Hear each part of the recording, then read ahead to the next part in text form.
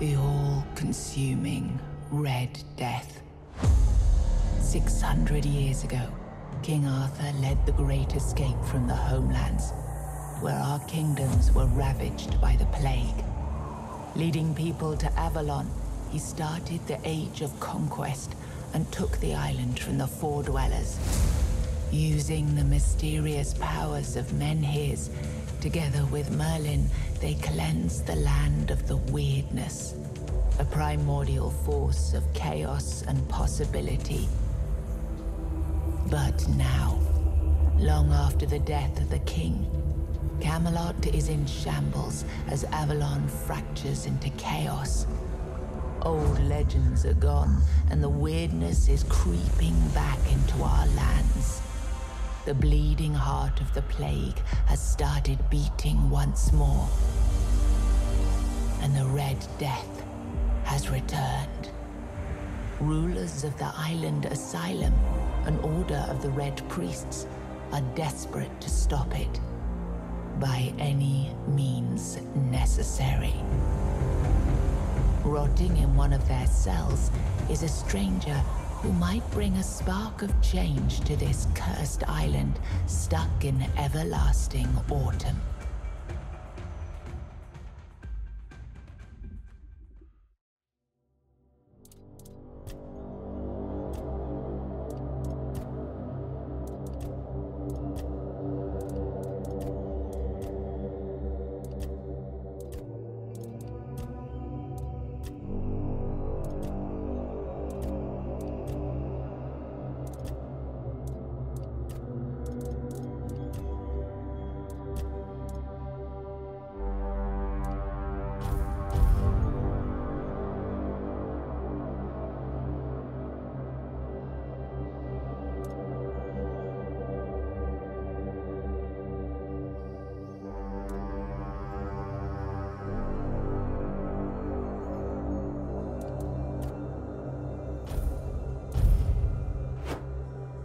Rise and shine, rise and shine. Yes, it's me again.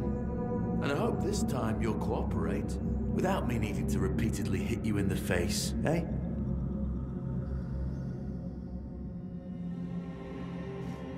Look, we just have to get this over and done with. Unless you want a visit from someone upstairs. And trust me, you don't. Just like before, no food until we're done here. And the moment you start getting on my nerves, we're going back to my tried and tested fists. So, tell me, what were you doing in the forest when the Red Shields caught you?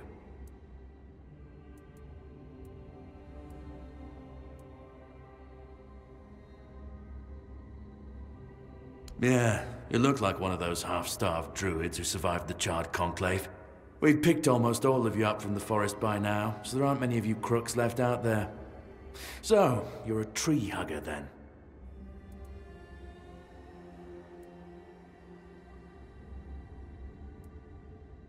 So that's why I keep punching you, yet you look suspiciously healthy. We'll make more of a challenge for you soon enough. Okay, that was easier than I expected. Now, unfortunately, we'll have to start...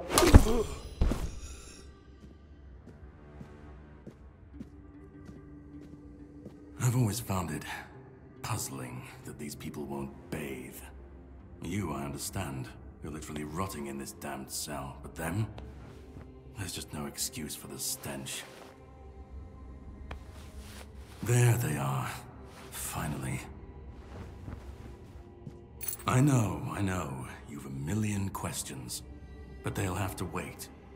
One of these keys will open your cell. When you get out, head left. I'll scout ahead.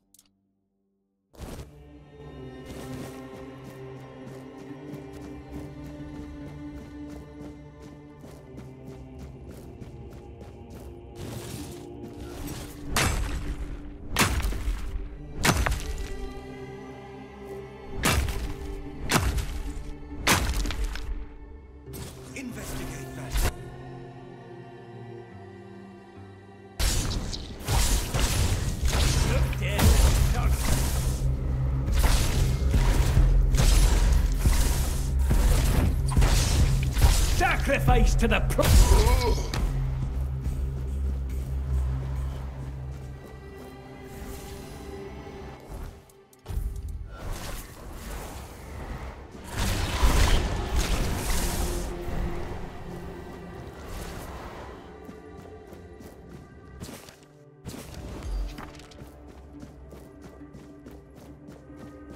Sage and alcohol.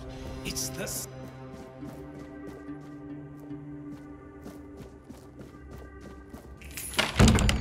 Reveal yourself.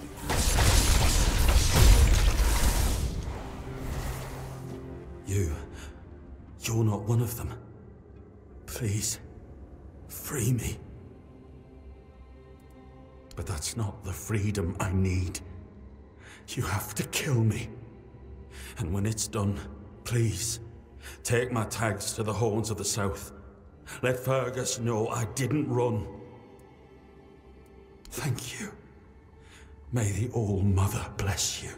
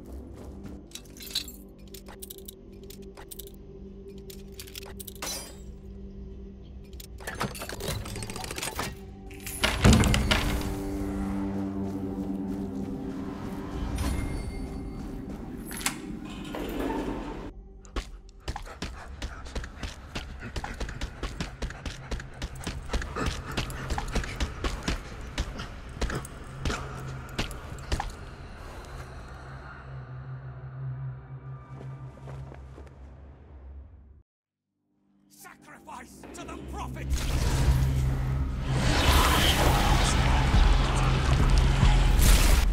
The prophet wants you.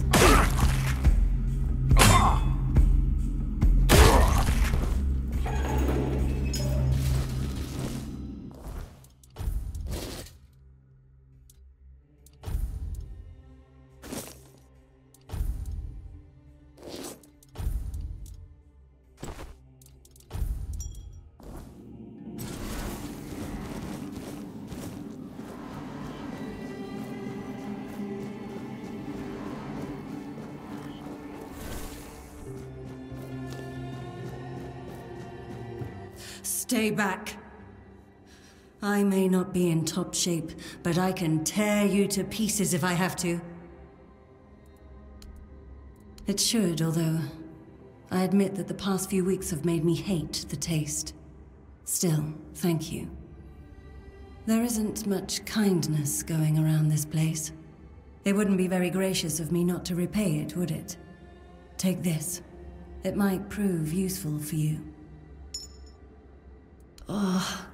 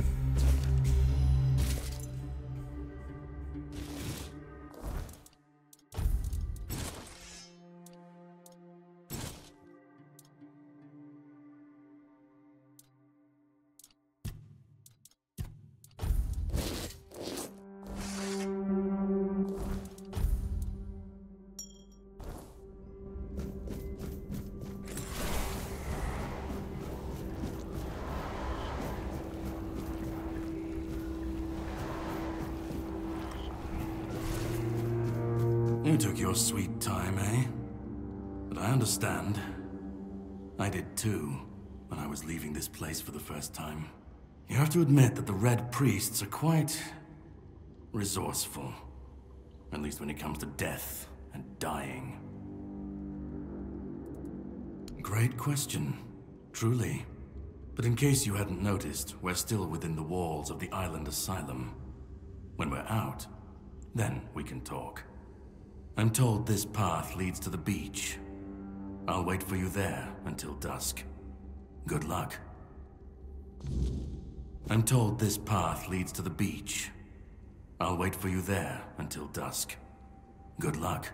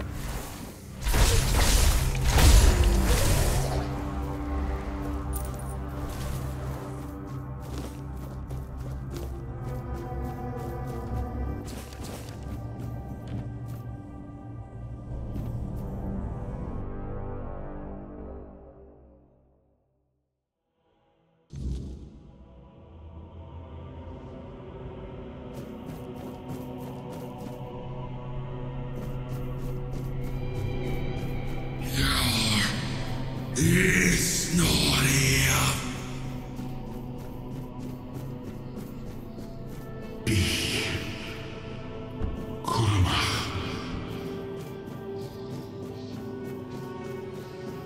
Yukin.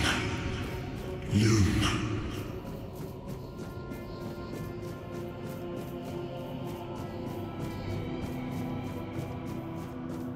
Fear not. I've been waiting a long time for someone to find me. Are you here to help me leave this place? I wish I could answer. I cannot remember. I know I am not complete. I remember I once knew who I was at some point, but I do not anymore. I just am. I do not know. I think it is some kind of prison deep in the weirdness. And you? Why are you here? Then we have something in common. But walk with me. Let's find out together, now that I'm free.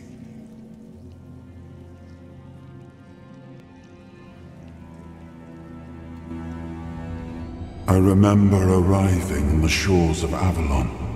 That was the beginning of everything. But there were doubts and questions.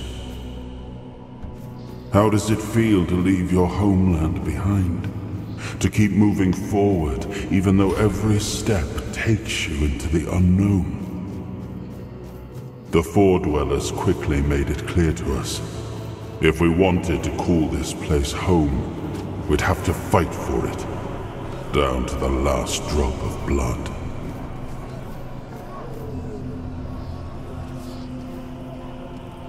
In the end, we won the war. Merlin stole the sacred flame of the Four Dwellers and ignited the Menhirs, driving away the mist and clearing the nights of weirdness. It was the first time we uncovered the secrets hidden within the Menhirs. Still, the land of Avalon honored our toil. It soaked up our sweat, our suffering, and our blood. In time, it rewarded us. Here in Avalon, we were given the chance to create great things. Camelot, the eternal castle, the capital of all humankind, was meant to be a symbol of that. We left the homelands to survive. The plague had consumed everything we once knew. We thought we'd escaped it, but the Red Death returned like a spectre to haunt us.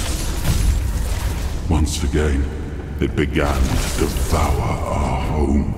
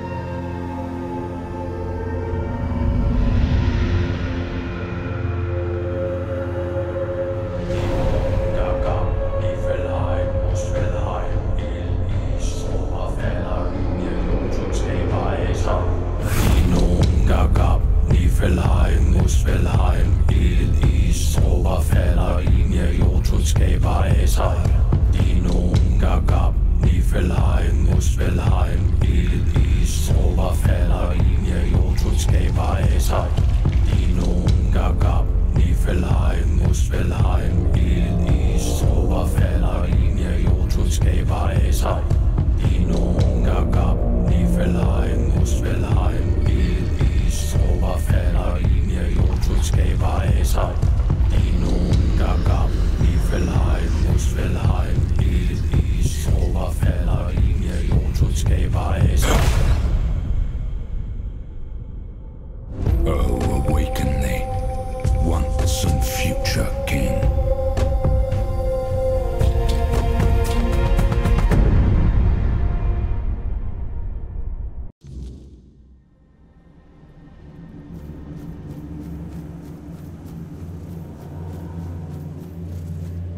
I am his hunger, the craving for what was beyond reach. I am the price paid for touching the unreal.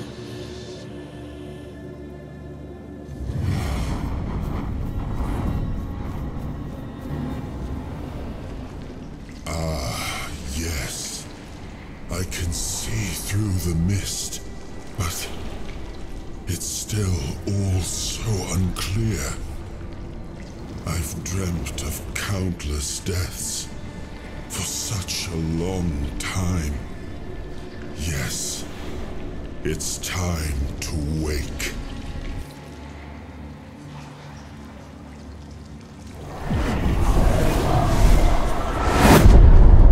I am Arthur Pendragon. I led humans to Avalon shores. I built the great halls of Camelot. Thank you for bringing me here. I believe I owe you, young one. It may not seem like it at times, but one always has a choice. Even if it's as simple as pushing onwards when others might back down. You brought me back. This is what matters, and for that, I am grateful. But now, let us leave this place and head to Avalon. I need to see my kingdom again. I trust you'll accompany me, or would you rather stay in this wretched place? Trust me, I wish I knew. I remember death, then darkness, a terrible loneliness. Ages upon ages of solitude. And these are all the details I have. Perhaps, in time, I'll remember more. I am not sure. Yet I learned to be grateful of fortunate outcomes, even if they come unexpected. It seems to be a place located between life and death. Or maybe a place that can defy death. But why was it created? By whom and when? These I'm unable to answer. But that's enough questions for now. Let us walk together and see the kingdom forged so long ago. After years of struggle, my people in Avalon finally live in peace and prosperity. I must see the legacy of the Age of Conquest with my own eyes. My Camelot in all its glory. What is happening? No!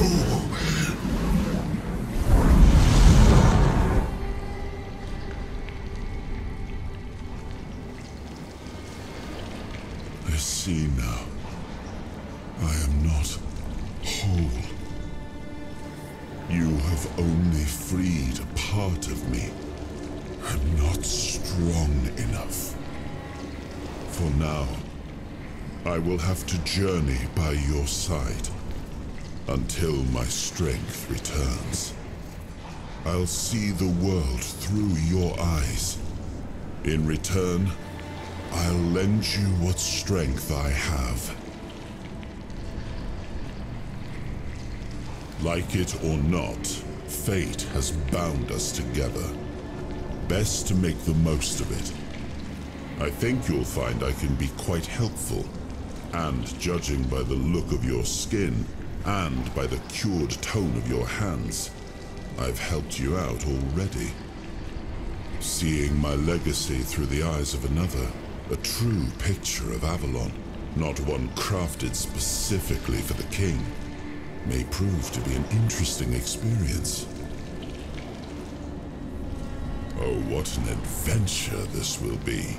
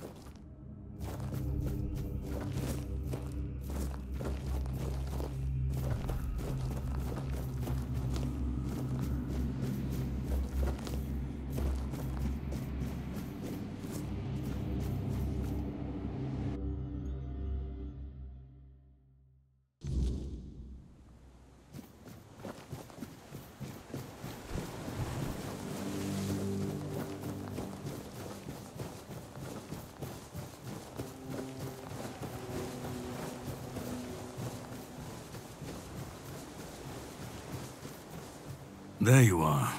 It took you a while. I was getting worried you wouldn't make it. I even realized that I didn't get a chance to introduce myself. I'm Caradoc, your savior. What kept you so long? I had my suspicions.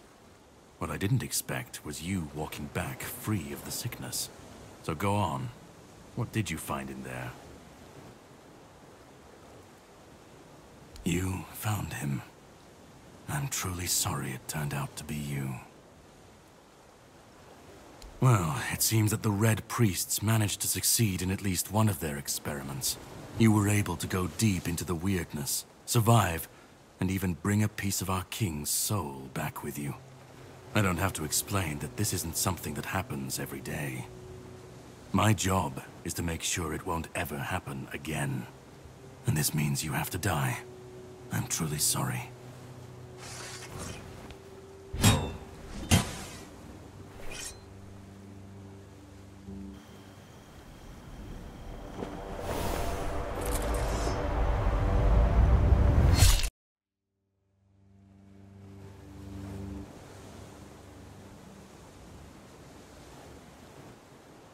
I'm sorry, but that had to be done. It shouldn't leave any lasting damage.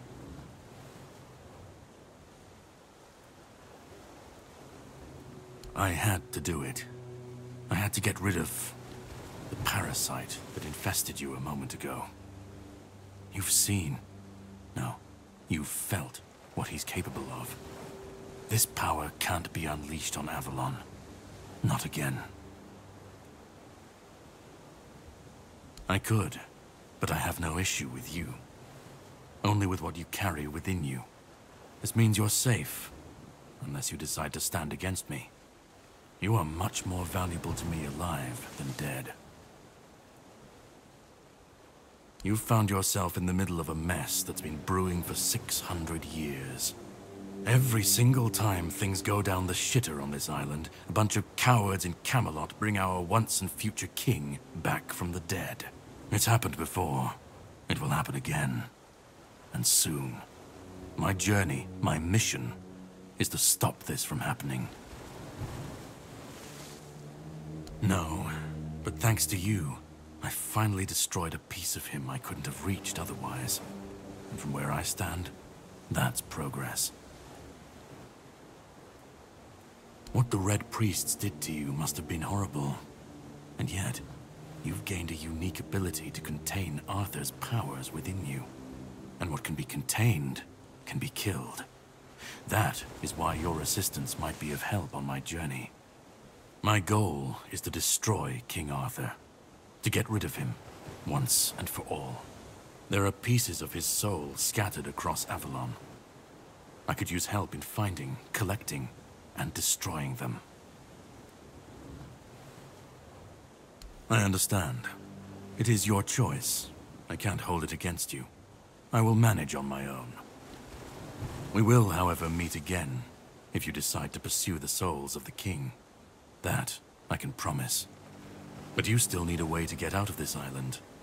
And to prove I am not your enemy, you can sail with me.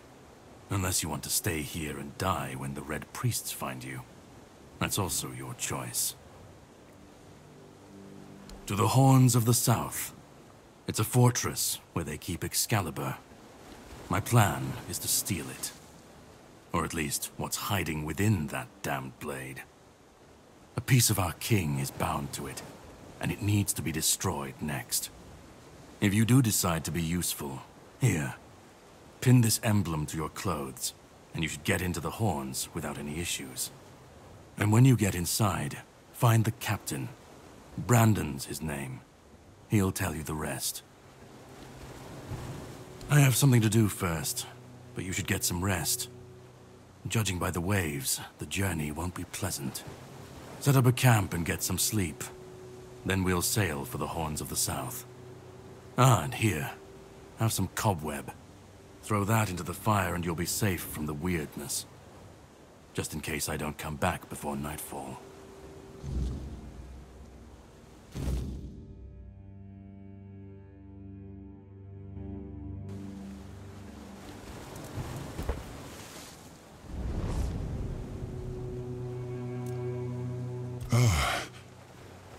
I should be gone.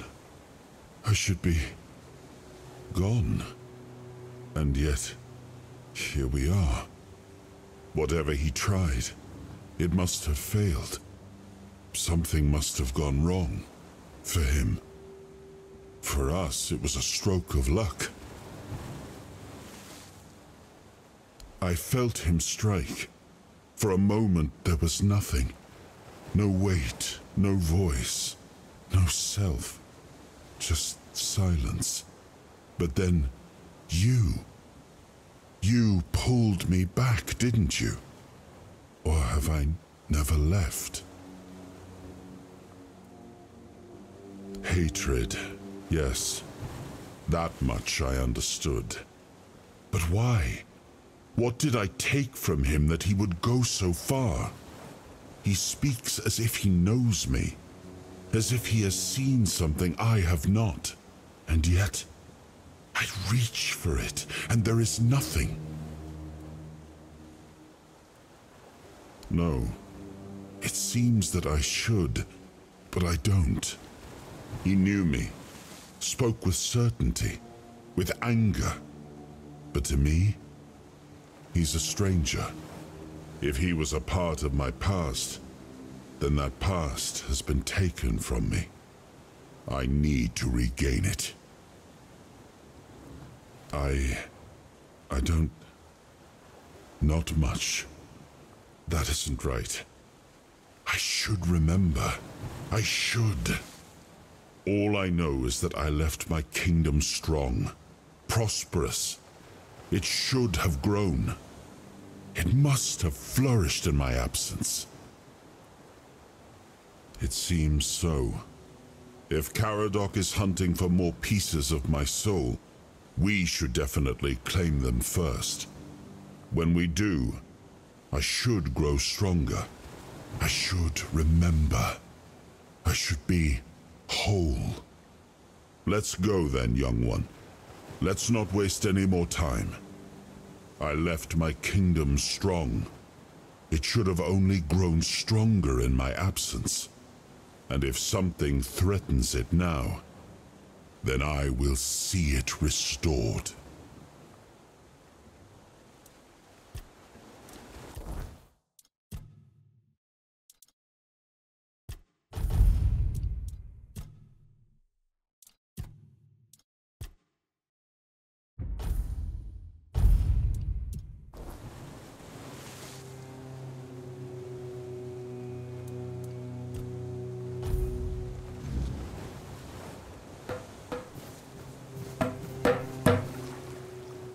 Ready?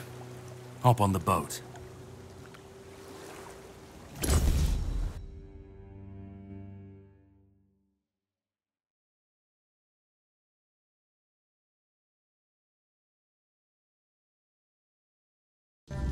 The sea was restless, waves slamming against the hull as you left the island asylum behind. Caradoc's boat cut through the black waters, its course set for Avalon's shores. Then the deep stirred. A shudder ran through the vessel from neither wind nor tide, but from something far below. A presence, ancient and watching. And then it struck.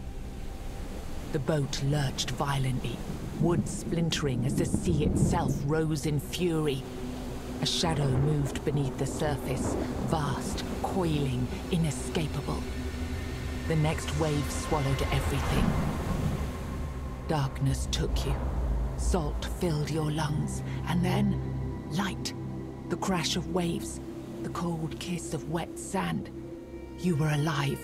The sea had spared you, but not without a cost.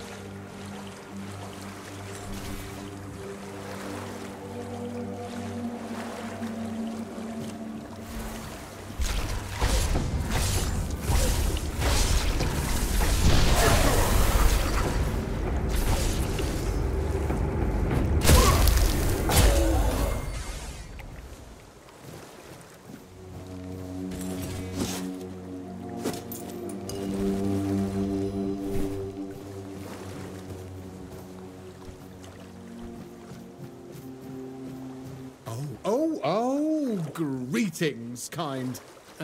Sir? Madam? Right, so, would you perchance be interested in browsing my wares? Only the finest Avalon can offer, and I, the finest I can offer, that is. Right, of course, thank you. I swear I will get better at this. It's just that where I'm from, people tend to be less constant with their appearance. But I guess practice makes perfect, right? Oh, one day you have 2 legs, another day 4. You know how it is. Or, no, you probably don't. You wouldn't be asking otherwise. Anyway, it's really not that interesting. Just forget I said anything. Please. I'd just be grateful if you didn't try to sell me any weapons, or nails, or buckets with iron handles. It's not that I have anything against things made of iron. I simply don't condone violence, that's it.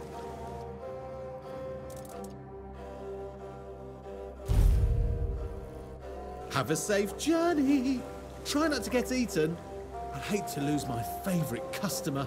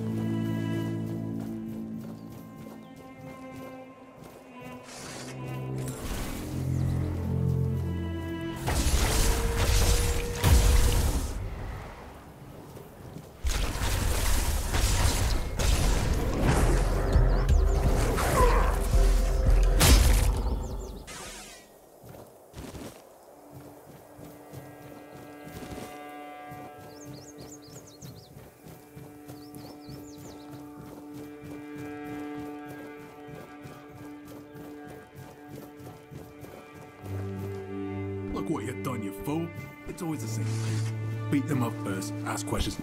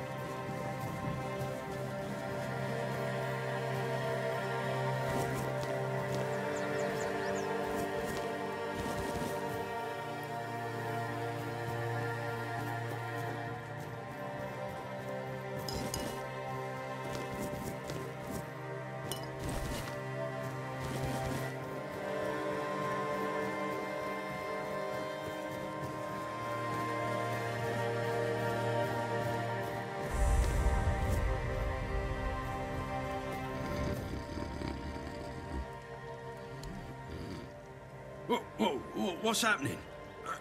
In the name of the All-Mother, what are you doing? I could have stabbed you. Wait, I haven't seen you before. But we don't just let anybody in, pal. You need to have, things. Proof. Things to prove you're safe. For Haven. Yeah.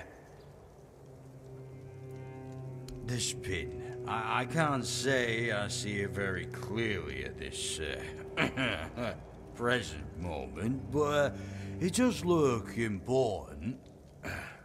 Very official. But I remember Fergus said something about all this, these emblems once. Oh, yes, I remember now. I welcome thee, ye, royal person, on behalf of the keepers. You are a great friend to our own. Welcome.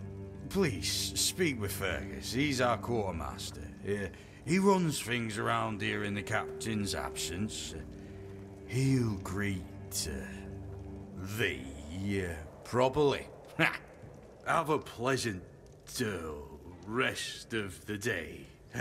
Open it up, boys!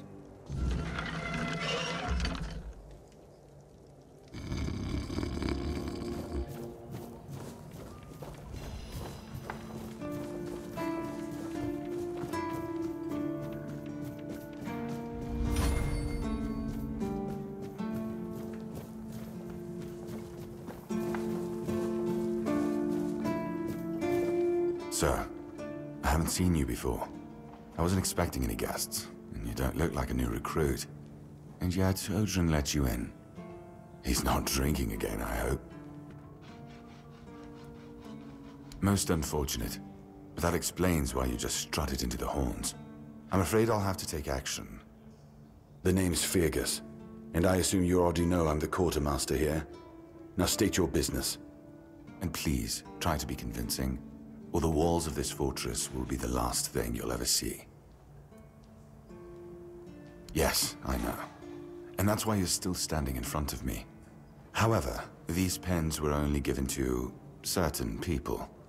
They mean that in times of trouble, these people will always find a safe haven here in the Horns. And that makes me wonder, what happened to your friend? Where is he? If what you're saying is true, he must have had a deal with somebody well above my pay grade, and that leaves only the captain. However, if you're lying, then you might as well have just confessed to the murder of a Knight of the Round Table. But nobody's that much of a fool, I think. Fortunately for you, I've seen my fair share of morons in life, and you don't look like one. Fortunately for me, this pen only means that I'm to make sure you're safe in the Horns. Nothing about helping you out with whatever you're up to. Anyway, welcome to the Horns of the South. Make yourself at home. Ninian. I knew the Red Death would take him. Damn shame. He was one of the good ones. You did right bringing this back. The Horns look after their own, even after they're gone. But, now that I think of it, how did you manage to get hold of his tag?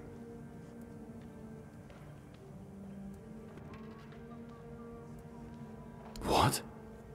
No, that can't be right. Brother Riagan said Ninian was too weak to survive the journey. They came for him, and we even held a symbolic keeper's burial for him. And what were you doing in the island asylum? You look fine, but if you were there, near him... I honestly think your sense of humor is the worst, but I have to respect your unwillingness to share your story. Still, you have to understand, now that you've told me this, I'll be keeping a close eye on you.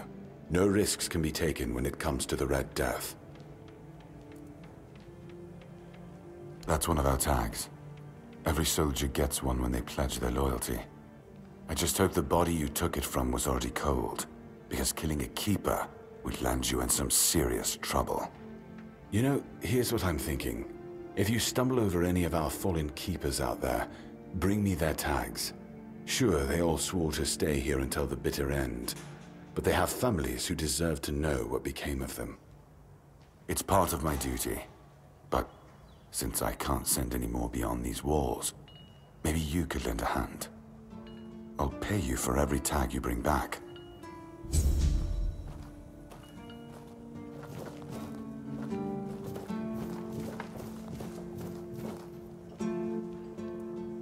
You know where to find me if you come across any more.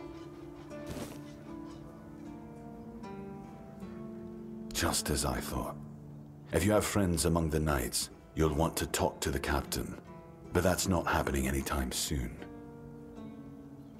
Because I said so. What? Did you really expect that you could just enter our keep and head straight for the captain's quarters? There wouldn't be much point in having walls and guards here if anyone could just do that, would there?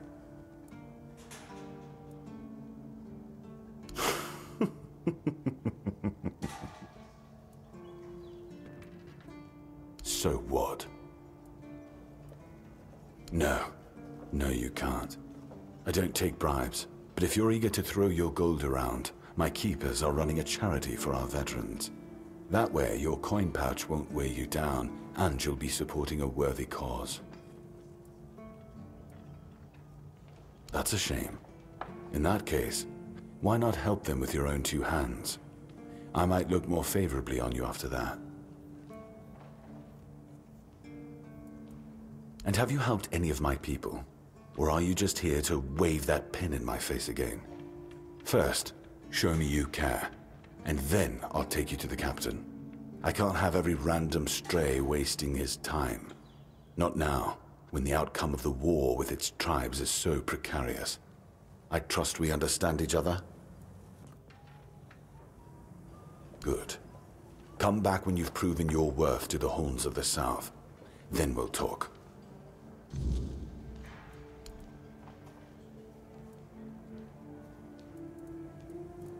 We've been having trouble with the dead lately. The kind that don't want to rest in peace. There are more and more of them roaming the area. It might just be the weirdness, as it has been steadily creeping closer from the north, but somehow I doubt it. Anyway, I suggest you go see Marg first. He knows best what's going on there. Good. Try not to get yourself killed, and get rid of whatever's been causing the problem. If you need rest, you can sleep in the barracks. It's no royal chamber, but it's better to sleep under a roof than under the stars, right? Especially in this horrible weather.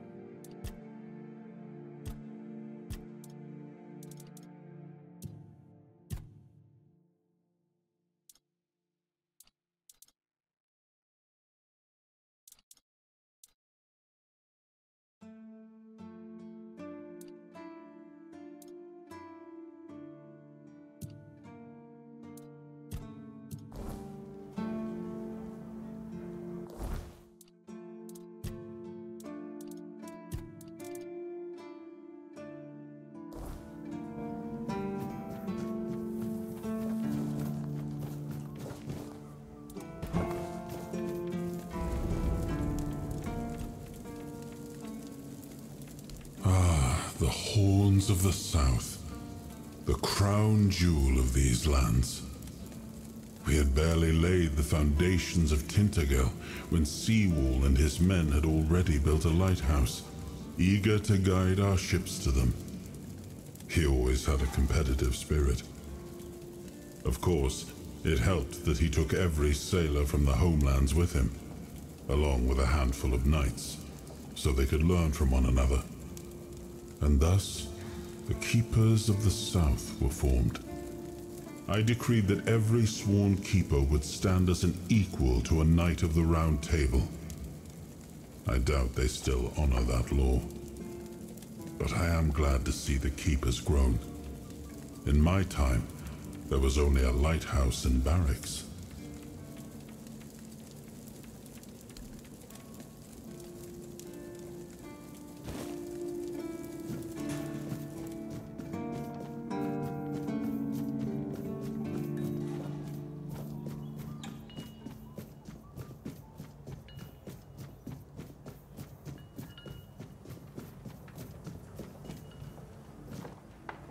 This feeling, it was so strong, so real.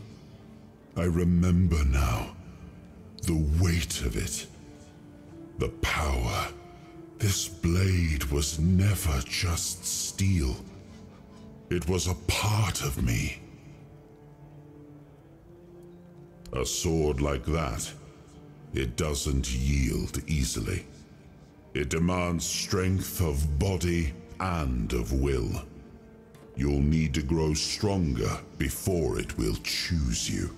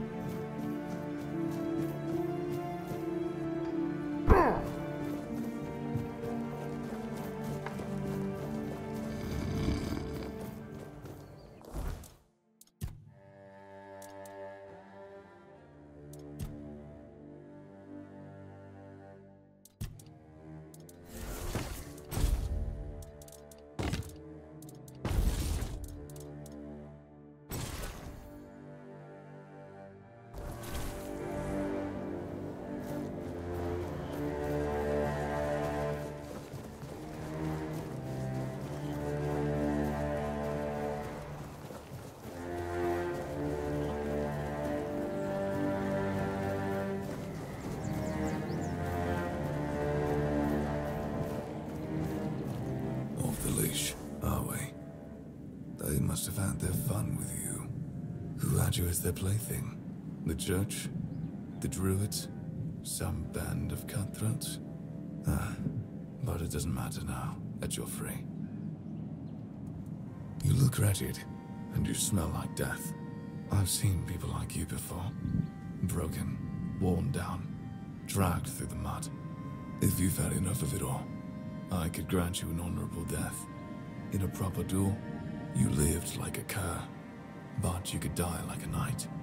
Wouldn't that be just splendid? Just say the word. I'm more than happy to oblige.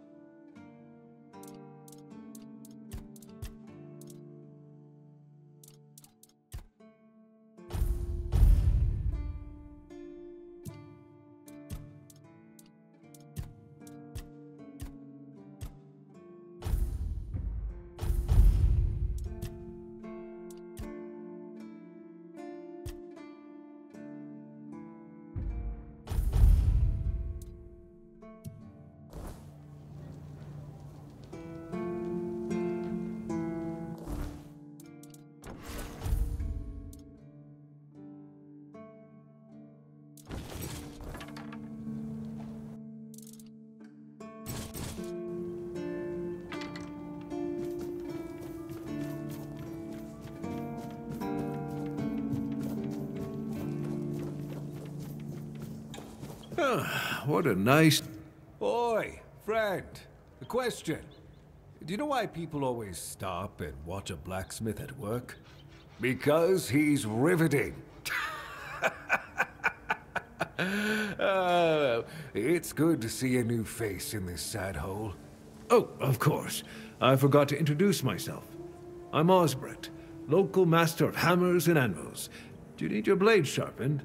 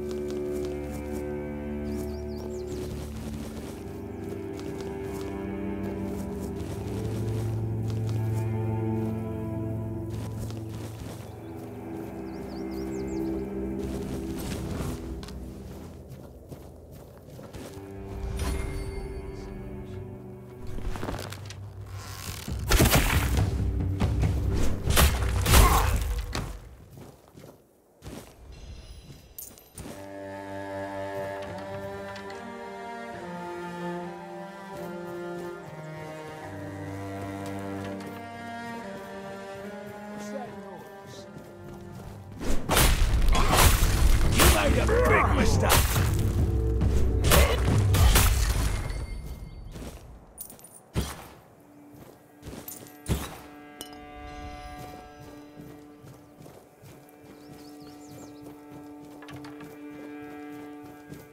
Someone's out.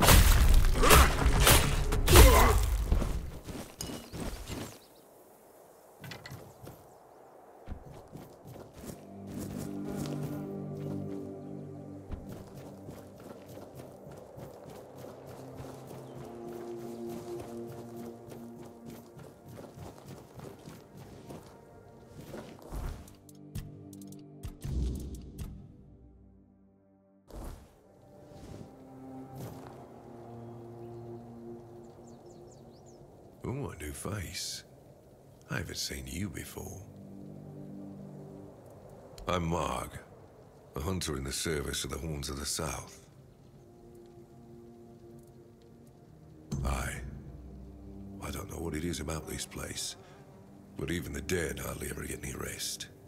Though I'll admit, it's getting worse lately. They keep emerging from the local cemetery in numbers greater than that small plot of land ever held. So I'm guessing we might have a necromancer on our hands.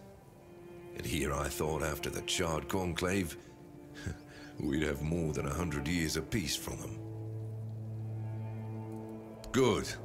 Try not to die. That undead swarm doesn't need any more recruits.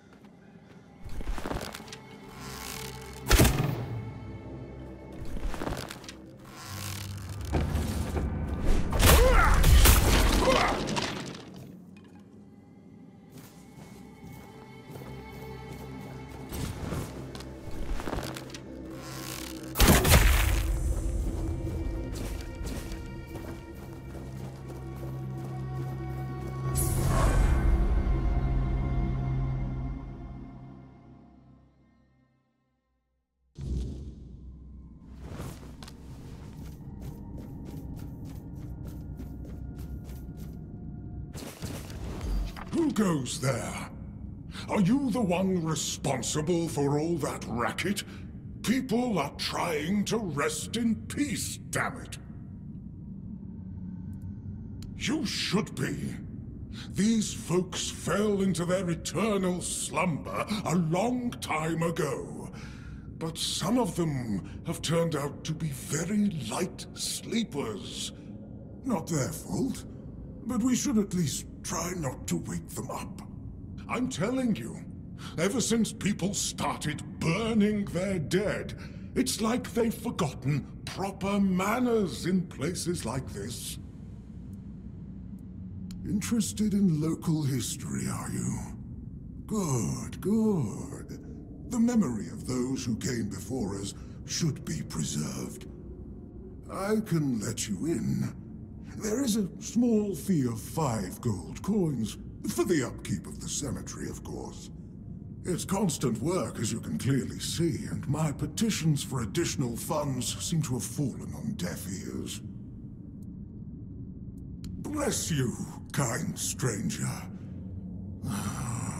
Those old bones are not what they used to be. Here, just take the key. Be careful, though.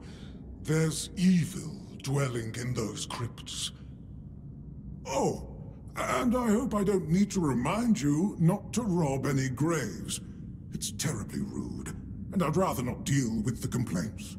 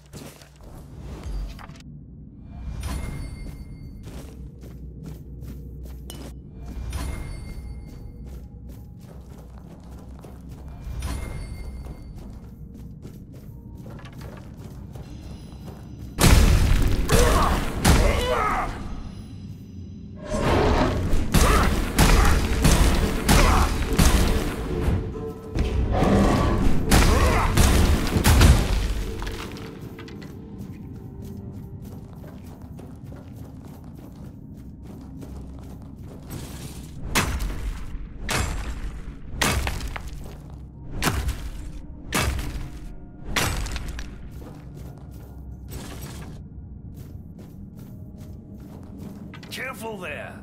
Try not to step on the array. It's advanced magic. Very fragile.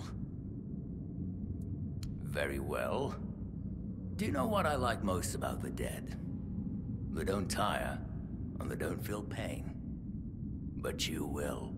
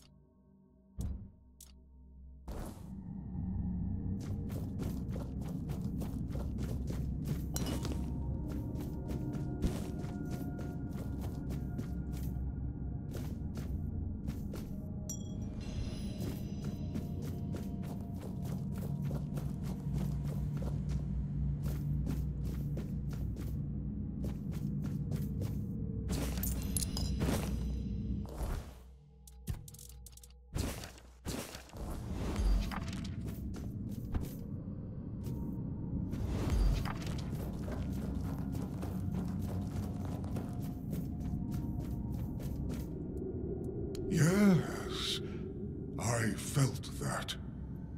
He must have been surprised. People like him tend to forget that it can happen to them too. It seems so. But before you go, I have a small favor to ask.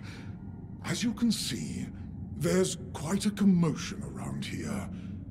I'm afraid I won't be able to fulfill all my duties before I need to rest again. Could you take what remains of the Master and place him in a special crypt I've prepared? If you feel so inclined, a few kind words about him would be welcome. Here's the key. Well, goodbye then, and thank you for stopping by. It was truly appreciated. Though we are dead, we still enjoy having a visitor from time to time. It's nice to be remembered, even if just for a little while.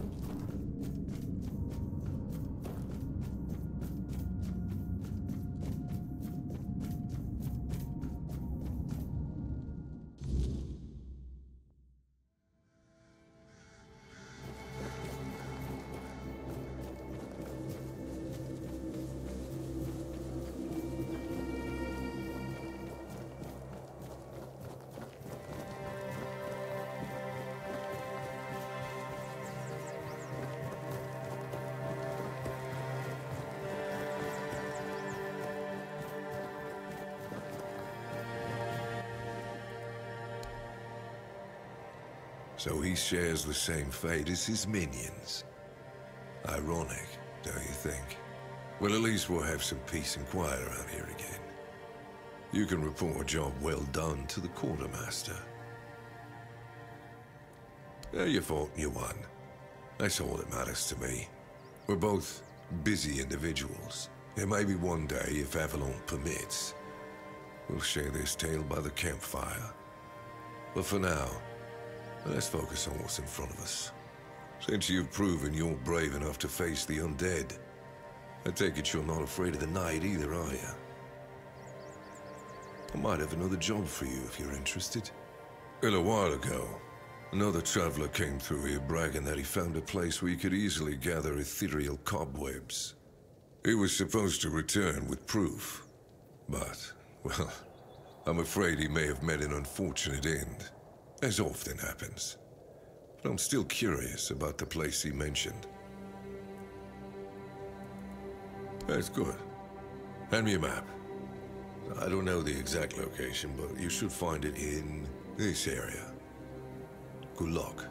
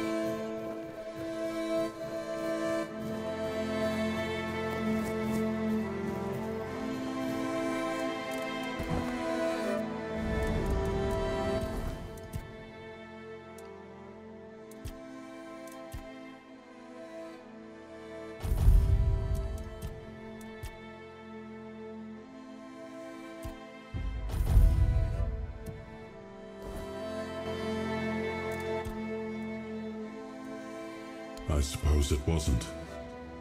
I can feel it guards something primordial within. The markings on the stone resemble the work of the Foredwellers. In my time, such inscriptions would shift and change, making them impossible to decipher. Yet, I met some people who sought to unravel these mysteries. Most of them were Picts. I allowed them to explore Avalon without my oversight. And so, I remember that the royal geographers came to be. My favorite band of adventurers. True pathfinders. Avalon owes them a great debt. It's more than a sword. It's a promise. A blade that stands for unity, for strength, and for hope. It wasn't just mine. It belonged to Avalon. Every swing, every battle was fought for the land and its people. But Excalibur is also a burden. It demands more than just skill. It demands purpose. Without that, then it is just steel.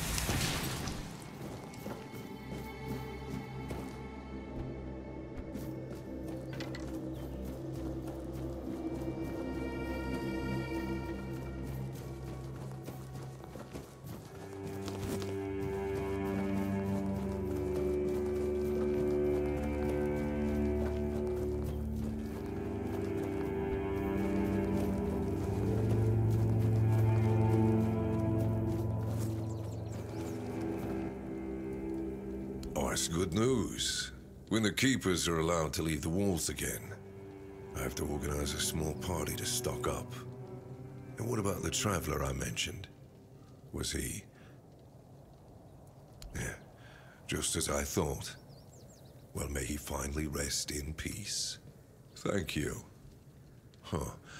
I hadn't thought about a reward for you. But I do have some information that's worth more than anything else I could give. A few nights ago, I spotted a weird ear near the old ruined Brock. I had it in my sights, arrow notched and ready, when a wolf attacked me. By the time I dealt with that, the weird ear had vanished. It's yours. If you can catch it. You're welcome. And good hunting.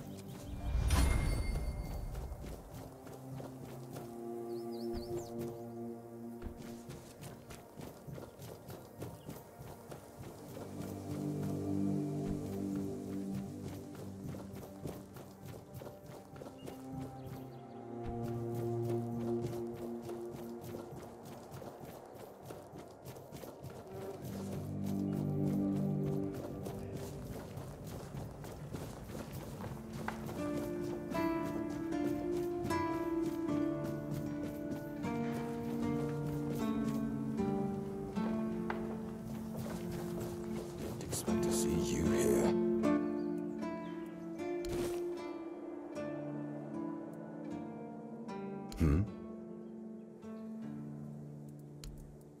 Yes? Did you find out what's been happening out there? Great. A necromancer. Just what we needed. It wasn't the Dark Druid from the legends, was it? Ha! That's what I like to hear. If he's dead, that's the only thing that matters. We already have the Dalriada almost on our doorstep. We don't need an army of the undead to boot. You did well. Maybe it's not so bad having you here.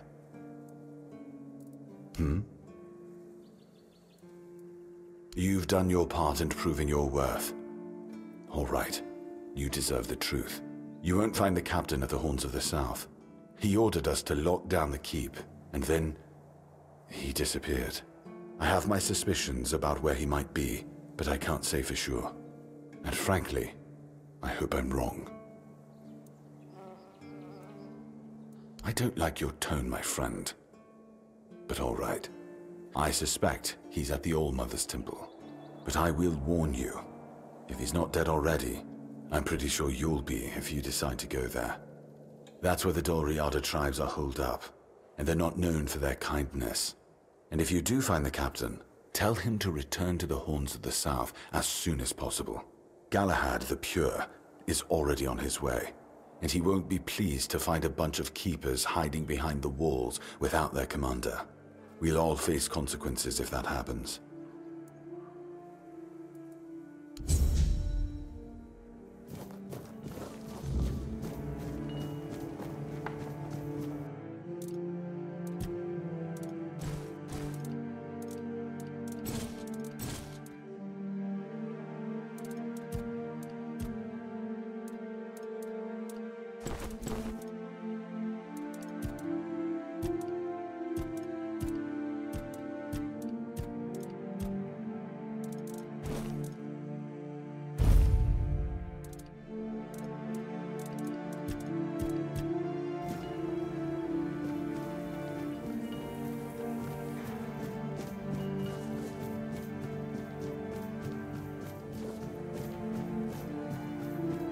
I like it when things are quiet.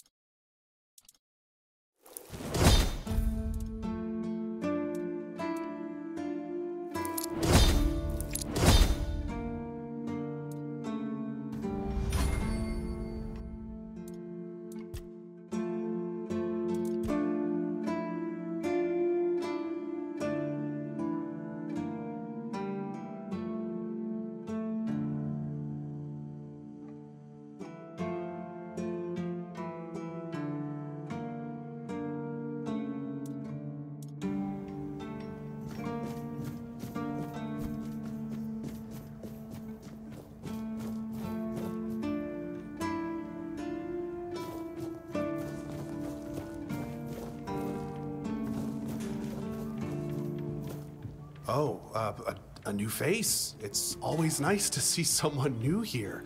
Welcome, welcome. Why didn't I notice you earlier? Yes, my apologies. Ever since breakfast today, I've been sort of lost in thought. I keep thinking of my dear mother's cooking, especially her famous pie. You see, all we got here is venison and fish. Venison, then fish. And then fish, fish, and more fish. I can live with all the bullshit that's thrown at us soldiers. But the longer I live, the more I realize there's not much to live for, except food. And I'd kill for a slice of that pie. As if it were that easy. I ain't much of a cook. And Rorik, the one we have here, well, he says we're soldiers, so we can stick our complaints up our asses. Really? Sure, I remember it well. Here you go.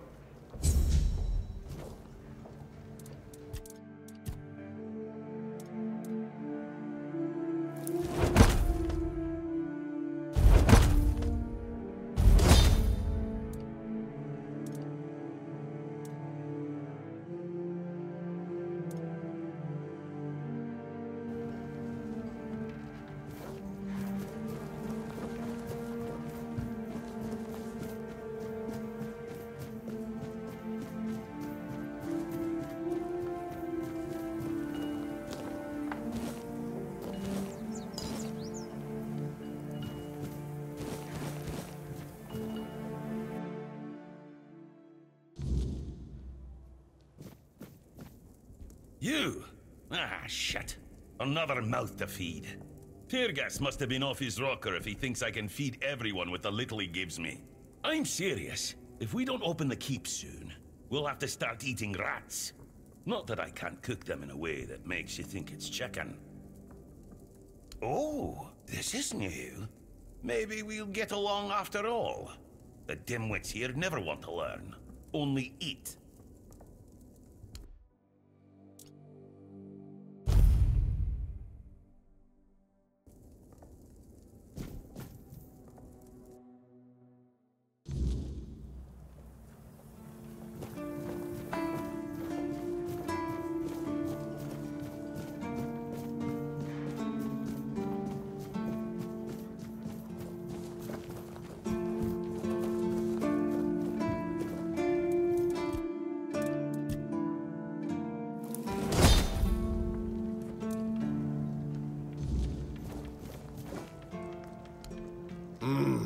Yes. Still tastes like shit. Exactly how my mother would make it. It's just what I needed. Oh, don't get me wrong. I really appreciate what you did for me. It's just that every time I doubt my service in the Horns of the South, I need a reminder of why I enlisted. My mother wasn't much of anything, to tell the truth. She always said I was good for nothing, and that I should be glad she even kept me. And every day she'd bring back home a new uncle.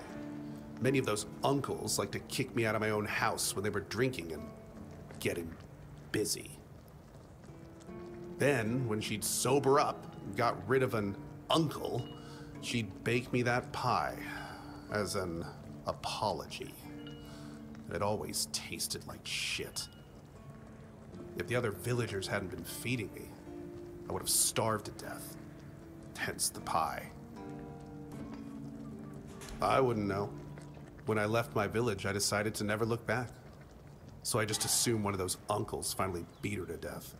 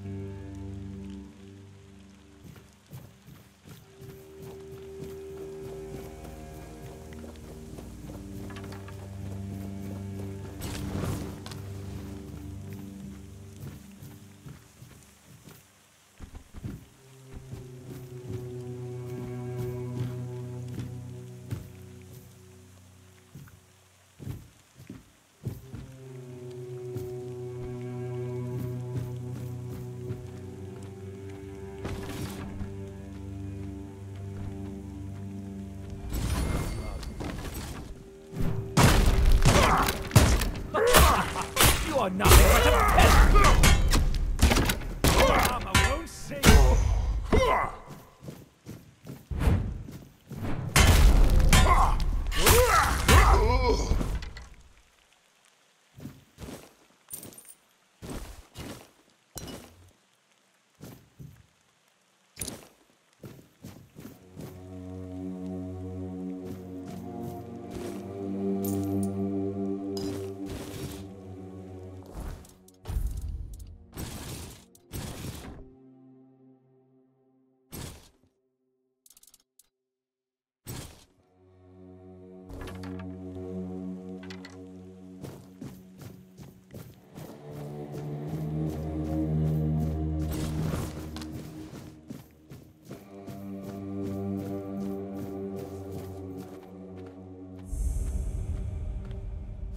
Stay focused.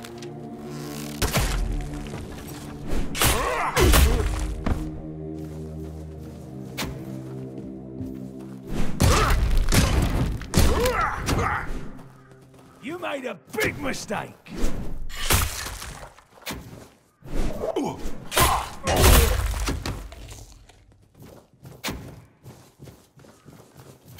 Your wealth is ours.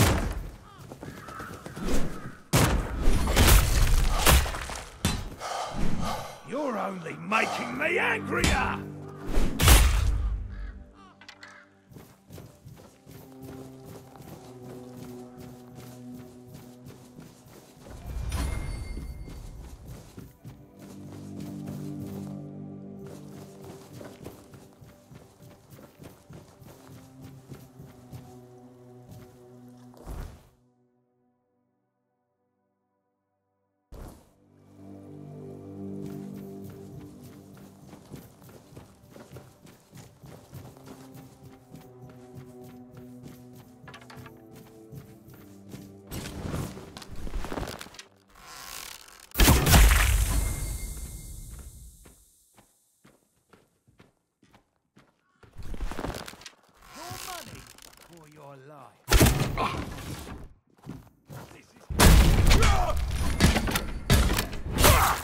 You made a big mistake!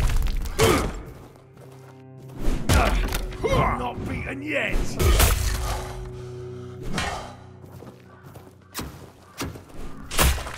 You're...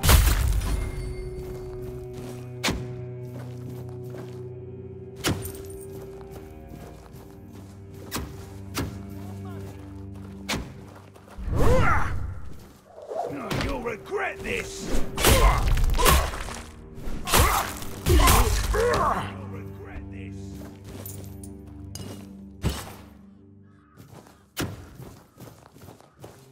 We'll make short working!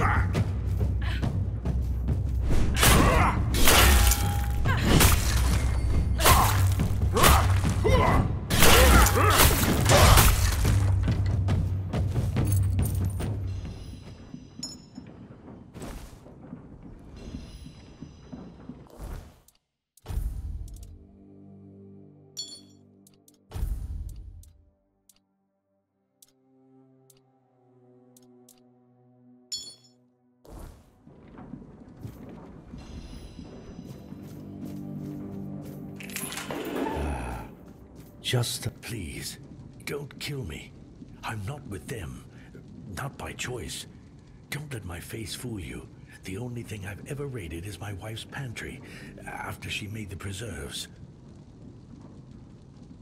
That's Kat's way of recruiting. When she needed something, she just took it. People included. She wanted a Tanner, and back in the day, I was known for my skills. And Kat? Kat always got what she wanted. I never told my wife, but Kat sent one of her men to ask if I'd come willingly. I refused. Now it feels like all this is my fault. In the horns of the south, I hope. I begged her to run, but I don't know if she made it. I've been so worried. I miss her so much. We're just too old for all of this. Oh, no. No. I need to see for myself. Maybe someone inside knows something. Please, will you help me get in? I'm afraid they'll think I'm just another bandit. And what if they tell me to take it off? They'll think I'm trying to sneak in. Blasted Kat. Even dead, she's still ruining my life. Wait, maybe if I bring Kat's head to the horns, that'd prove I'm not with them. What do you think? Oh, thank you.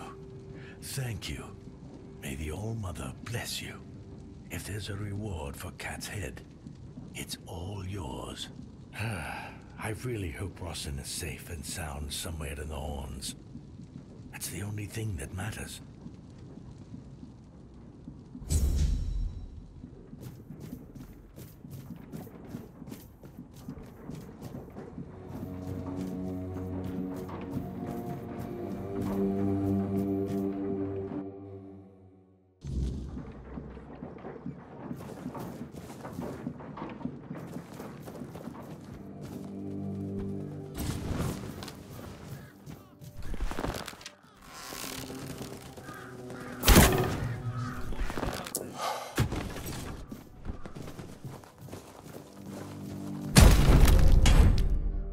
You made a big mistake!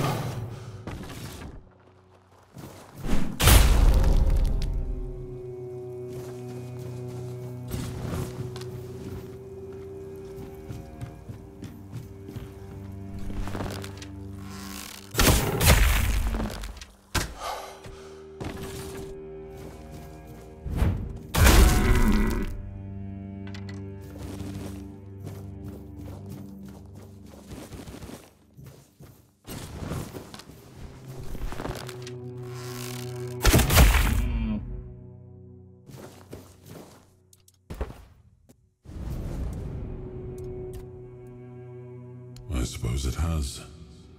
A pity it has become a hunting ground for bandits. But do not worry, my friend. Let us walk this path and make me whole again. I will restore this island to the glory it deserves, the King's Road included.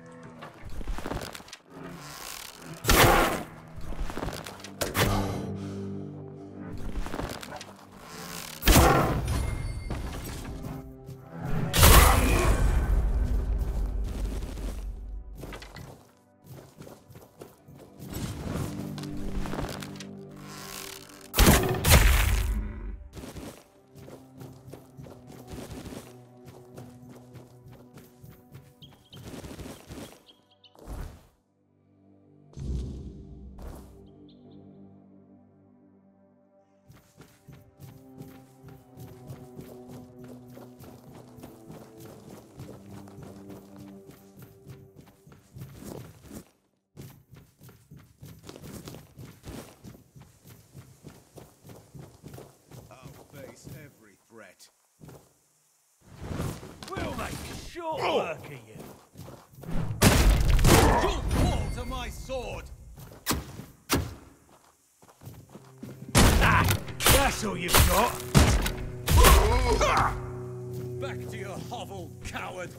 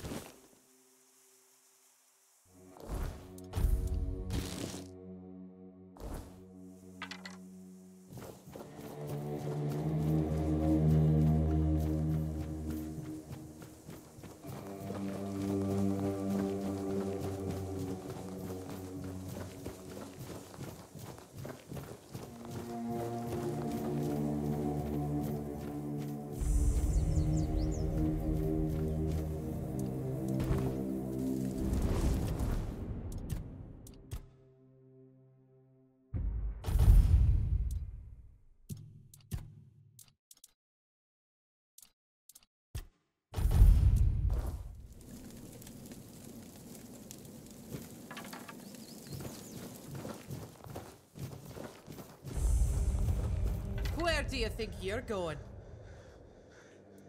You want to fight, little one? Finally! I was starting to feel rusty.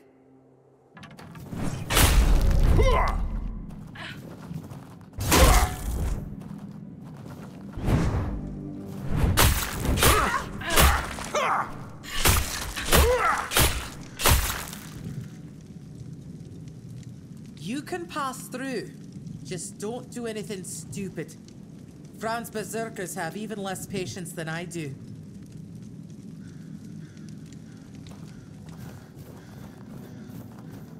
Nothing ever happens.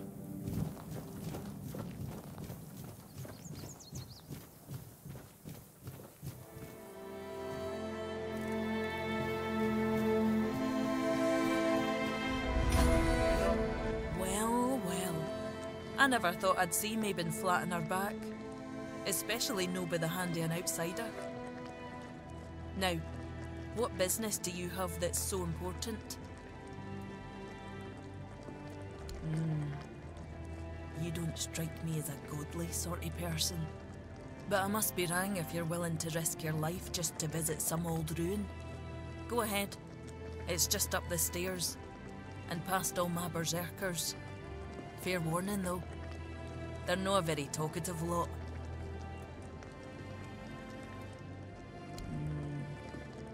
I'm not sure yet.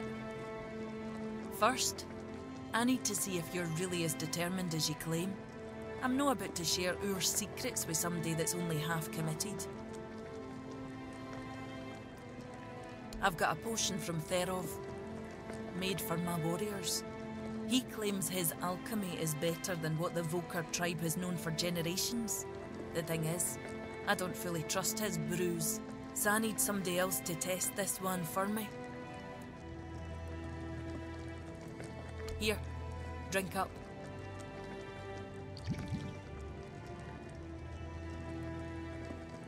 So, how are you feeling? What the hell? Damn it, Therov! I wasn't expecting this, not gonna lie. I don't know what you're trying to say. Just come sit by the fire with me. It should wear off soon. Feeling better now? Try saying something. Glad to see you haven't lost your sense of humour. Exactly why I've always told Therov he's full of shit. He's chasing the impossible. I knew it wouldn't work, but at least the potion wasn't dangerous. I wasn't expecting you to just go along with it. No Volker would accept a potion like that from an outsider. You're really determined to enter the temple, aren't you? No. I can see you're reckless. But I still don't know if I can trust you. Lucky for you, there's a rather delicate matter that needs handling. Turns out, I need some help for somebody who's no Del Reader. One eye wants to make nice with the keepers, though if you ask me, no leveling their precious pile of rocks to the ground is nice enough already. But he says that's no enough. He's looking to make a gesture of goodwill. Show them we're not here to conquer but to forge an alliance against a common enemy. And he's put me in charge of picking out a gift to send to the Horns of the South. Aye, I've got one. I sent some of my men to hunt down bandits and told them to collect an ear from each one they killed. I thought of Ugwi make them into a necklace, but apparently, stringing ears on a wire is beneath his pride as an Ulfrite smith. Think you could help me put it together and deliver it to the Horns of the South? Look, I had my doubts too, because for any Del Reader, a gift like this would have been seen as an insult, like throwing their weaknesses in their faces. But One Eye always says the people here are different for us. He believes they'll appreciate the protection once we settle in. The thing is, they don't trust us yet. And I doubt they'll just take our word for it. The ears are meant to show our commitment to the cause. Good. Because the last thing I need is One Eye pissed off at me for ruining his peace talks. Here's the ears and the wire. Can you put it together and take it to the Horns of the South? Once you're back, I'll let you into the temple.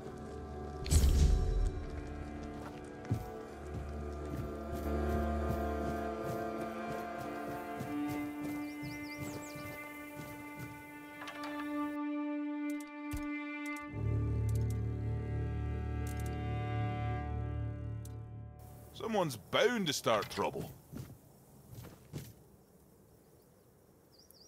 Oi, keep your hands where I can see them. You've got balls to come here, but one wrong move and you'll lose them. Yeah? I do.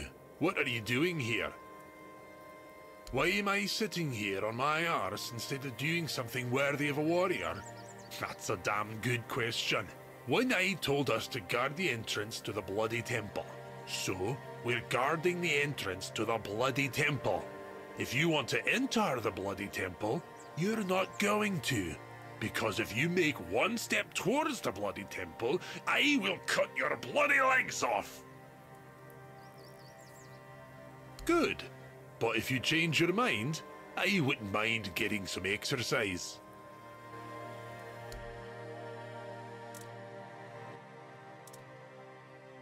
Nothing ever happens.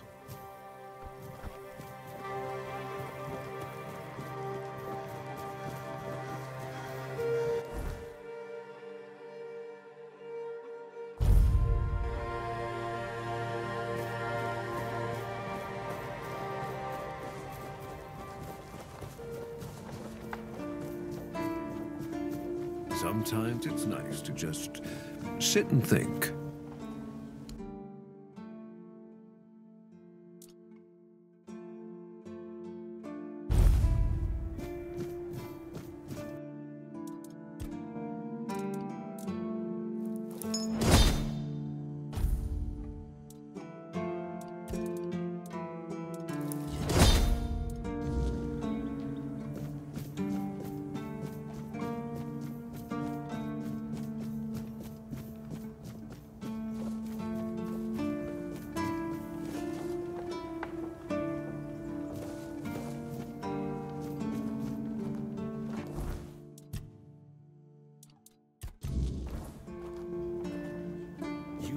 Or what? I just heard that some old man named Morris showed up at the keep, dragging the head of bald Kate just so he could be with his wife in the Horns. Can you imagine? I still can't tell whether it's bravery or he's just out of his mind. Probably a bit of both. Sweet All-Mother, what the hell is this? What am I even supposed to do with this thing? Gods! Do we even know whose ears these are? I've always known they're savages, but this just proves it beyond doubt. How could they think such a gruesome display would be seen as anything but horrifying? Take it back. Tell them to stay the hell away from here. We don't need any help like this from their kind. And make it very clear that if they send another gift like this, there will be consequences.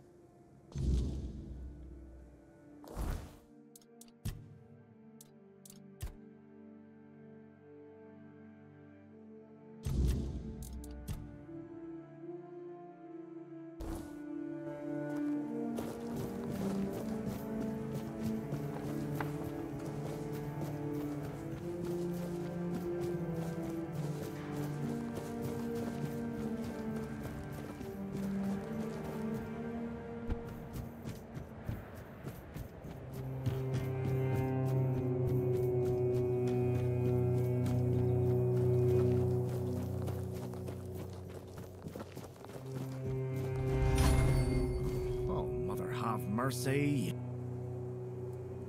That's what up. See you.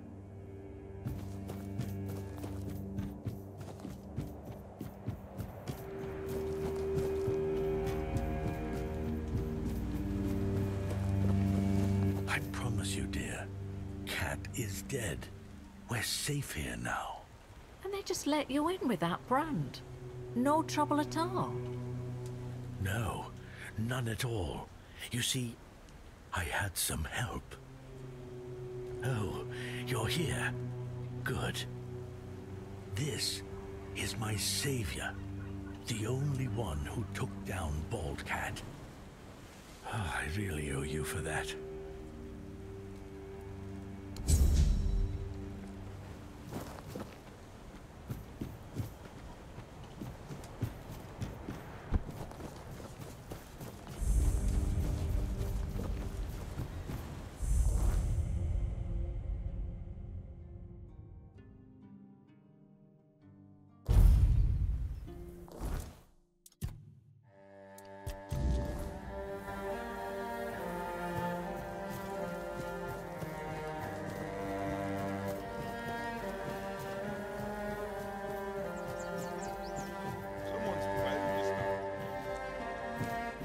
You're back already? And what did they say? Ungrateful bastard. So what? The Keepers let bandits take over the entire south, and now he's throwing a fit because somebody else is doing their job for them? Fine. Once we take the horns of the south, that quartermaster and his lot can fend for themselves. I'm no lending him even one man. Ugh, One Eye is gonna be furious. You head to the temple.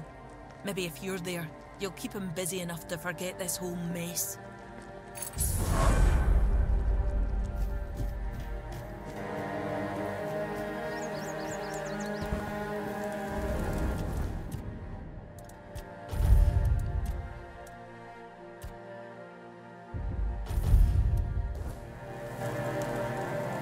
Why is everything always such a hassle?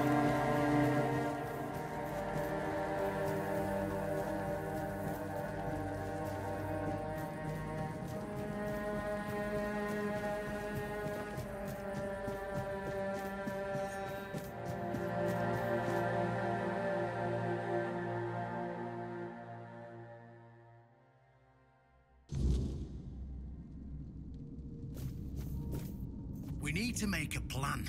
Camelot will soon figure out something's not right. Don't fret. To the Doriada, honor matters more than life itself. We gave you our word. But do you realize that taking this temple was a terrible idea, right? It's just gonna speed up Camelot's intervention. Taking the temple was inevitable. Why? What do you mean? Are you trying to provoke Camelot into invading? Or you just not like the All-Mother? We believe in the same goddess, but we call her Mirror. Well, that doesn't answer my question. What do you want? You don't look like you're from the tribes. How did you even get here? Whoever he is, I cannot say he lacks courage. We don't usually take visitors, so he must have found a way to get here. Well, that seems to be a matter for the Horns of the South. I do not need to be involved. I trust you to know what should be shared, and what's best kept to yourself. I don't know what kind of madness brought you here, flashing that pin, but my friend's right. You've got courage. So, tell me, who are you, and what do you need from me? Ha! Good luck with that. Only King Arthur can wield Excalibur. Every fool on Avalon knows that. Ah, Caradoc. Well, that changes things. I had a feeling that pin you're waving around was his. Fine, fine, yes. Every new captain gets a set of secrets passed down from his predecessor. And yes, one of those secrets is how to touch Excalibur and survive. But nothing in life is free, you know that. Do something for me, and I might consider sharing our greatest secret with you. Galahad the Pure is breathing down my neck, and I hate it when someone's breathing down my neck. Even worse, One Eye's men say he's already set up camp at our old stronghold in the west. Galahad, needs to die, obviously. That'll solve most of our problems. We'll just say he had an unfortunate accident, you know, fell on a pitchfork or something, and sweep it under the rug. By then, we can continue our talks with the tribes, and by the time anyone from Camelot decides to act, it'll be too late. Yes, it's that simple. Just flash that pin to his guards. They'll let you in without a problem. And now, excuse me, I have things to do before the matter is settled.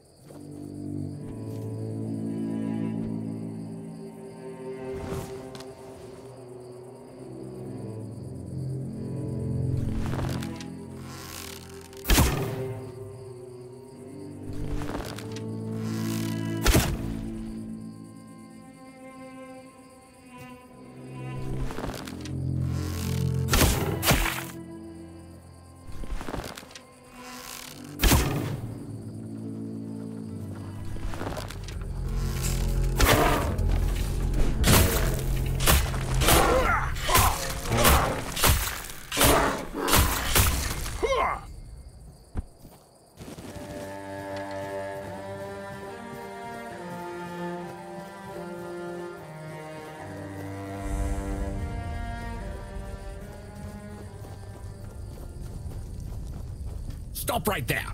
Who are you? And what do you want here? It's Sir Galahad to you, vagrant. But it's true, this is our camp. We're his personal guard. But you won't be meeting tonight until you tell us why you're here. It's true that this pin obliges me to take you to the night. But did you actually earn it? Or did you just pluck it from a corpse? Well, that's for Galahad to decide. Go. But bear in mind that Galahad is not a patient man. I only hope your cause is worth his time. Otherwise, we'll be carrying you out in a sack. The door is open. You'll find Galahad inside. Try not to make him angry.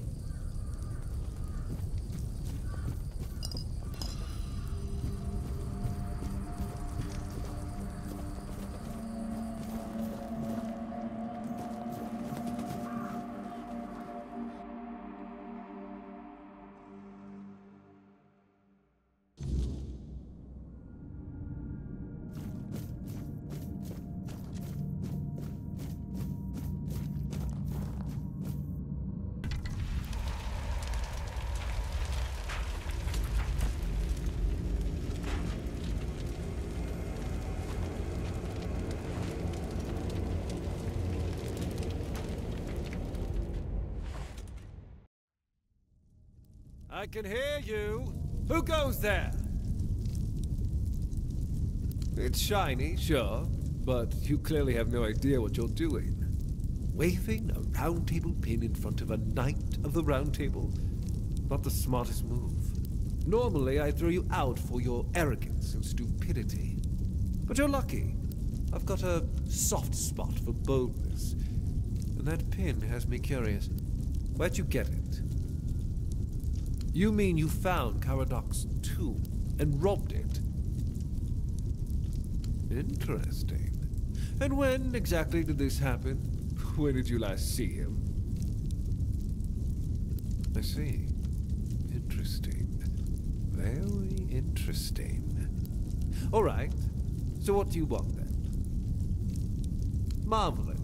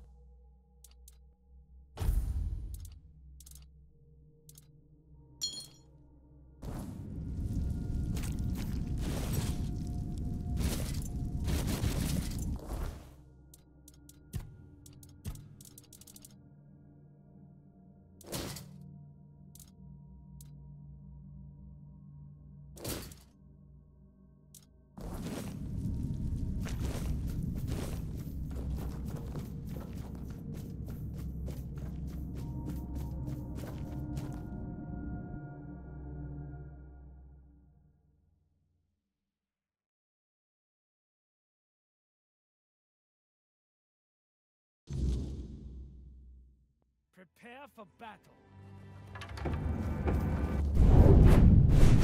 Catch a cheap shot!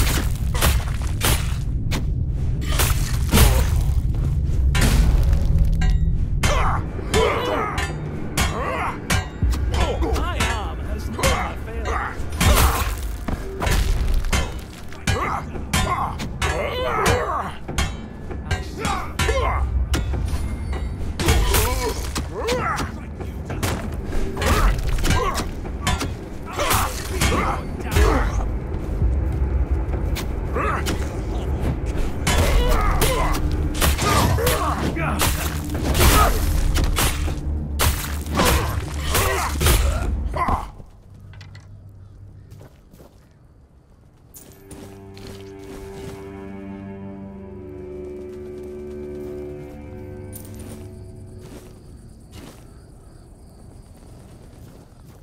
I'll strike you down!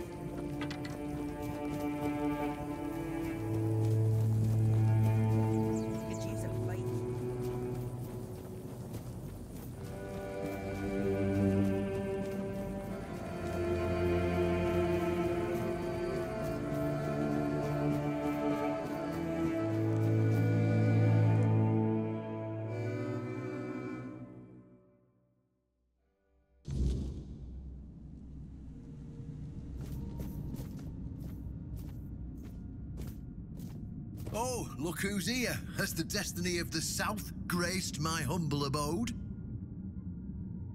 That's wonderful news! You have no idea what a favour you've done for the South. Now we'll finally be independent and safe. Because sometimes the best defence is a good offence. We were backed into a corner, eh? It were us, or him. First off, he represented Camelot, and we're done with their influence, no more of their wars. Second, after the massacre of One Eye's tribe, his death was convenient for both of us, and when the tribes finally unite and come down from the mountains, there's a chance they might leave us alone. Third, he figured me out. He knew what I'd discovered, and he wanted to stop me. And trust me, what I found is going to change the South's history.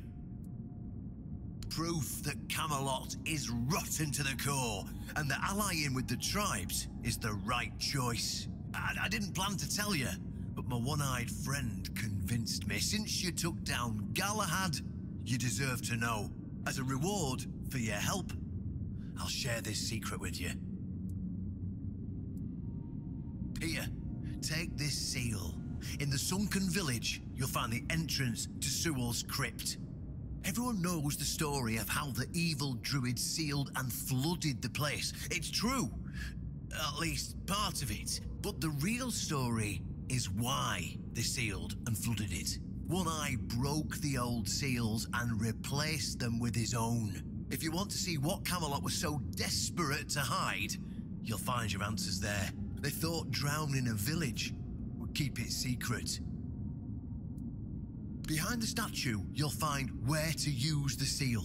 Once you do, you'll see that history is very different from what we've been telling ourselves. If that doesn't convince you that Camelot's foundations are more crap-coloured than tinged with ivory, then nothing will. I won't tell you anything more. I'd hate to spoil the surprise. I'll catch up with you later, and we'll talk. I'm sure you'll understand exactly what I mean.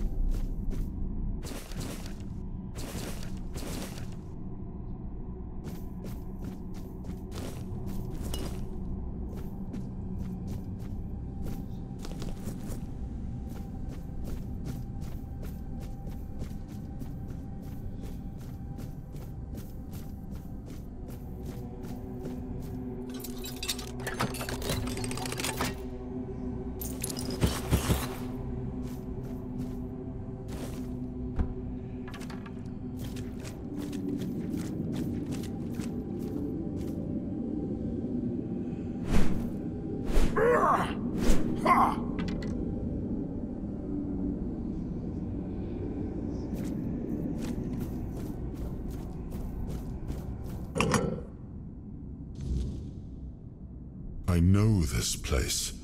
I remember it, although my memory is still clouded.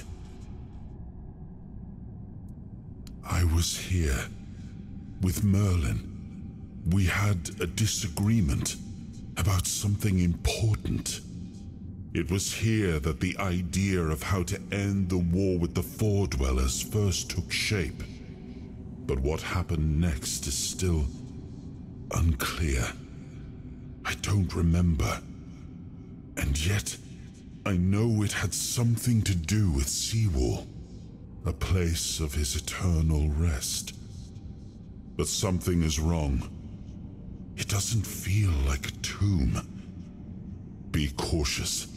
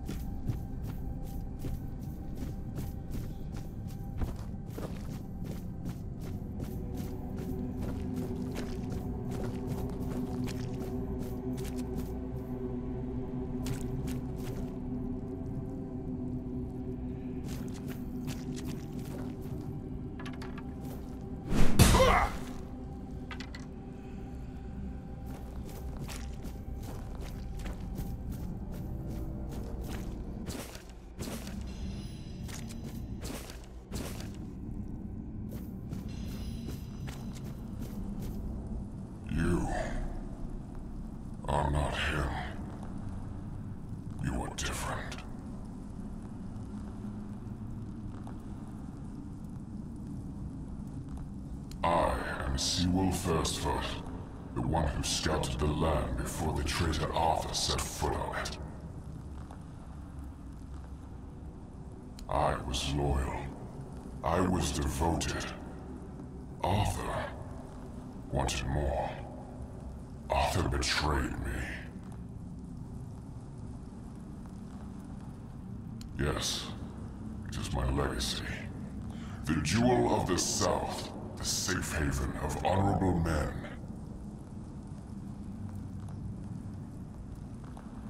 I've been here for so long, it doesn't matter anymore.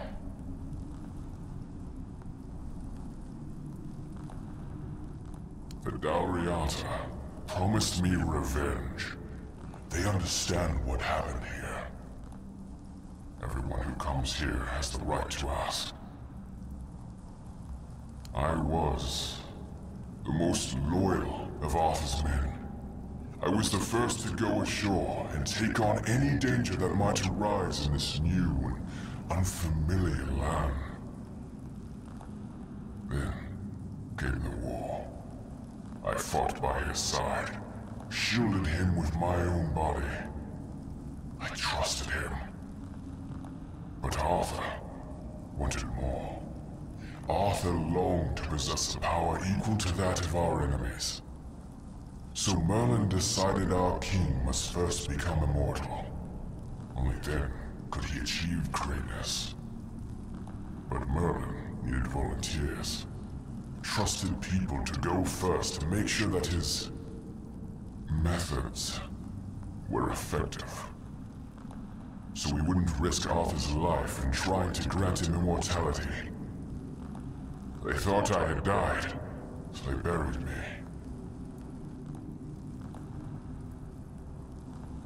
Arthur's greed and Merlin's obsession made me what I am now. Arthur should have made sure. They thought I was dead, but I heard everything. I know there were others after me.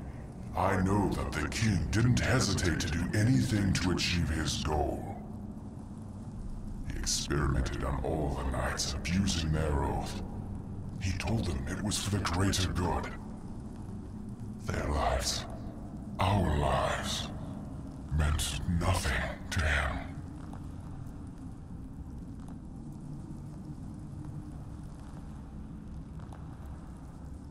Arthur doomed his people to eternal suffering.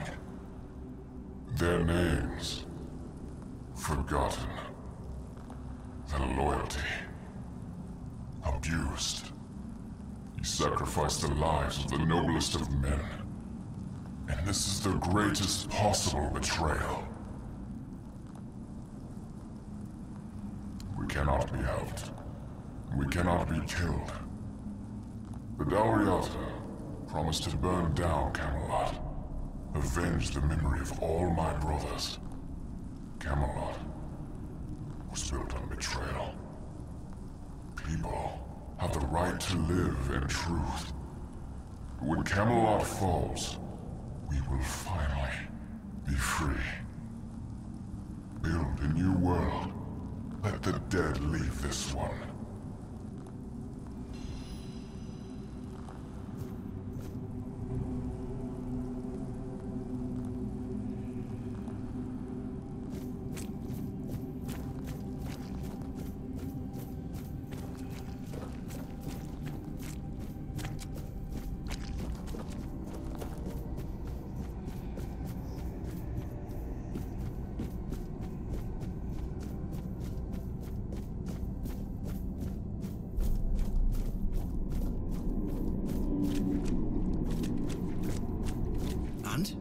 What do you think?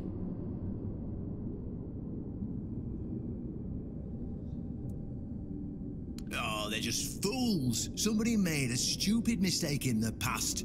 Somebody else decided to cover it up. Somebody came up with traditions and stories to mask what was done. And for hundreds of years, fools were eating it up because the lies were easier to believe.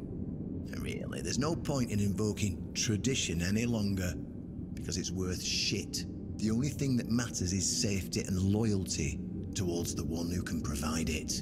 And honestly, I don't believe the ones running this entire circus will protect anyone but themselves.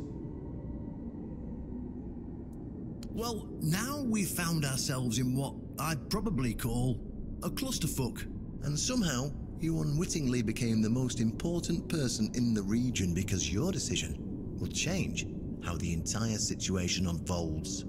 You see, my boys from the Horn to the south are split down the middle. Some will back me, but others won't understand what I'm trying to do. The latter, like Feargas, are the traditionalists, and they know me a little bit too well. If I come to them with this revelation, they think it were a conspiracy. But if somebody from the outside, somebody Feargas trusts, steps in and convinces him, you see where I'm going with this? Ha! That's what I wanted to hear. I knew I could count on you. Go talk to Feargas, get him to visit this place. After you're done, please visit me in the shrine. I just hope Feargas shows some sense and doesn't let his pride take over.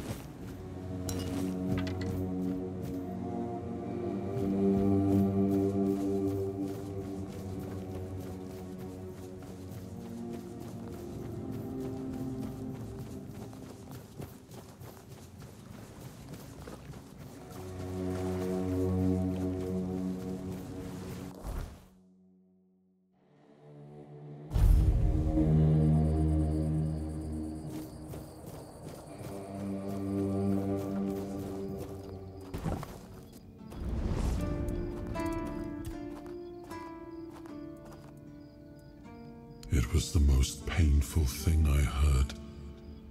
I didn't know. I had no idea this is what happened to him. There were other things that required my attention. We were losing the war. I was needed everywhere. I should have paid more attention to what Merlin was doing. I shouldn't have let go. Much the same. He was a fierce warrior, determined to win at any cost. I watched him closely, and I found him too consumed by cruelty. That is why I chose Seawall and Palamedes as my closest confidants, not him. Yet this Galahad still seems devoted to Camelot and the old ways, and he remains just as fierce.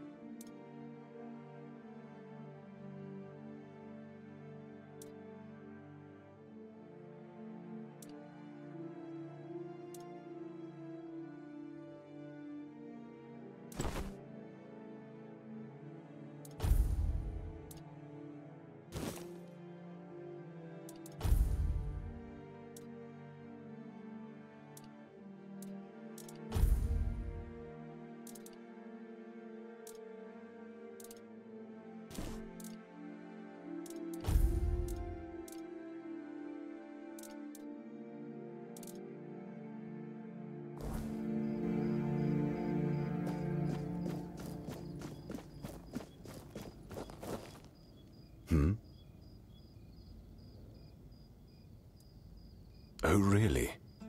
And here I thought the Horns of the South had no secrets left to hide from me.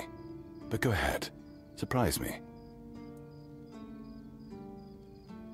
Have I ever mentioned I'm not a big fan of your sense of humor?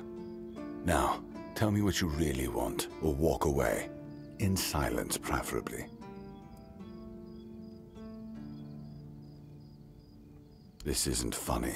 I'm no Galahad, burning people at the stake for heresy, but I don't appreciate this kind of behavior either. Still, judging by the look on your face, you actually believe you've stumbled onto something important. All right then.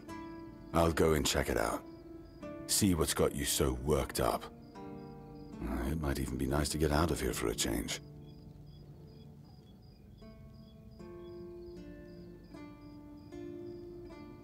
I saw what you wanted me to see. We need to talk. Honestly, I'm not sure what to think. Everything I believed has been seriously challenged. I need some time to get used to it. Why did you show this to me? Because it could be that I'd be better off not knowing. What they did to Seawall is unthinkable and absolutely unforgivable. What will the other keepers say? What will happen to the Horns of the South? And what about Camelot? Everything we believed was a lie.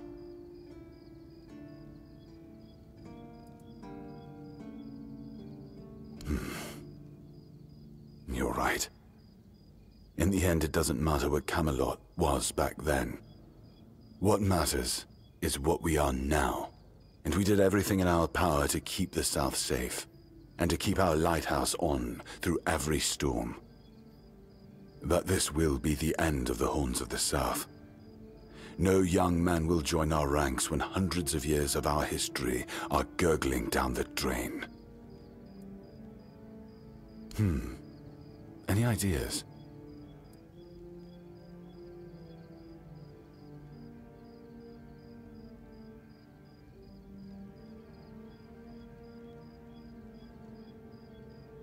It sounds better than the alternative. That we're a bunch of fools believing in children's fables of knightly honor, valor, and purity. And we'll have to give everyone some hope to cling to after the truth about Seawall comes out. All right. I assume Brandon put you up to this, so you can go and congratulate him. He won. I'll support this case, if only for the safety and well-being of our boys. I don't have to like it one bit, but I can try to make it easier for the garrison.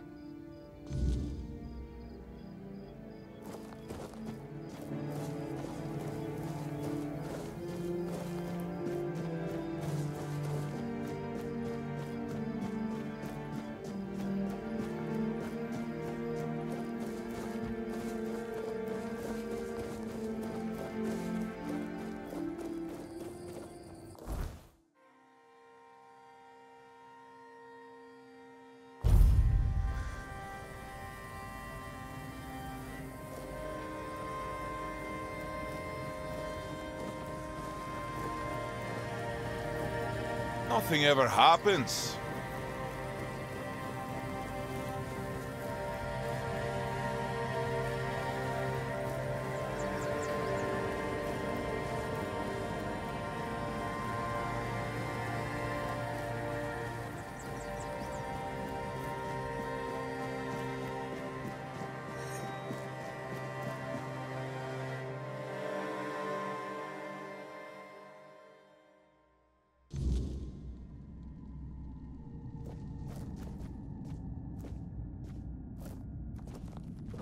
Ah, you're back. So, what news do you bring? Did you talk to Fergus? Good. Just as I expected. I do feel for the boy. He really loved Camelot. Probably the last truly loyal keeper. But he had to know the truth. I knew his honor wouldn't let him hide it from the others in the Horns. Nicely done.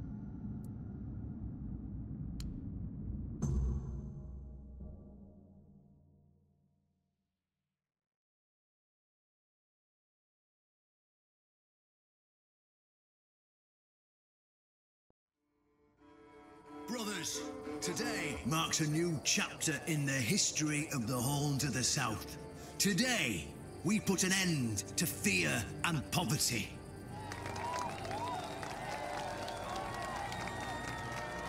I understand your pain. I know you feel helpless in the face of the looming terror of the weirdness. Camelot has abandoned us, brothers. For years, they've given us no aid. All they do is take our resources, send us to senseless slaughter, and keep us in the dark. Camelot doesn't see us as equals. They've forgotten Seawall Firstfoot's legacy and the promise King Arthur made to us. We were meant to stand as equals. We were meant to be just as powerful as them. And all this time, do you know what they've done to the founder of the Horns of the South? For over 600 years, Seawall has been alive, forgotten by King Arthur and all of Camelot. You don't have to take my word for it. Seawall's tomb is open. Go and see for yourselves. I say, enough. Enough of being fed a rotten myth that turned out to be one great lie. We swore loyalty to the torturers of one of the noblest knights to ever walk Avalon. I say, enough! We will no longer honor an oath made to dishonorable people. We won't let ourselves be exploited any longer.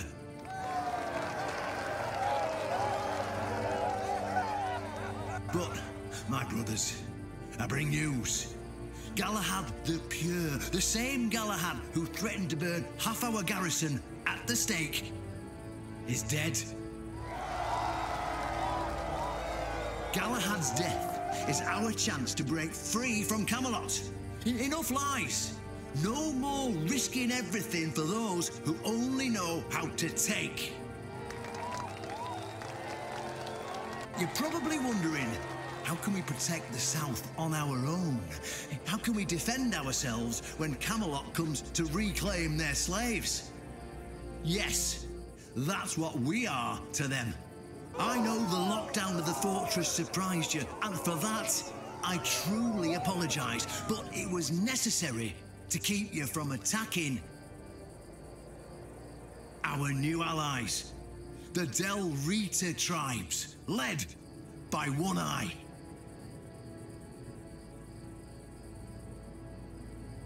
I know, my brothers, I know. This must be a shock, especially since I didn't share my plans with you earlier. But hear me out. Thanks to this alliance between the Orns of the South and the Dalriada tribes, we are securing the safety of the South and our independence from Camelot. The tribes will provide us with the military support our depleted ranks desperately need. The tribes will help us rid the South of the bandits who've plagued our people for years. Together, we'll share knowledge and resources to ensure a better future for all Southerners. We will not drain your resources. In fact, we'll replenish your armories and fill your pantries. We'll stand together, fighting side by side to bring peace and order back to the South. In return, all we ask is your loyalty. If you see a brother from the Dalriada fight in the Camelotian, stand with our brother. That's all. Of course, if anyone isn't in favor of this alliance, you have the right to leave the service. I declare a new era for the Horns of the South. Those who don't wish to help build this future are released from their oaths.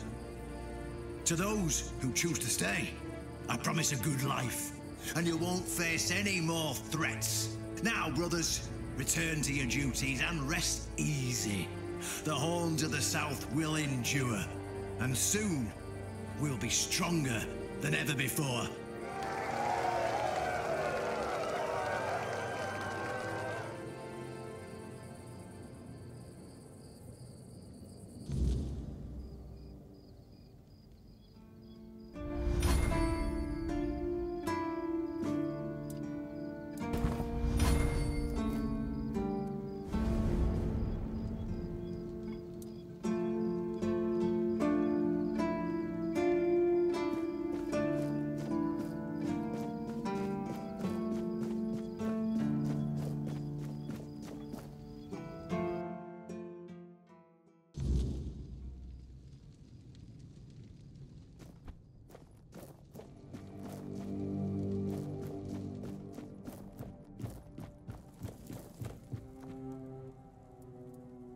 An honest matter. What do you need? Ah, right. See, the problem with Excalibur, or indeed any of King Arthur's blades, is that you need to prove you're worthy of wielding it.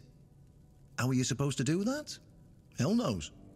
But if the pin that secured your entry to the Horns has led you here, I think I know what the one who gave it to you might have been thinking.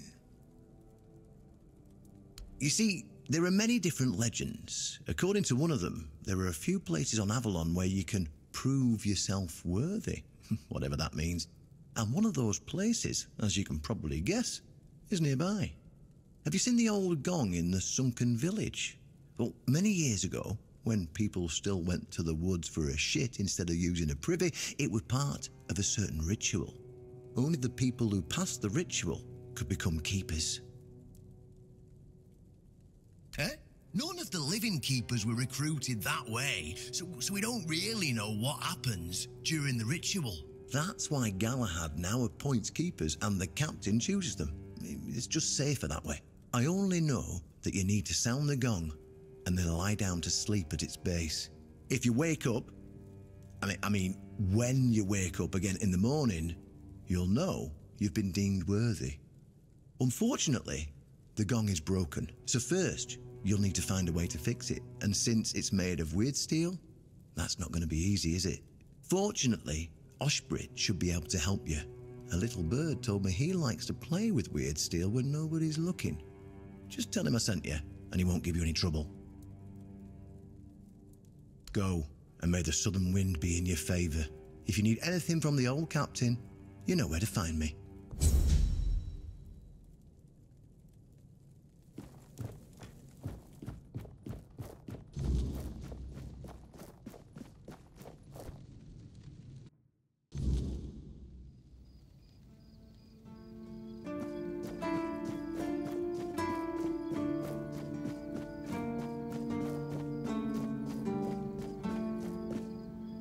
It's nice to have a break. Why would you want to fix it? Do you even know what it is? Take some advice from an old man. If there's a giant, ancient statue that somebody tried to turn to dust, they must have had a good reason for it. Well, if you put it that way, then I suppose I have to tell you the truth. Otherwise, the terror from the sea will bite me in the ass while I bathe. Of course I can fix it. I've been doing this kind of thing since I could swing a hammer. It's a skill we pass down from master to apprentice, generation to generation. Nothing fancy, just good old blacksmithing. Obviously, though, you'd have to bring me a couple things so that I can actually do it.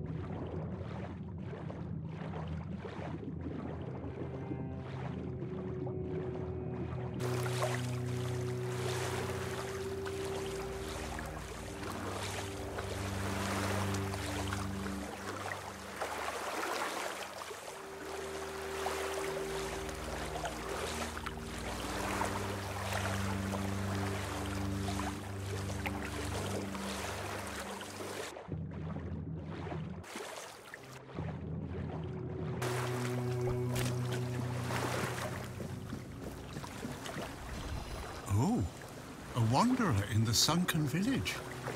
You must be lost. Back in the day, you just needed to look at the stars and you'd know where you were going. Now, even they are misplaced. Before you go, I would like to ask you one thing. Who are you? I understand. I see you. I hear you. And I have a feeling that you will find what you're looking for. Farewell. And thank you for visiting me, my friend. You can come keep me company whenever you want. The sunsets here are beautiful.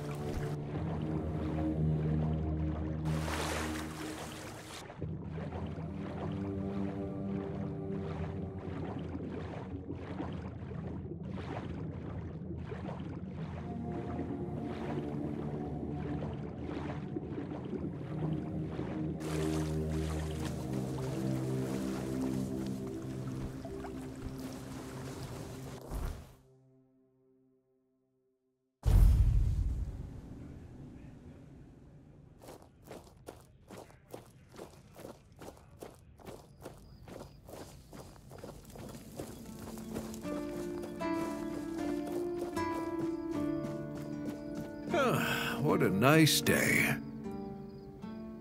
How did you, oh, forget it. I don't even want to know. Just give me a moment. Here. That should do it. Do whatever you need to, if you're really sure about this. But please try to come back alive.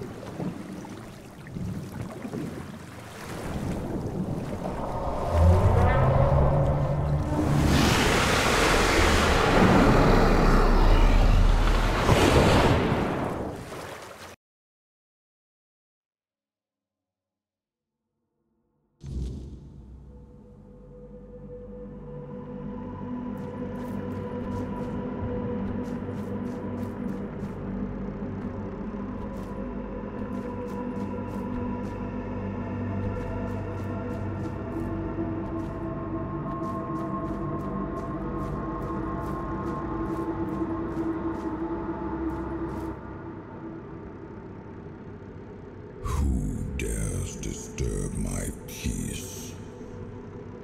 You made an oath never to summon me again. Excalibur. Wait. Is it really you? You, who come from a time beyond. Show yourself before me. It seems he speaks to me. Allow me to answer him. Welcome, old friend. I can see that you know me, but I am a mere shadow of my true self. I don't remember you, Lord of the Seas. Forgive me. That's what you told me, my friend. The next time we see each other, you will not remember me. But you are here now. The will and the power led you back to this place. Even in this incomplete form. Where should I look for myself? I wish to restore Avalon to its former glory, yet I don't know how. Avalon's fate has never rested upon one person alone, not even one as great as King Arthur.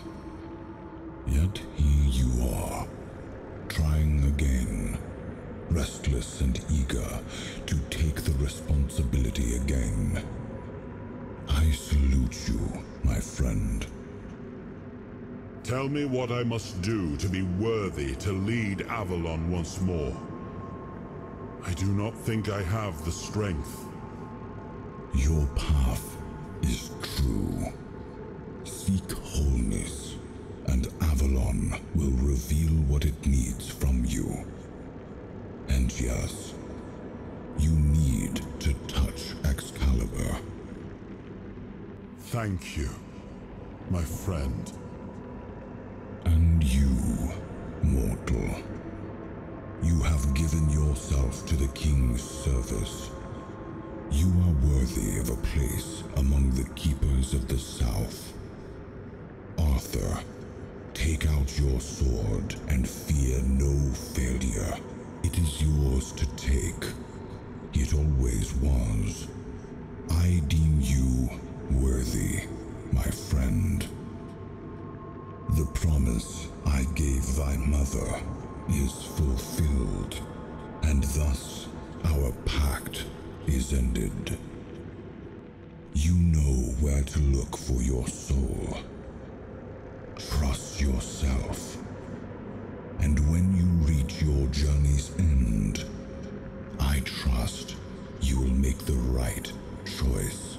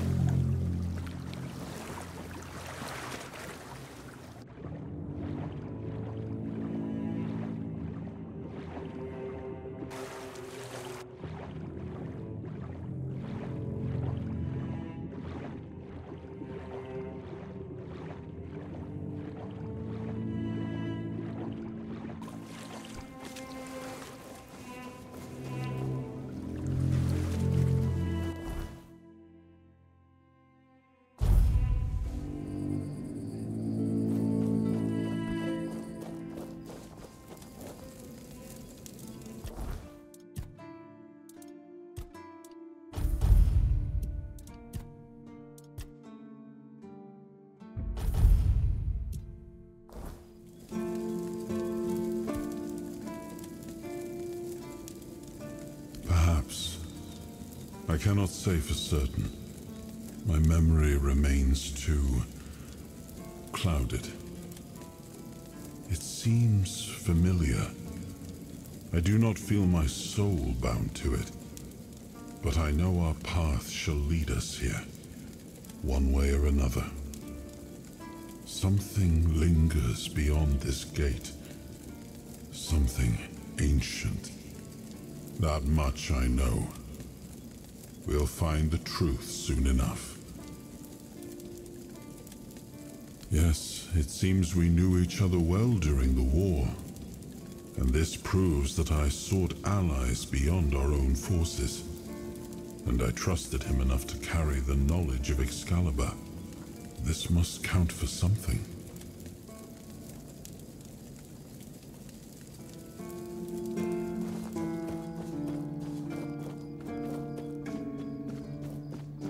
Just another peaceful moment.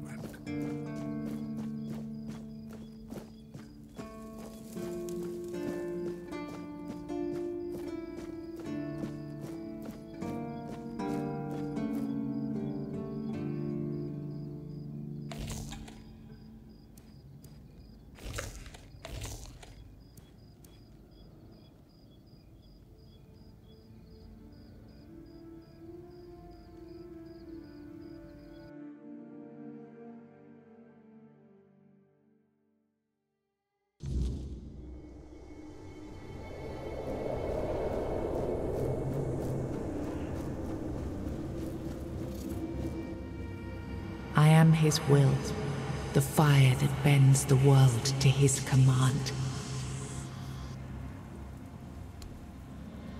I am the blade that shapes kings and shatters tyrants.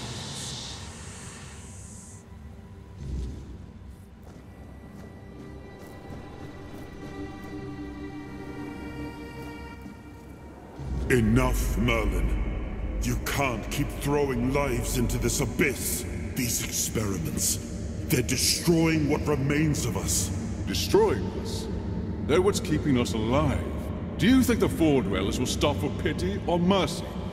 Every soul we lose here saves 10 more on the battlefield. You told me to do this. You sanctioned this. And I'm close to getting it right. I know it. No, we can't justify this. There's no victory worth such a cost. You know full well, Arthur, that this isn't about victory. It's about survival. If we don't push these boundaries, there will be no future for your kingdom, for Avalon. You dream of peace, but without victory, there will be no peace to dream of. The path ahead is brutal, but if we relent now, we lose everything. And yet we keep losing people and gaining nothing in return. We must change the path. They volunteered for this. They volunteered to save our kingdom, and you've gotten no closer to doing it. Their sacrifices cannot be in vain, Merlin. Find another way. Use your mind, your wisdom. Leave this slaughterhouse you've created behind. A different way. That will take time, and resources we may not have. The enemy won't wait. They will if I make them. Whatever it takes, I will buy you that time. Find me a weapon that wins this war without annihilating what we fight to protect. Whatever it takes. Yes. Let it be known that it was my decision, and I will bear the consequences of it. Oh no, my king. People can never know. It was all my idea, and you knew nothing about it. All of us have our role to play. You are the leader, and they need to love you. If we win, you need to become more than a man. You need to become a symbol.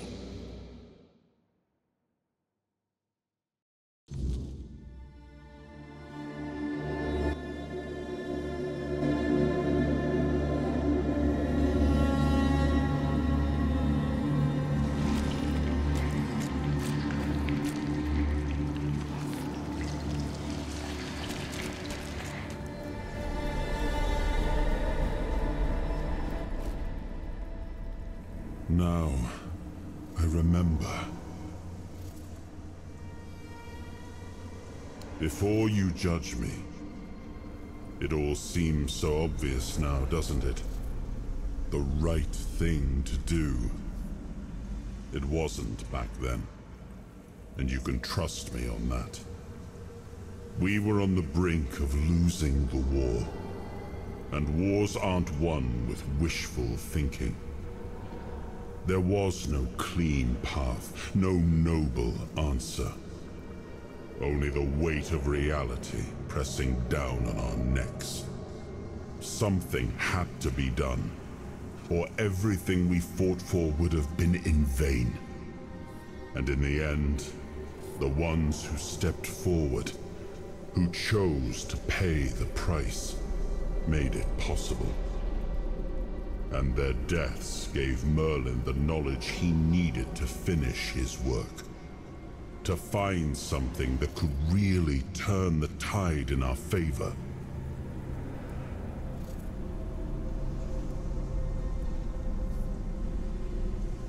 I told him to stop the experiments on our men, but to keep going.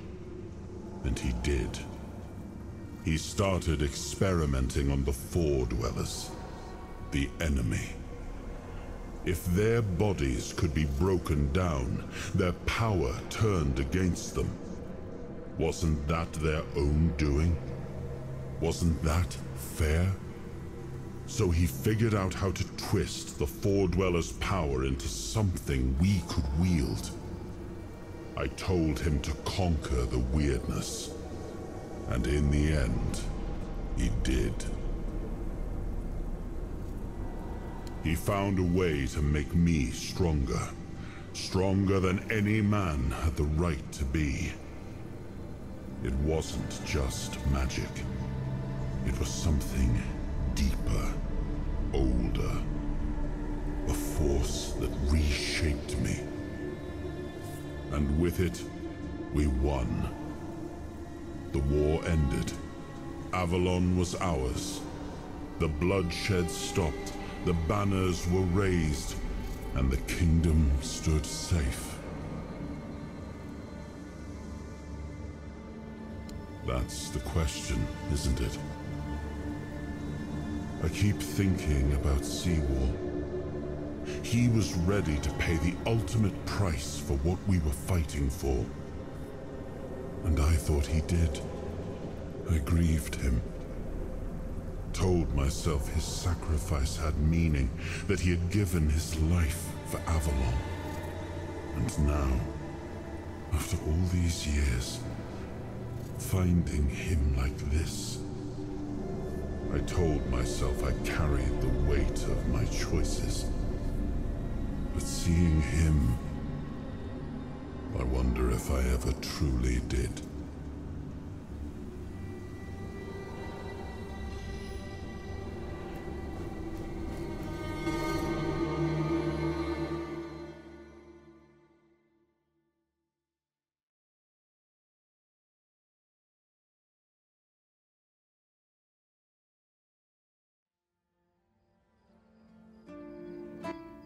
You've got that look again, like you've seen something you wish you hadn't. Another piece of the king's soul reclaimed, right? What did it show you this time? Merlin. Ah, Merlin and his obsession with the weirdness. The king thought it could save us. Merlin thought it could be controlled. Together, they were willing to tear the world apart to win.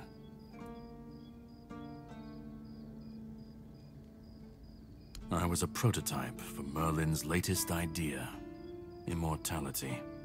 Me and Sewell, the king's loyal pawns. Used and discarded when they found a better way. When they decided to go even deeper into their madness and turn our king into a monster.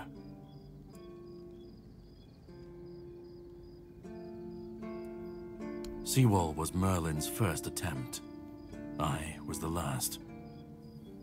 We could say I was lucky, but to say that would take a truly macabre sense of humor, don't you think? Even if he didn't, he should have. He was desperate to win, and desperation doesn't leave room for conscience.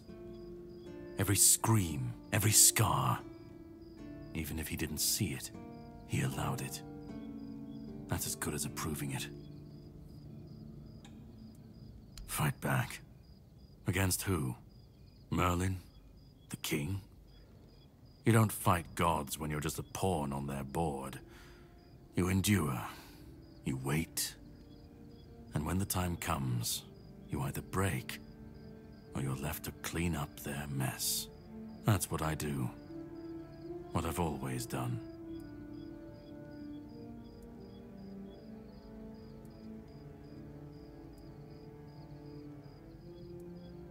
Of course he'd say that. There's always a scapegoat and a convenient excuse for men like him. But it doesn't absolve him. Not when he was the one who unleashed this madness on all of us. He wanted victory, no matter the cost. And when you want something that badly, you stop looking too closely at what's being done in your name. And, after all, who said we were supposed to win this war? Who said we were supposed to survive? The monsters, the weirdness, the chaos, all of it leads back to them. We're left in the ruins of their grand plans, trying to uphold their ideals, fighting for what never was. It's time to bury all these fairy tales in a well-deserved grave. And that's what I do. You've seen what they did, what he did. And that's not the end of the story. It's not the extent of their sins. Find the pieces of his soul. Put him back together, if that's what it takes. And then we, or I alone, if you decide to defy me, can end the cycle. Either way, we will get to his resurrection. I've seen it too many times to believe the cycle will be broken before it happens. But know this, once he's whole, Arthur's power, his mistakes, and his madness will all return. And when that moment comes, I'll be there. Whether to stand with you, or step over you. The choice is yours. Just remember that when that happens, and you stand by his side, there won't be room for both of you.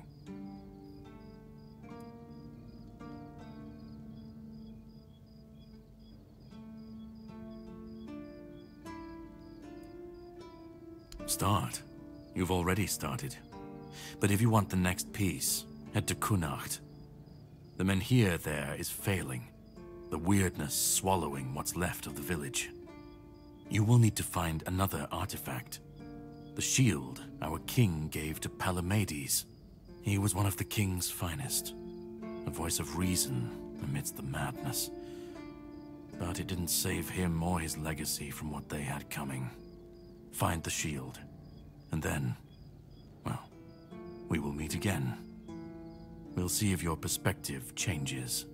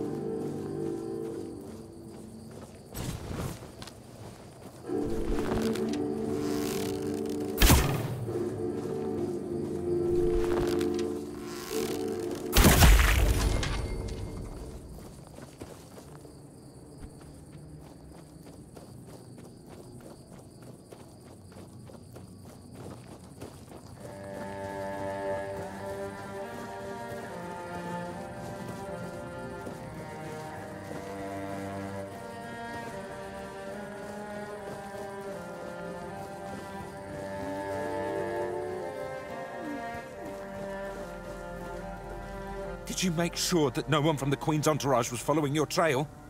Beware her spokespeople. And if you're acting on her behalf, be gone and perish! The first time I saw her was years ago, when night fell over Brockmere, and the gatherers had already fallen into a peaceful slumber. Then, the first sign appeared, a harbinger of what was to come. The mist, thicker than ever before. Wilfred was the first to notice it, as he still tended to the beehives. Finally, from the milky shroud suspended between the earth and the sky, an unexpected procession emerged, led by the Queen of Queens. Oh, oh. We were lucky to be wearing our attire. Along with the mist came stinging troubles. The Queen issued a decree, and that meant trouble. That's right. Troubles are like bee stings. Man swells from them, and later on, he doesn't even resemble a human anymore. The most important thing is that both Brock and Brockmere were protected. Yes, that's the most important thing.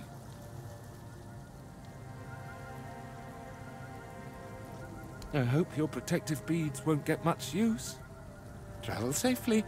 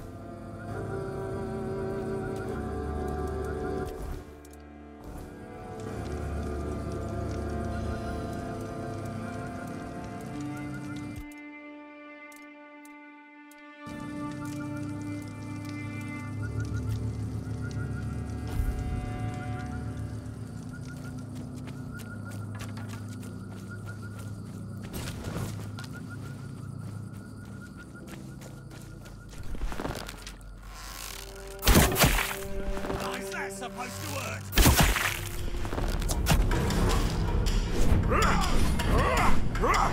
You're in for a world of hurt.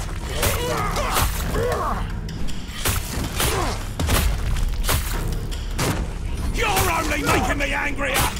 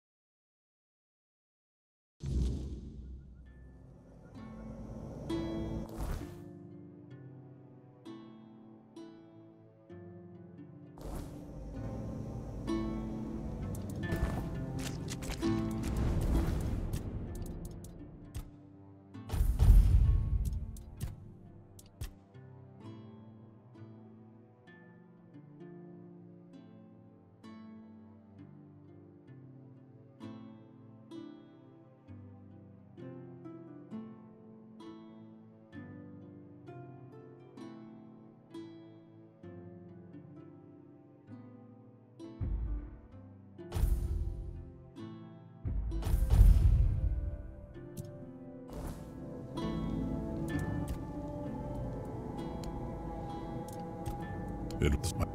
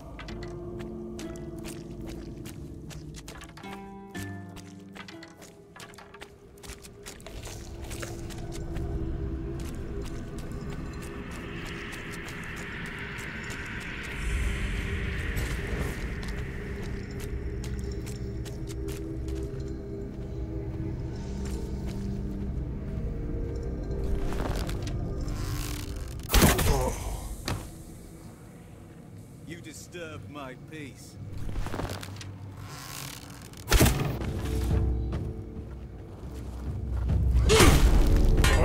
Tis but a scratch!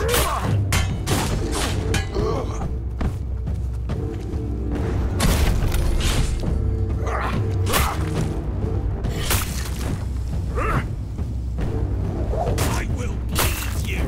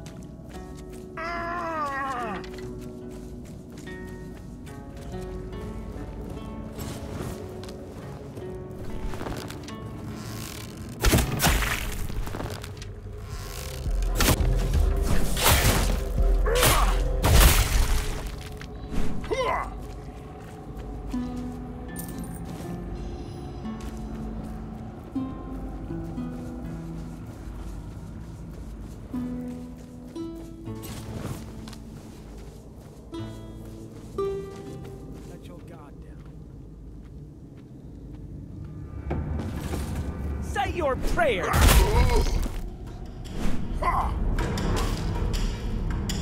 see fear.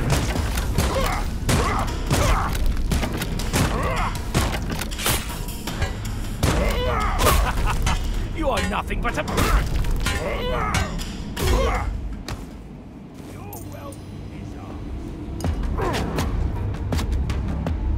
You'll regret this.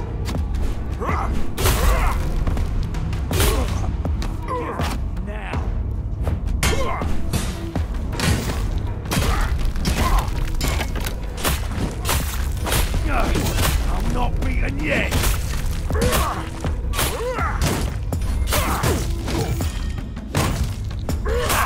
That's all you've got!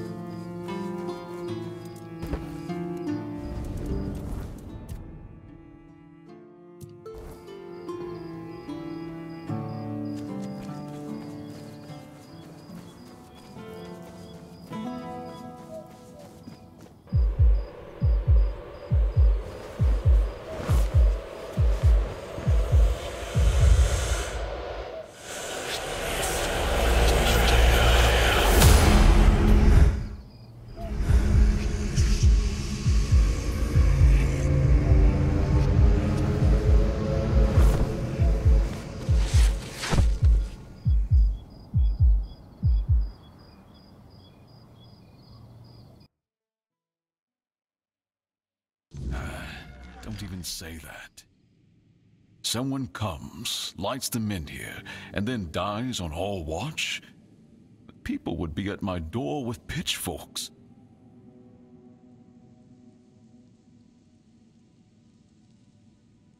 He's waking up. Welcome back to the land of the living, our hero. Help him up, Ansem.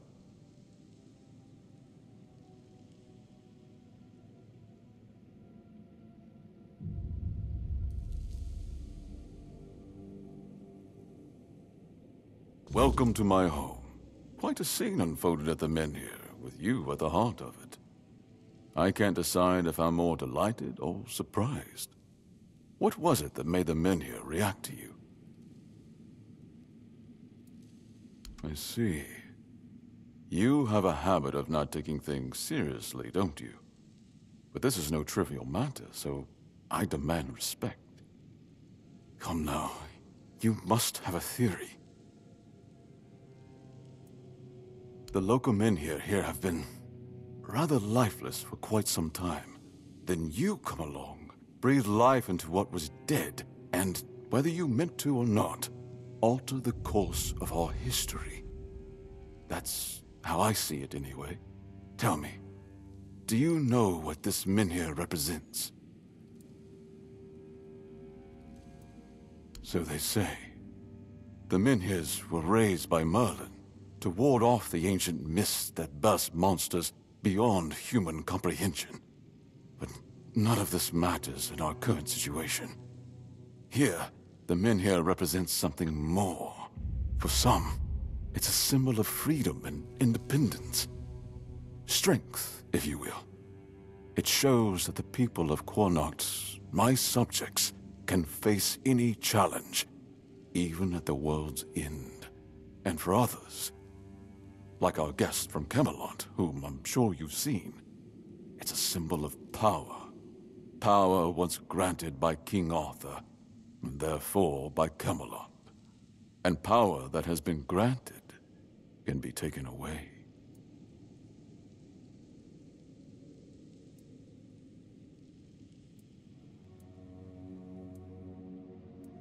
I want you to speak with Dinno and try to calm him down.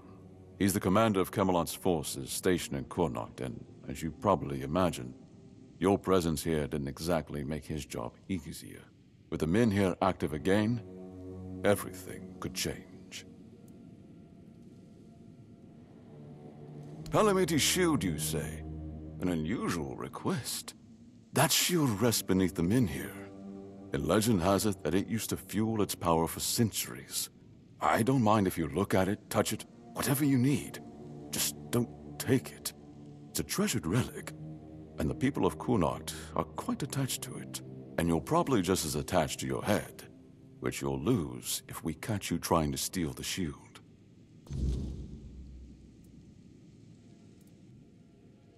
Officially, they say they want to gather all the men here scattered across Avalon, set them around Camelot, and bring people there to ensure their safety. That is, if they can figure out how to restore the power of the menhirs. I don't think we know each other well enough to speak on unofficial terms. I'm well aware. And now we're also facing an outbreak of the Red Death, which will no doubt influence Camelot's decision on whether to offer my people shelter. But with the menhir reignited, the people of Quornoct will be even less willing to give up and go to Camelot. If anything, I expect rebellion to break out. And bloodshed is something neither we nor the capital want. If you need anything, speak to Ansem. He's the one who decides what's worth my time.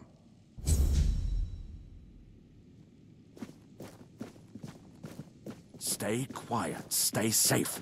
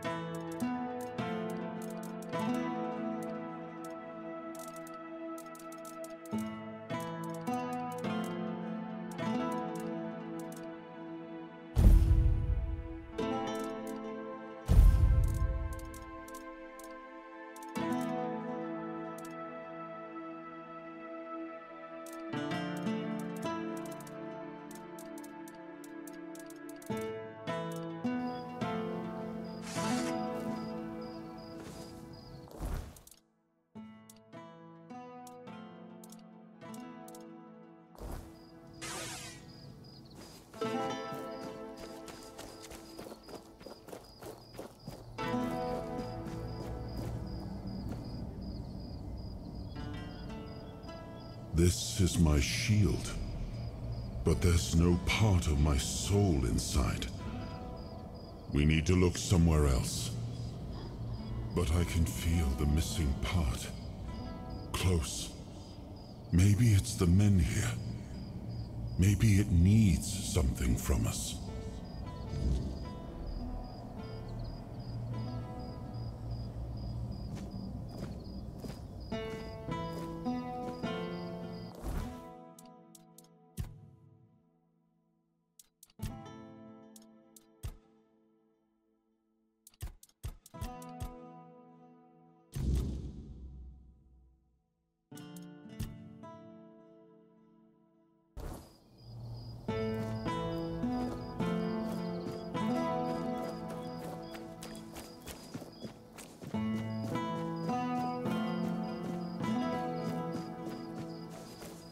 Help a soul out on your journey, will you? Oi, you! You're new here, aren't you? I don't think I've seen you around before. See you around.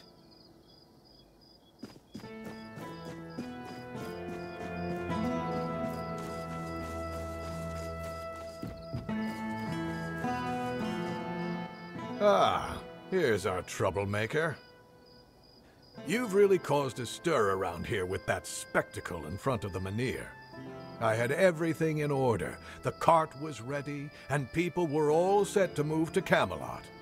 But now, You appear out of nowhere, and suddenly a dying pile of stones lights up like a bonfire. That's bad. That's very bad. Firstly, because now I have to write yet another report to Camelot that we're going to be late, and that they need to send us even more supplies. Secondly, you've somehow reignited the Menhir, and this has reignited people's hopes that they can stay. And that's dangerous. And before you ask why it's dangerous, take a look around town. The recent Red Death outbreak took its toll, and I'm pretty sure things are just going to get worse and worse. But you should be thankful to them. Their hopes are the only reason we haven't locked you up for sabotaging our initiative.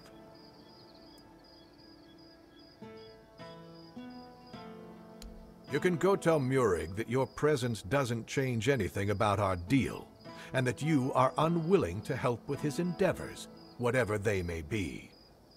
And if he doesn't listen, play along, but come back to me when you learn what he has planned.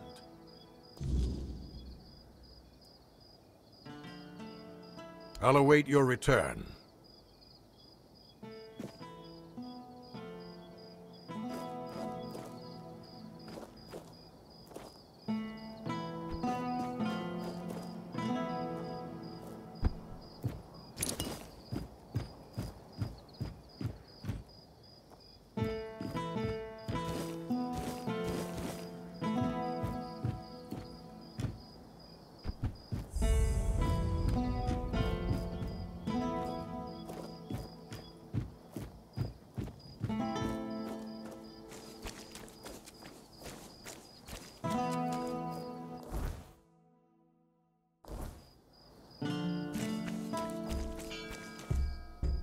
Open up, Firkit. We know you're in there. Get lost! You've taken everything from me. I won't give you anything else. Stop whining and open up. We've got to talk.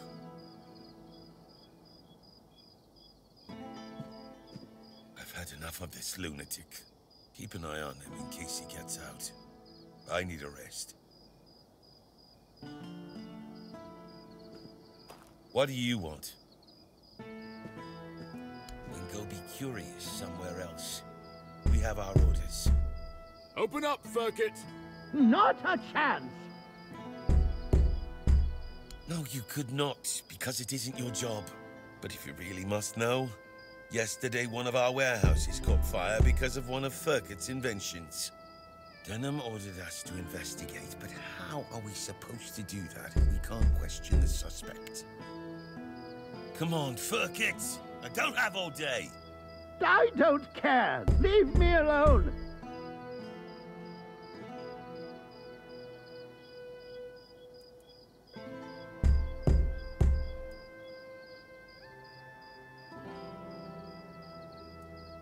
I don't know you either. Why should I trust you with such a delicate task? Forget it. Unless Denham says otherwise, we'll keep at it until he relents. Firkit! Get lost!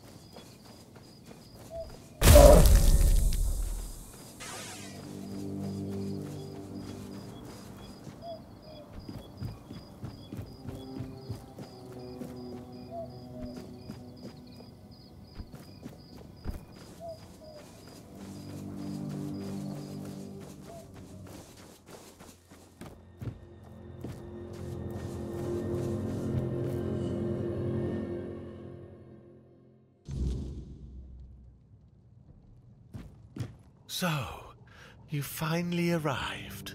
Or is it the two of you? It's a pleasure to meet you. Call me Maggot. I don't like that other name Denholm and his men insist on using. I don't know, and that bothers me a lot. But I sense something lurking inside you. Something quite terrifying, I must say. All I'm sure of is that you've been exposed to vast quantities of the weirdness and survived. And that's rare. Let's say I have certain skills when it comes to magic. Yes, the Mynheer. It responded to your presence. It reacted to you. And that's unusual. It means big changes are coming to our small Kunacht. Do you know why all those Camelot troops are here? That's right. Unfortunately, they believe that by gathering all the dying Mynheers and placing them around Camelot, they'll stand a fighting chance against the oncoming weirdness. But they don't know, or they don't want people to know, that a Mynheer is nothing but a piece of rock, unless it has been ignited by a special ritual. And if they were ignited once, they can be rekindled again. You see where I'm going with this?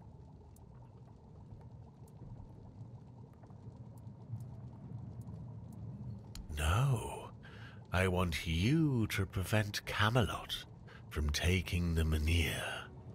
I'm too old to play a hero, but I can help you become one if you care about things like that. And I, for once, would like to stand on the right side of history.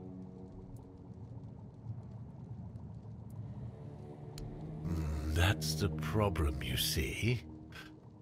I don't have one. The moment the Mynheer reacted to you, I felt something. As if a piece of my brain was trying to tell me something, but I couldn't quite reach it. I suddenly remembered about the Mynheer rites, the ritual I told you about, and that there were 2 scrolls that contained it. But where are they? How do I even know that? That's lost on me. So, it looks like we'd have to take a little trip into the recesses of my memory, literally. Well, not literally. As entertaining as that sounds, you won't be dissecting me. I'm talking about a journey into the subconscious, not an anatomy lesson. Just a bit of mushroom potion and poof, you're on your way. Safest option we've got, relatively speaking. I like your eagerness, but I don't exactly have the materials required for this particular kind of potion on me. It's not like I'm letting people inside my mind every day, you know. Here's what we'll need in order to make this thing work. Just grab these and bring them back and we'll see what happens.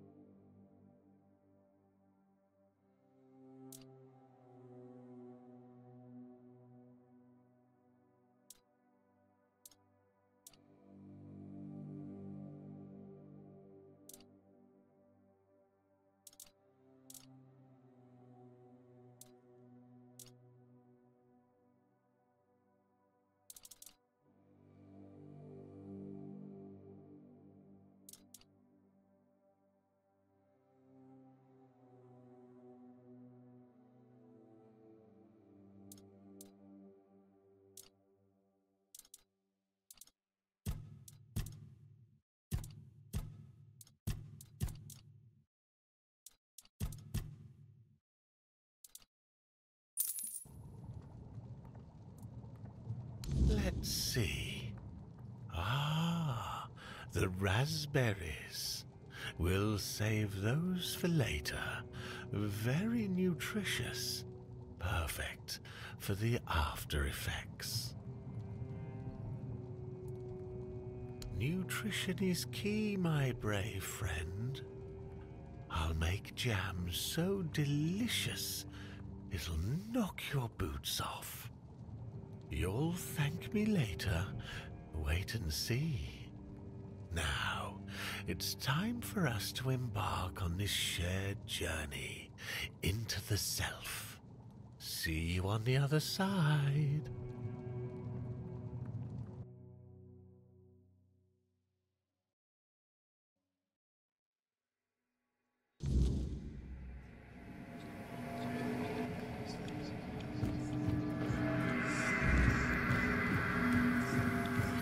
Silly mushrooms.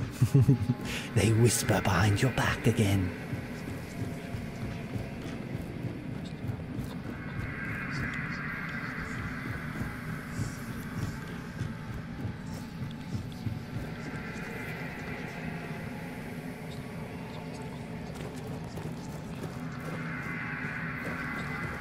How did you lose your name?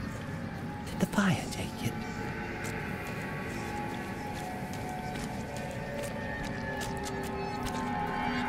A drink a day keeps the clarity away.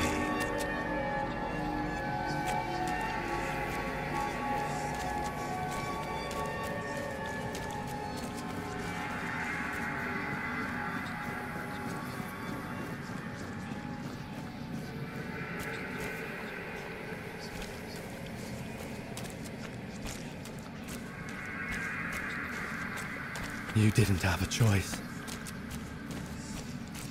You just wanted to save your life. If you hadn't done it, you'd be dead as well.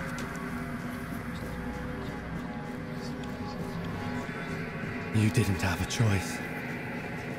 You did this.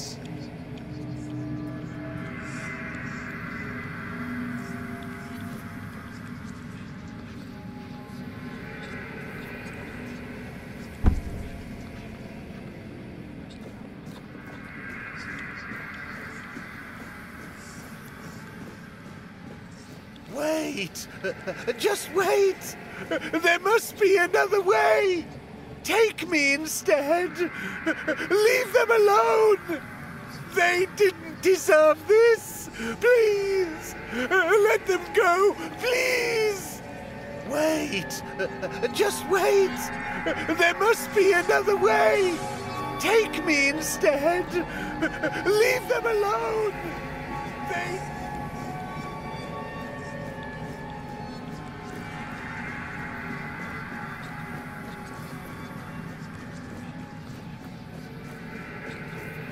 Oh, the king himself! I am unworthy. Oh, forgive me. How wretched I am. Yes, maggot. But I am a worthless maggot. You are here to help? The maggot cannot be helped. The worthless maggot betrayed its family. It ate their carrion. There are no more druids. There is no Murig. What is left is the maggot. I ate them. The vile maggot ate the druids, then ate Murig. And now the maggot is all that's left. The maggot was born when Murig pointed to where his brothers were.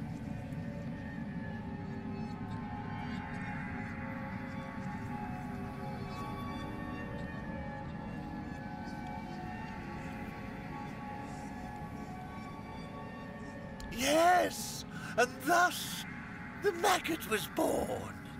The maggot doesn't deserve to live. Would you like to kill the maggot? The maggot doesn't want to live.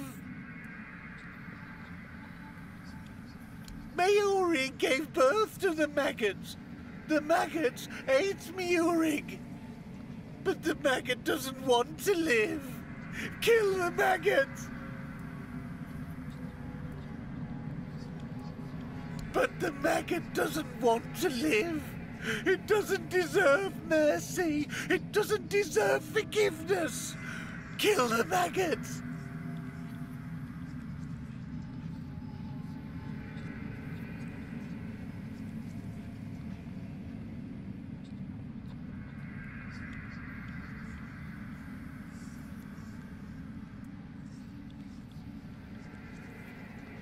The maggot won't fight you. Kill the maggots.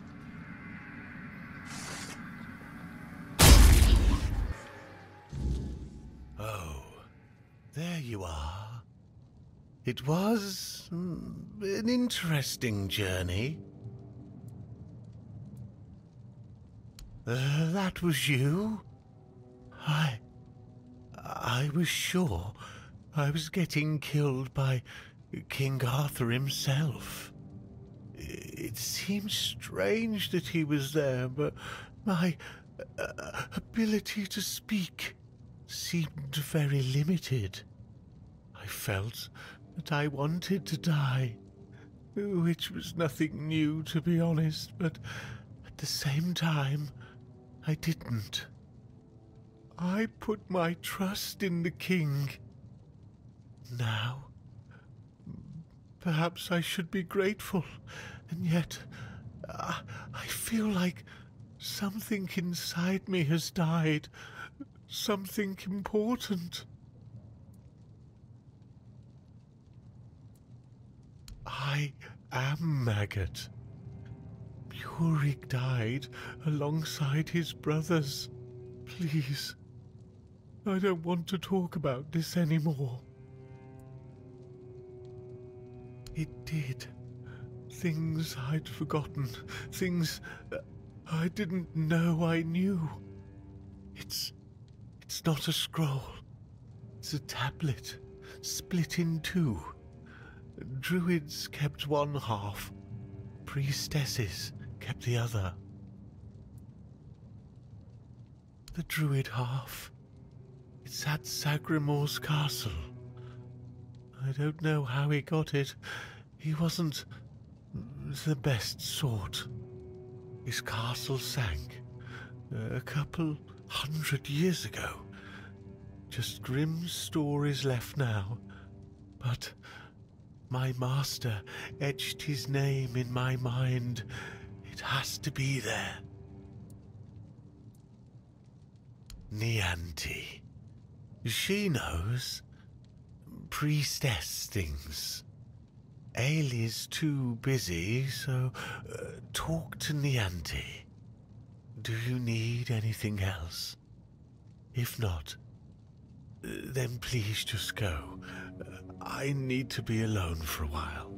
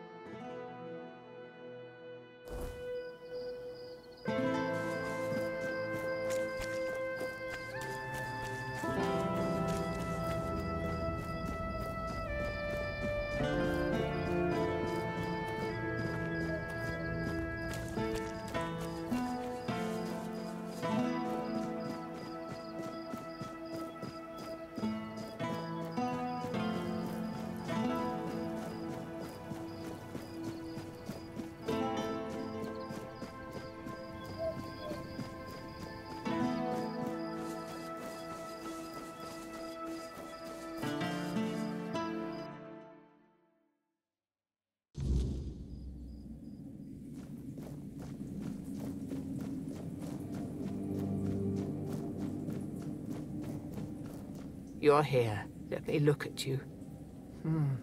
You seem to have recovered after whatever happened at the Menhir. The All-Mother herself must be watching over you. I would gladly explain why you're wrong, but I have neither the time nor the patience to engage in religious disputes. If I were a priestess at the Titan Steps, and perhaps... But here, take a look around. Kunart doesn't need preaching, it needs herding. The entire place is a complete disarray, and the people here are not easily swayed by words. If they were, we wouldn't be in this pickle. I've been trying to work with Lord Yvain to control the situation, but it seems like everything is conspiring against us. First came the Red Priest, braying about the Red Death and accusing people of hiding the diseased. They sow panic and mistrust as if we didn't already have both in abundance. And then you showed up and made a spectacle of yourself at the Menhir. We were hoping to make the relocation as peaceful as possible, but it seems we're fighting a losing battle. I wouldn't know. It does sound like typical druid nonsense. Split the knowledge so nobody has a full picture, and then act surprised when everything falls apart. If anywhere, it'll be at the Temple of the All-Mother, or what's left after its fall.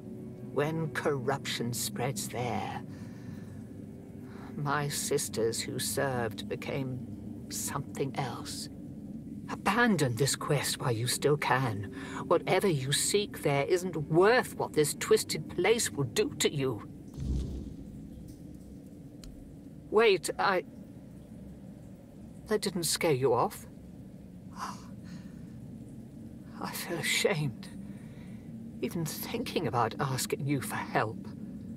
But maybe the Menhir's reaction to your arrival was a sign from the All-Mother.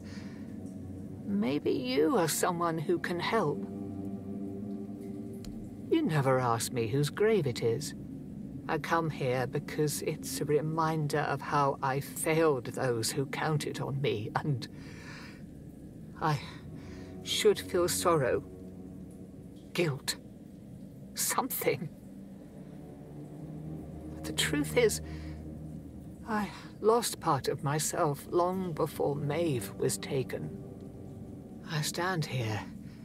I wait for a feeling to appear, and nothing comes to me. Not ever. At the corrupted temple, something happened when I was still a priestess out there. I feel like something was taken from me, ripped from my very soul.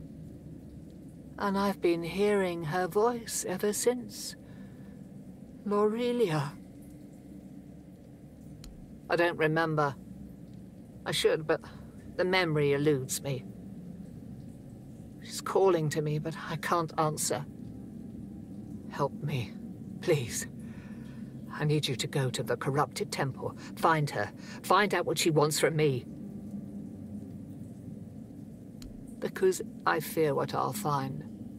If she's calling for me, it means facing something I'm not ready for. But you might see the truth more clearly than I can. Thank you. Whatever this is, it has haunted me long enough. Go with her blessing.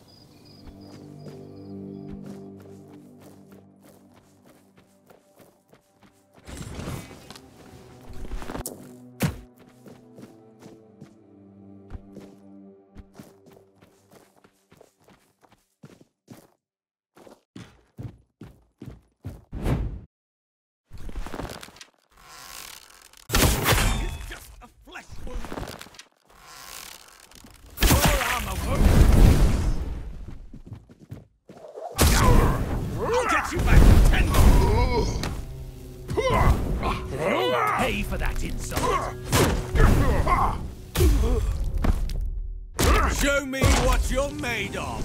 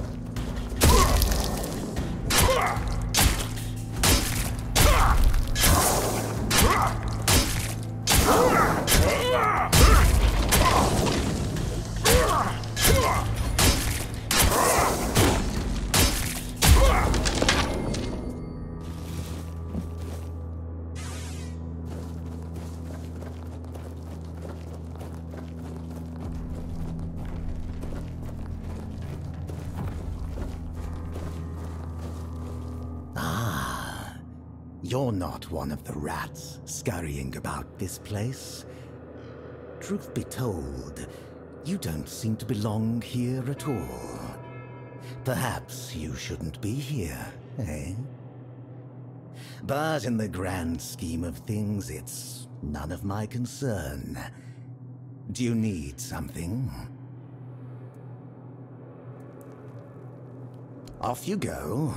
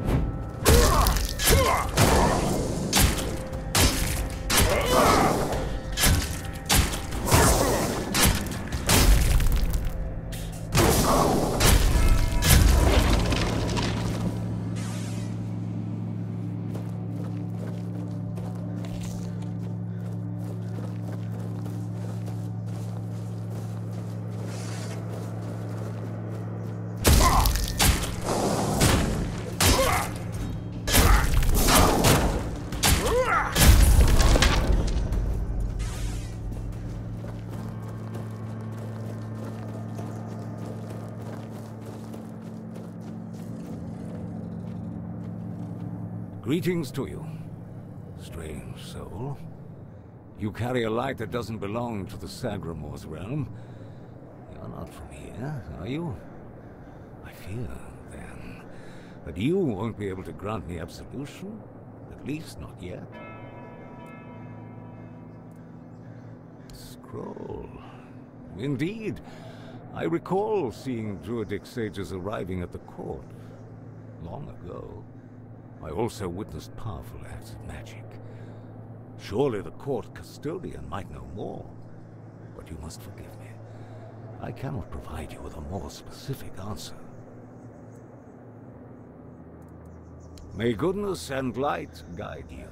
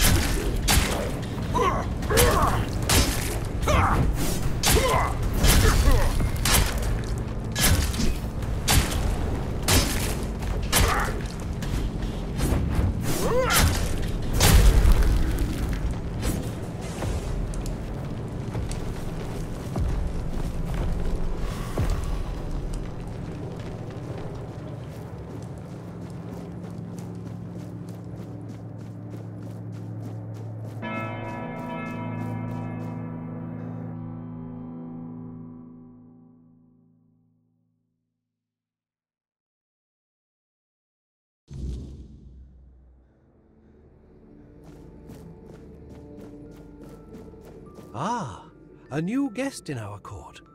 Welcome, stranger, to the humble halls of King Sagramor's castle. Are you here to seek an audience with the king and queen? Many are eager to see them, though most are the old regulars. I'm sure their highnesses will be pleased to see a new face. We haven't had many guests of late. Oh, no need to trouble yourself with me, my lord. I am but a simple custodian, a lowly servant of our gracious majesties. Though, if I had performed my duties better, perhaps there wouldn't be so much constant dying. Oh, I'm sure they will. But you might have to wait a bit. The king's schedule is completely full for the foreseeable future. And, before you ask, no, there's no way to speed it up. King Sagramor is very particular about treating all his subjects equally. Unless you're aiming to become the court jester, there's not much I can do to help. Though, now that I think about it, perhaps if the Queen's sisters put in a good word for you, you might just get to the front of the line. I'm glad you asked, my lord. All you need to do is kill me, and the keys to the sisters' chambers will reveal themselves to you. Exactly. For a brave adventurer like you, it should be no trouble at all. Go ahead. I won't fight back. I die more often and more efficiently than anyone else in this noble castle.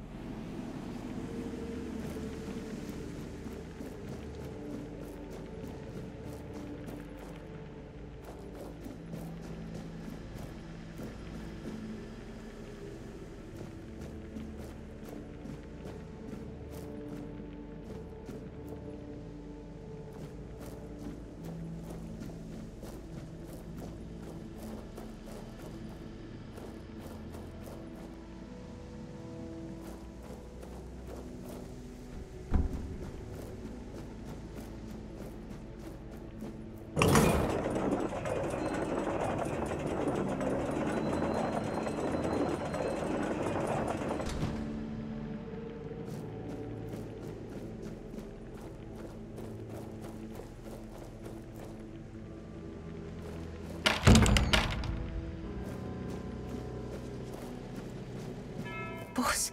No, not Boss. Boss in the letters. The letters to Boss, to beloved.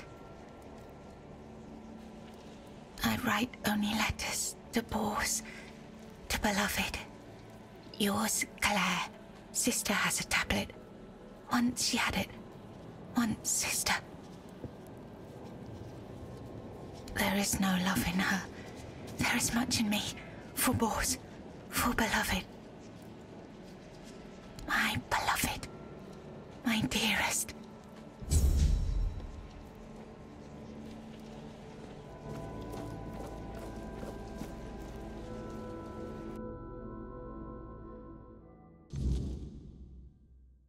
upon a time, there lived a young maiden named Claire. She had 2 sisters, and together they resided in a resplendent castle within a land untouched by the cruelty of time. In this unchanging realm, there was neither the sorrow of endings nor the joy of beginnings. No sunrises, no sunsets, and no seasons to mark the days. Such was the design of the eldest sister, whose insatiable hunger for control bound the kingdom in eternal stillness. She hoarded love and devotion as a dragon hoards treasure. Yet for all, it was the height of summer when young Bors first laid eyes on the maiden of his heart, working in the fields, his skin bronzed by the sun. He paused as the sound of hooves drew near. A lone maiden approached, her hair shimmering like spun gold, her cheeks rosy and her waist snugly drawn into a spring green corset. While the other peasants bowed their heads, Bors stared unabashedly. Sensing his gaze, the maiden turned sharply, startling her steed. The horse reared and she tumbled from the saddle, straight into Bors's waiting. Long ago, there lived a maiden named Claire, fair of face and gentle of heart, cursed by her cruel sister to remain imprisoned in a high tower, forbidden to step beyond its wall.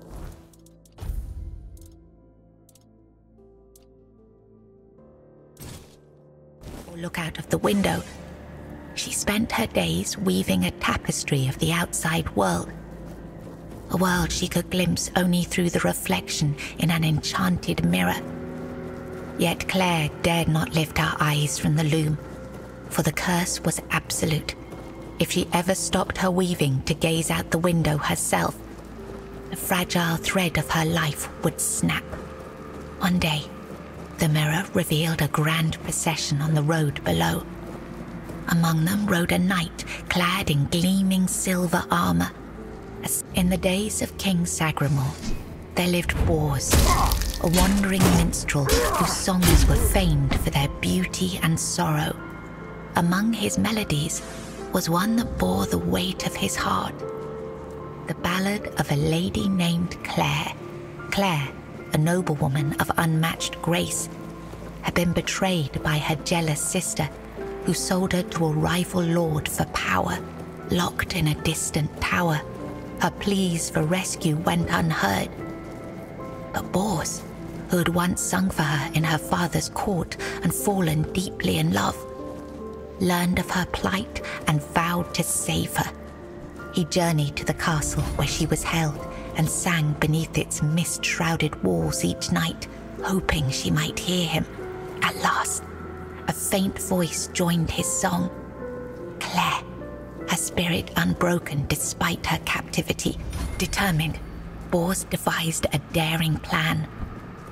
Each evening he sang in the castle hall, lulling the court into an enchanted trance. When the moment was right, he slipped away to free Claire. Together they fled through shadowed halls.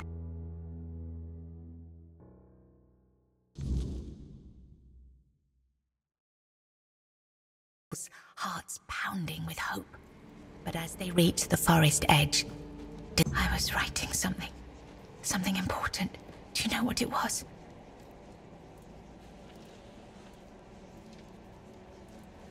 Yes, Bors, my former lover. I have fond memories of him.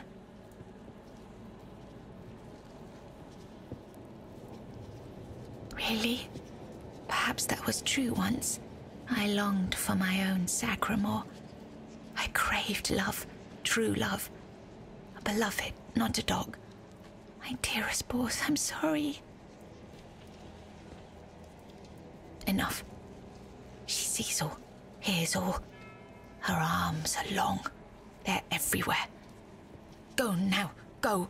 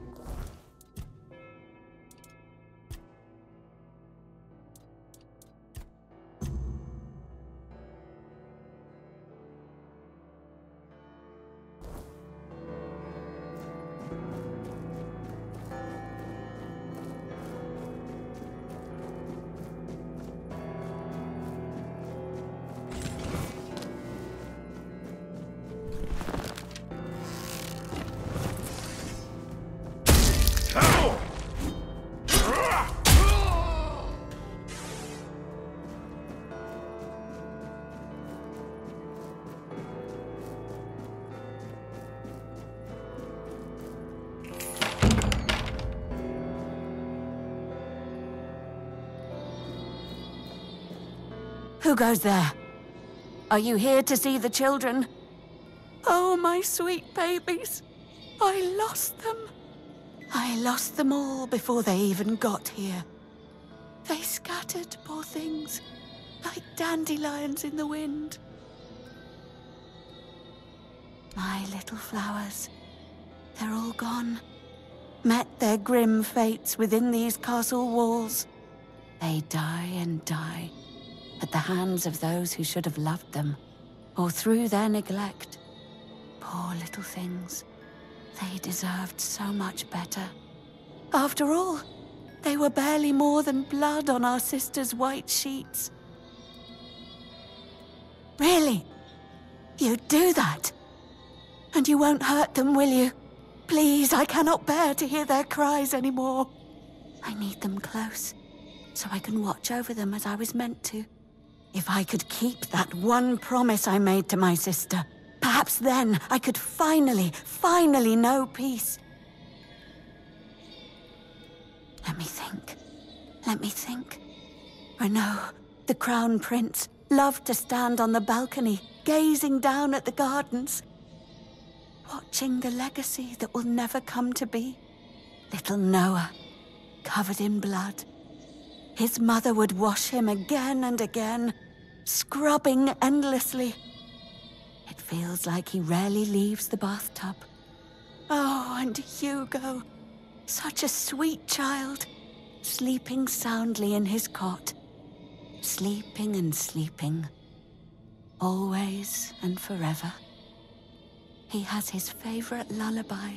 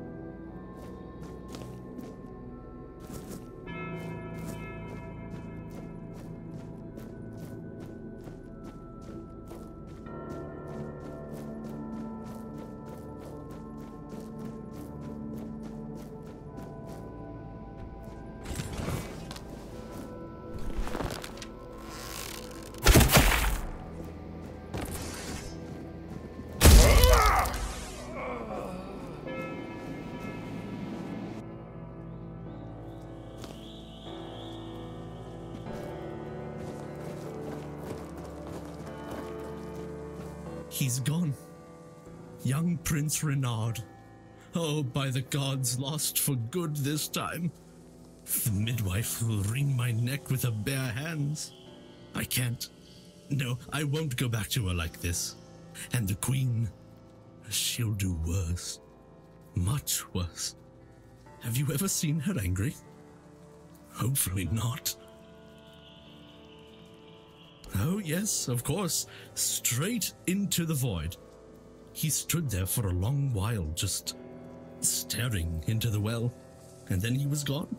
He just stepped in like it was the most natural thing in the world. Are you mad? Who would do it? Jump into that void? You're not being serious. Oh, surely you don't mean to. Oh, may the gods watch over you. Or, no, wait. Better they don't look upon someone heading into a place like that. They might feel disgusted. But I wish you luck. Remember, everything you do is being judged.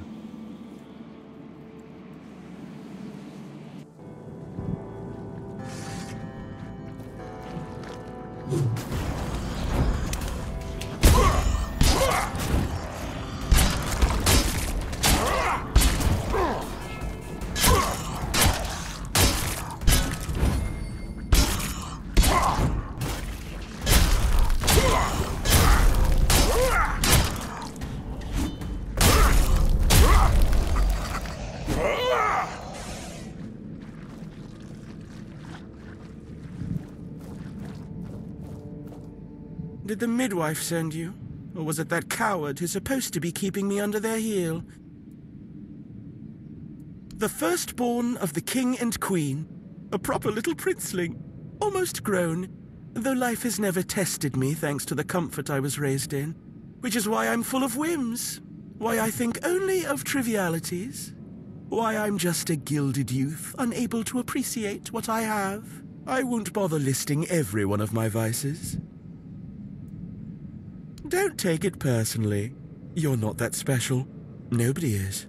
I just wanted you to leave me alone, but as always, everything in this house proves hopelessly useless. Any form of service, flawed and feeble. They lack competence.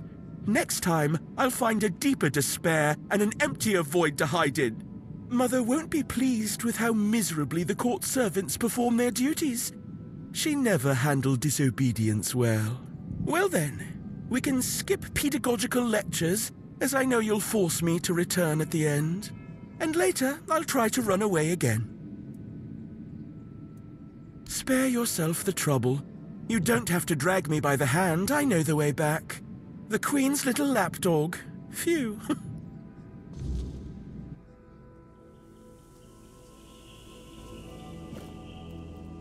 You found the young master. Joy, such great joy.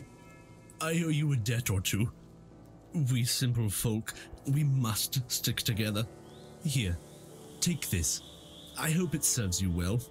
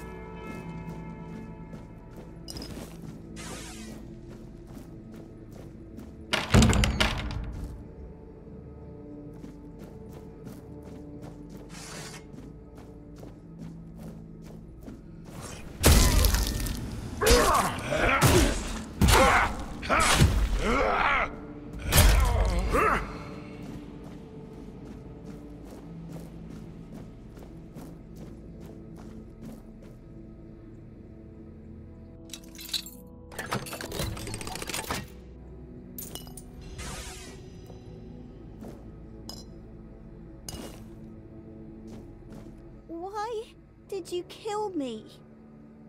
I didn't want to. I didn't want to be like that. Mum, she used to call me Little Fish sometimes, when she was in a good mood. But when she wasn't, she'd call me Bastard, Misfortune, or Mistake. Once, during a bath, I cried that the water was too hot. So she pushed me fully underwater and held me there until I learned. After that, the water was always cold. Then I was here, sitting in the water, and I never cried again.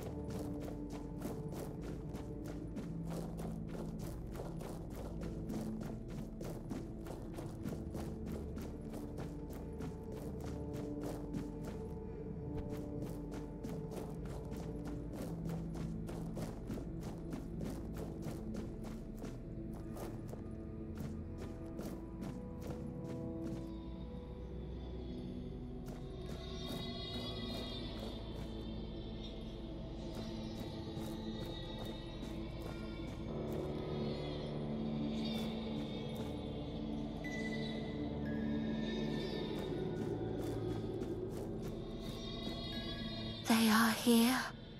All of them. My sweet little petals. I'm so sorry. I should have tried so hard to bring you into this world. But maybe now we can set you free. You will help us, won't you, stranger? My sister's reign must end. It's brought us horror upon horror, all because of her fear and obsession. She thought she could forge fate with power, but she was wrong. Fate is inevitable, and the one she claimed was never hers to begin with. Yet we are the ones who suffer the most.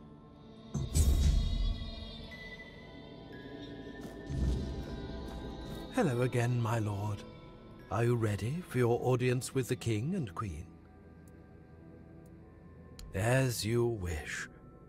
Here is the most precious of all keys. It will open the doors leading to the throne room. Oh, and you might have an occasion to see the royal chapel. Please, don't forget us. Damned for all eternity.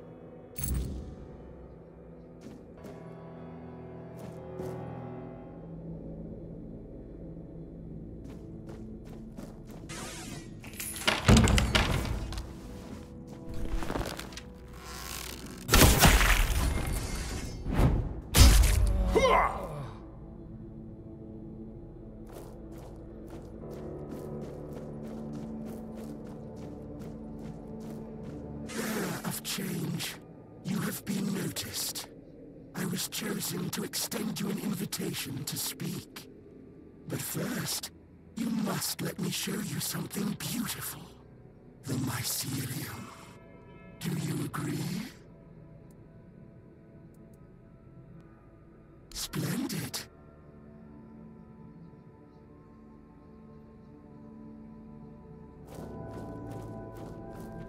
Your arrival brings me joy. It means this place might have a better future. Welcome. Your arrival has sparked real change in this place. For the first time in centuries, I have no doubt this change will only deepen. But I want you to understand what you will bring about. The curse of this place will be lifted. However, with its disappearance, all the inhabitants of this place will die, against their will. There is, however, an alternative. You will go to my home, the place that is my core, and you will take a part of me. When the time is right, you will place me within the body of the unfulfilled King Sagramor. I will take control of this place through the bodies of the royal couple. This is the only way it can be done. The king and queen are inextricably linked to the origin, the present, and the potential future of this place. They must have a part in this. My growth will be slow, but eventually I will encompass everyone. The new kingdom will be a common good.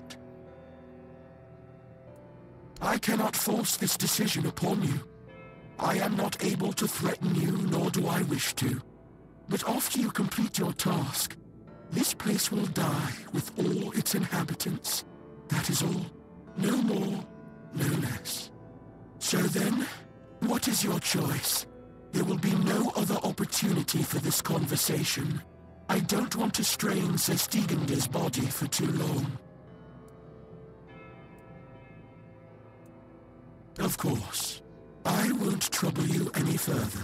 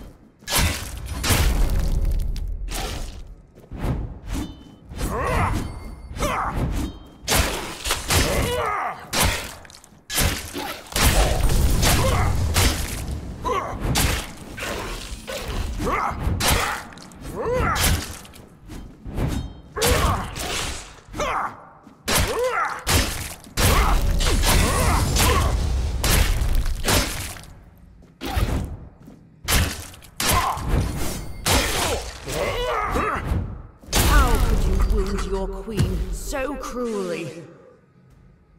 Why did you refuse to simply bow? You could have served me for eternity. Wouldn't that have been beautiful?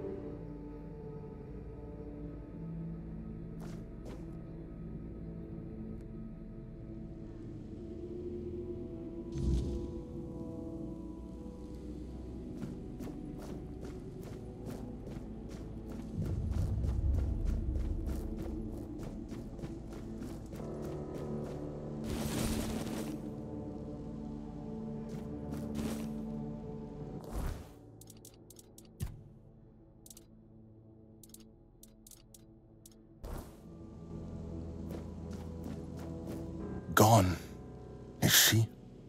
Gone from one eternity straight into another. Oh, how I wish we'd had one more day. A proper one. Marked by the sun setting on us forever. Once, I dreaded it. The relentless passage of time. And now, all that's left is tomorrow, and tomorrow, and tomorrow. And all our yesterdays have lighted fools. The way to dusty death. Now it all ends. The lofty dream, the endless torment, and the fruits of our vanity. What we leave behind is a monument to our own foolishness. There will be no legends told of this place, for it is a tale told by an idiot, full of sound and fury, signifying nothing. And this is for you. The reason for your visit to this cursed court. You may leave now. Your audience is over.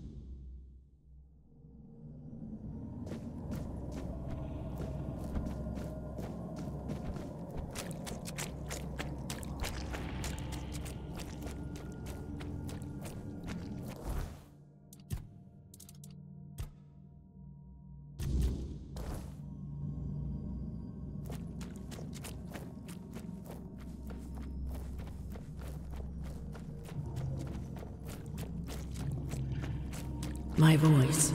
Find my voice. They have it, twisted it, and now speak in my name. But their words are not mine.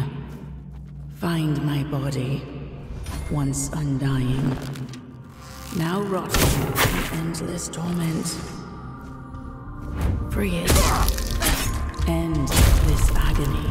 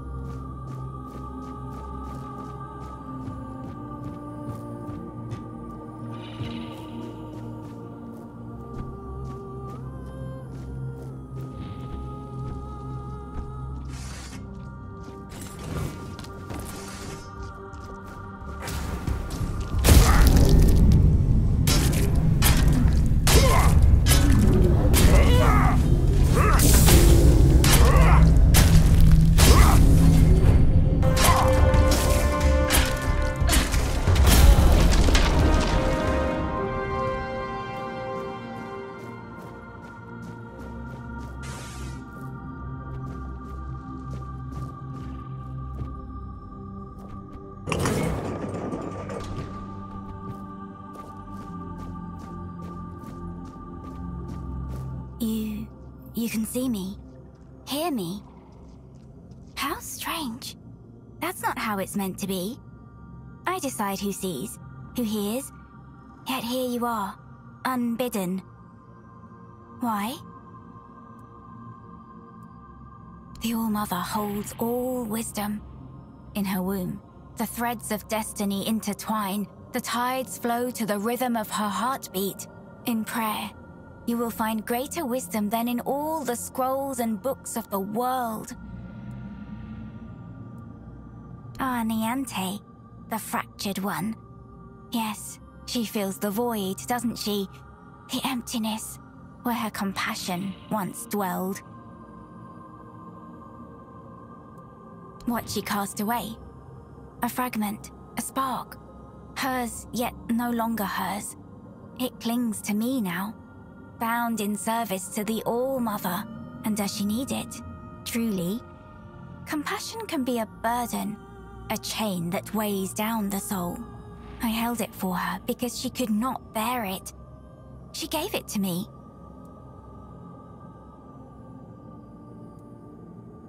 Because the All-Mother does not abandon her children. Niante's compassion is a spark, a light meant to guide her. Without it, she stumbles in darkness. But to reclaim it, she must prove herself. It is not a gift freely given. It must be earned. Is that what she told you? That I stole it like a thief in the night? No. It was her despair, her doubt, that cast it away. I merely caught it. Then she must prove herself worthy. That fragment is steeped in corruption. To return it as it is would destroy her. Take this. It holds what she has lost. Bring it to the All-Mother's altar and cleanse it in her light. Only then will it be safe to return. Go, and tell Niante this. The fire she extinguished still burns, but only she can decide whether to let it consume her or warm her soul. Oh, I hoped it wouldn't come to this. And yet, it is as I feared. The fire dims, the song ends, and the voice must fall silent. If this is her will, her voice shall be yours now. Few are touched by her in such a way. The voice of the mother is a gift, but also a burden. Go then, and let us see if you are worthy of bearing it.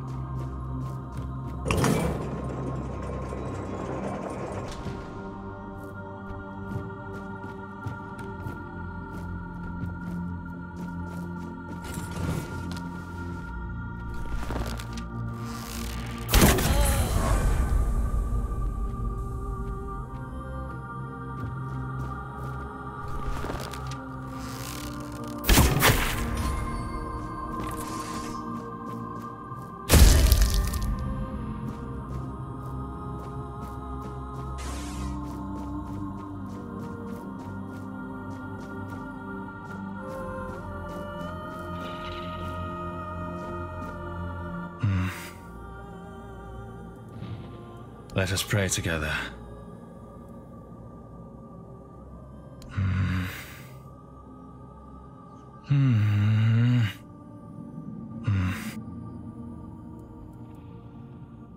Oh, you have no shell. No shell. Where, then, have you misplaced your wings? I do not know where you should search, but the priestesses may know. Ask them.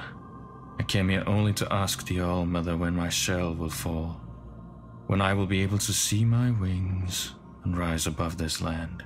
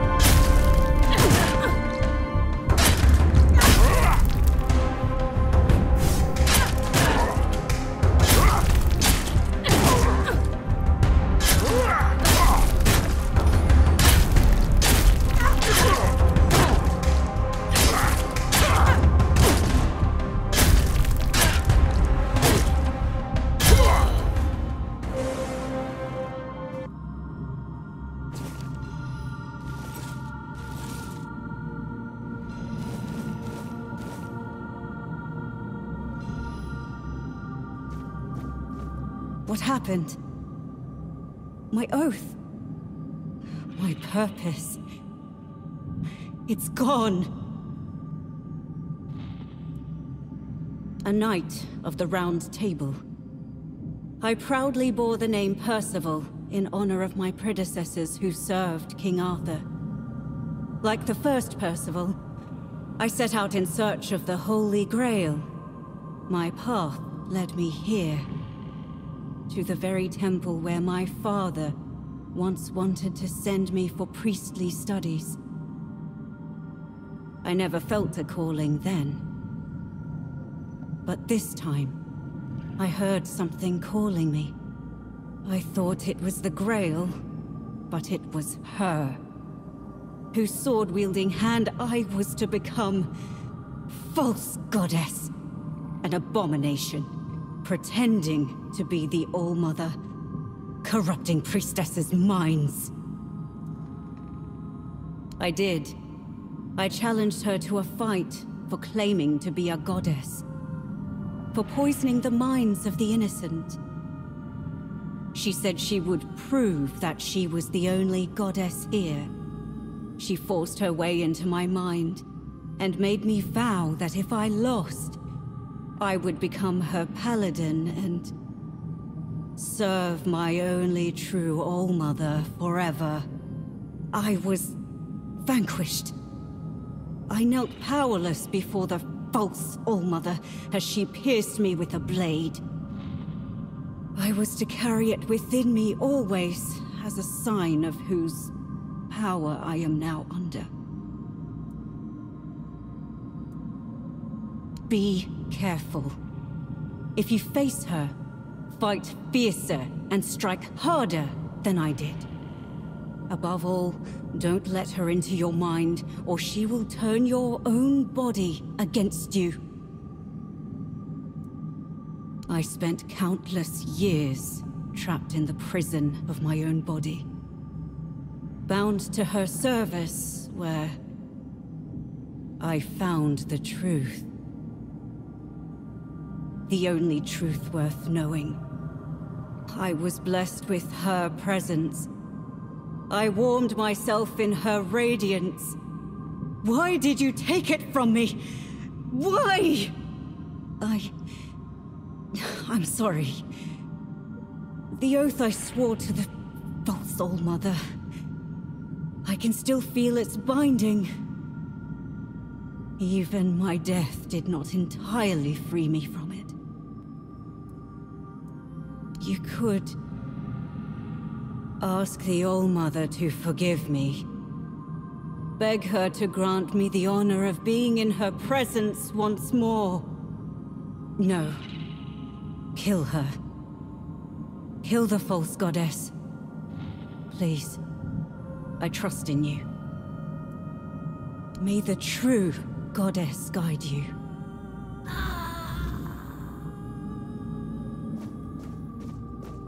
And now, in the ruins of the temple sanctum, find my sight. It has always been, and always will be, all-seeing. It watches you, even now.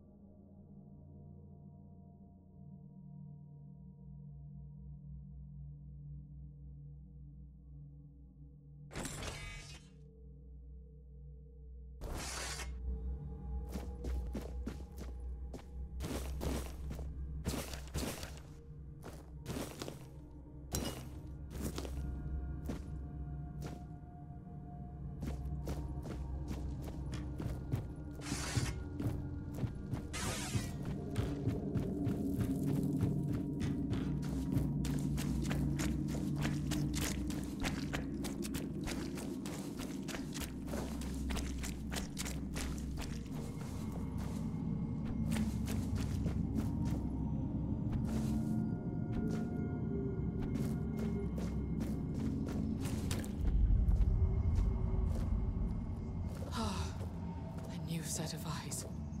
And how hateful they are. Would you close them for me, please? Could you grant me a tiny scrap of mercy?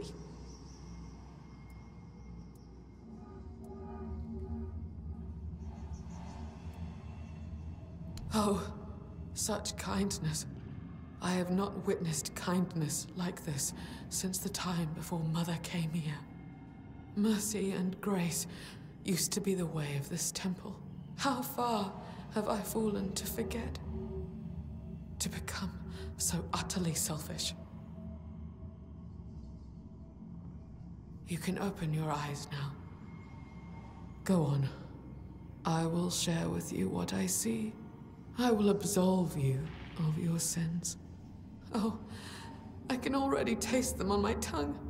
So numerous are they that you have not yet broken under their weight. Let me relieve you of your burden. Let me offer you a new beginning, free from foulness trailing your every step.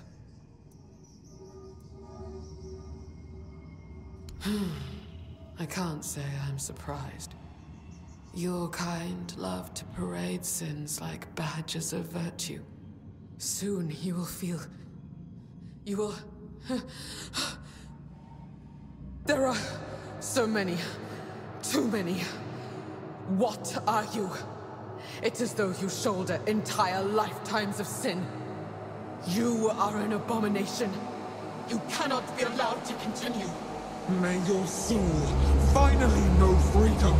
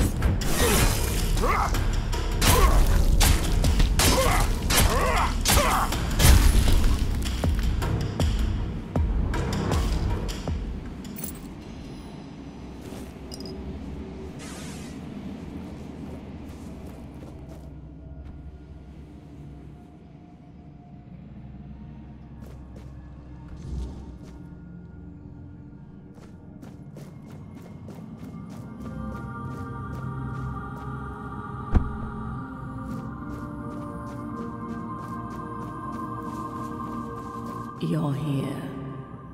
I've felt your steps through this place. The tethers holding me, unraveling one by one.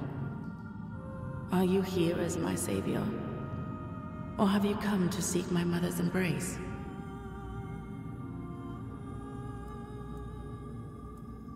I came here seeking solace, hoping to staunch the loss before it consumed me. I called into the emptiness, desperate to reach what I had lost. But my cries were met with silence. At first, I thought they had gone unheard. I was wrong. The woman here felt it all. My grief, my bitterness, my rage. They trembled before my sorrow. For to make a mother weep is a child's greatest sin. The weirdness bound us all together. I became their image, and they became mine. Have I? Or have they? They prayed so fervently, and all their prayers fell on deaf ears. They sought answers to unjust suffering, but found none. Like children lost in the dark, they clung to the first voice they heard. And because that voice carried only agony, they believed themselves doomed. There is no path for a soul so utterly lost, but to descend into madness and despair. You have already freed me. You restored the sight I shared with the tormented Frither, and returned my undying body, once bound to the fallen Percival. And my voice, I grew weary of it, so I gave it to Lorelia to speak on my behalf. The sweet girl made it her own, ensuring she will remain here, even when I am finally gone. I lingered only because I wished to meet my savior.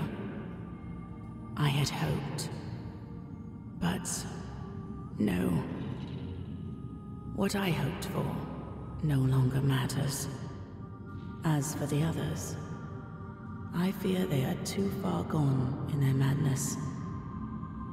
The only freedom left to them is the one only a mortal can embrace. Farewell, stranger.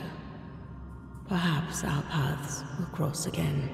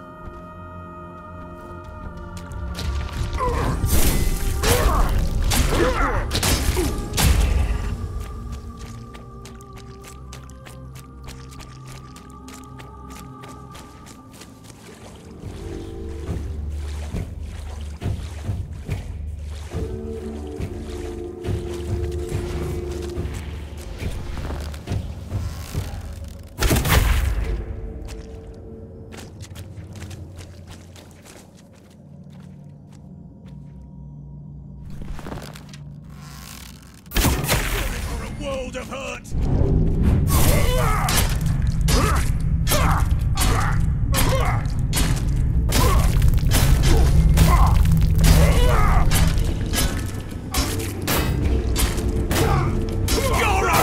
making me angrier!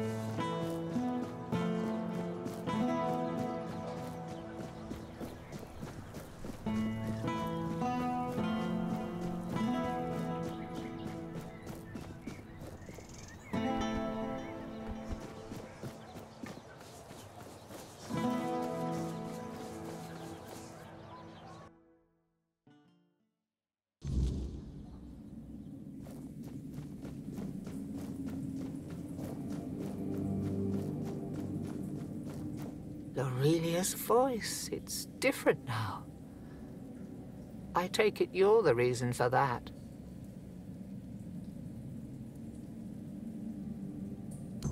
So, this is it. The piece of myself I've been missing all this time. It feels familiar, yet strange, and deeply corrupted. If it truly is mine, I cannot leave it in this state. If I try to retrieve part of my soul from this thing, it will poison me as much as it heals me. She's right. Surprising, considering the things she's whispered to me all this time. And I'd like nothing more than to perform the ritual, but the altar isn't safe. Too many of the sick gather there. I can't risk it.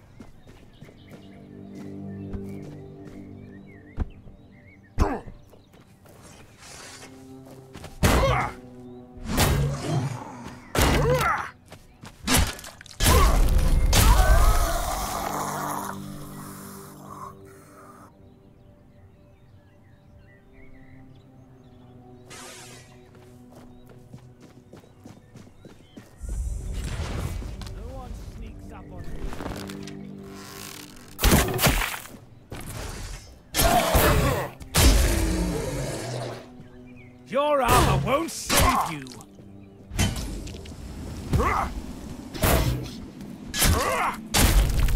My arm has never failed me.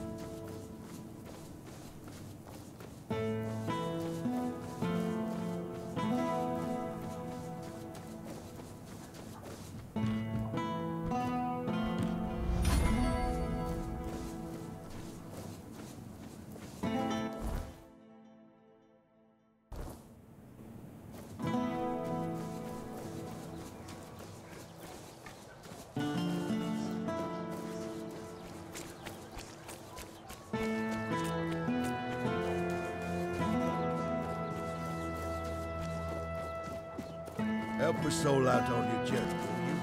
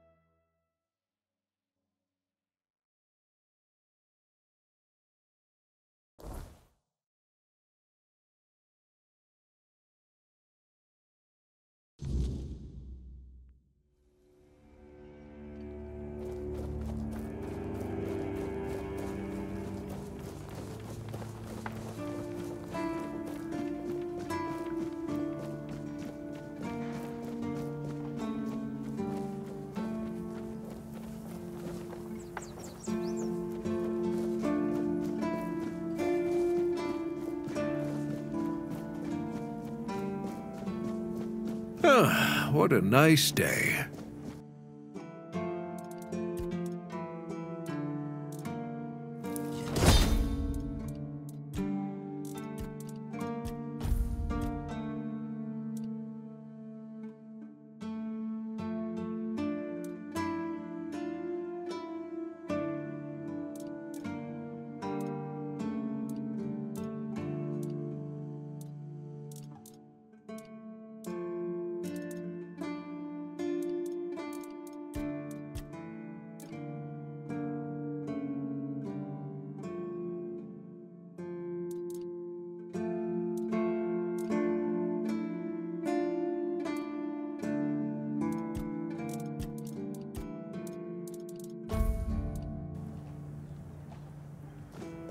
No need for that, is there?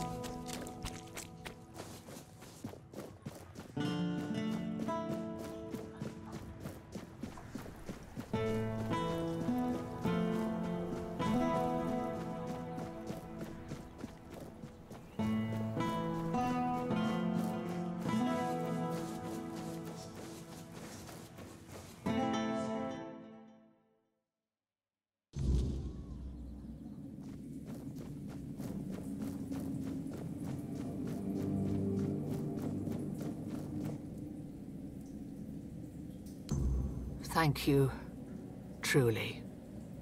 You've already done so much for me, but I must ask for one more thing. Your presence. This is something I can't... This isn't something I can face alone.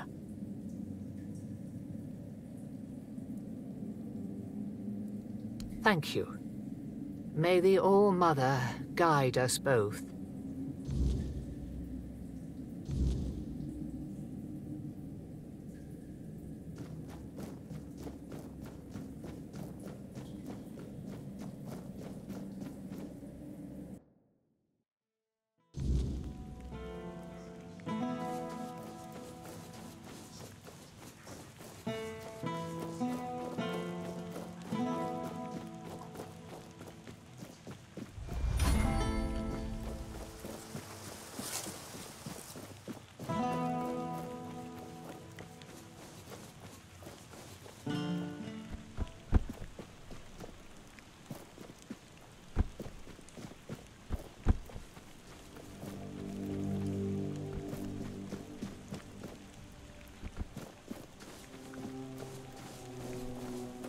The All-Mother's light will reveal the truth, or burn it away. Are you ready? Then let's begin.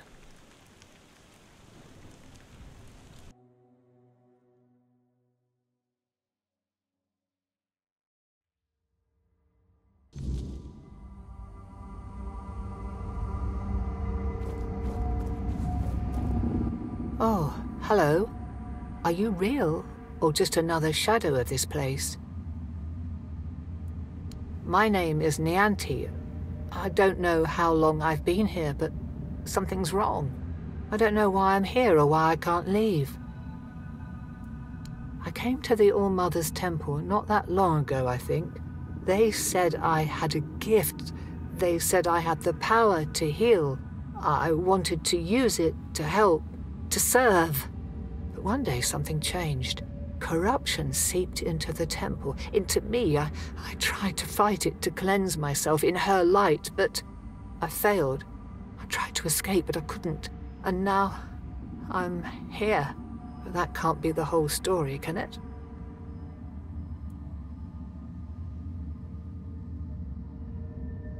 What? That can't be true. How could I serve when I'm trapped here? How could I help anyone when I'm incomplete? Tell me, what's left of me out there? Is it enough?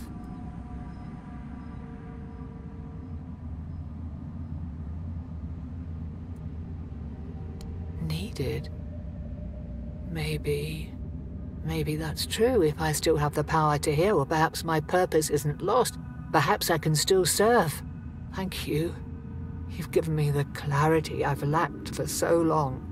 Whatever path I'll take, I'll walk it with purpose.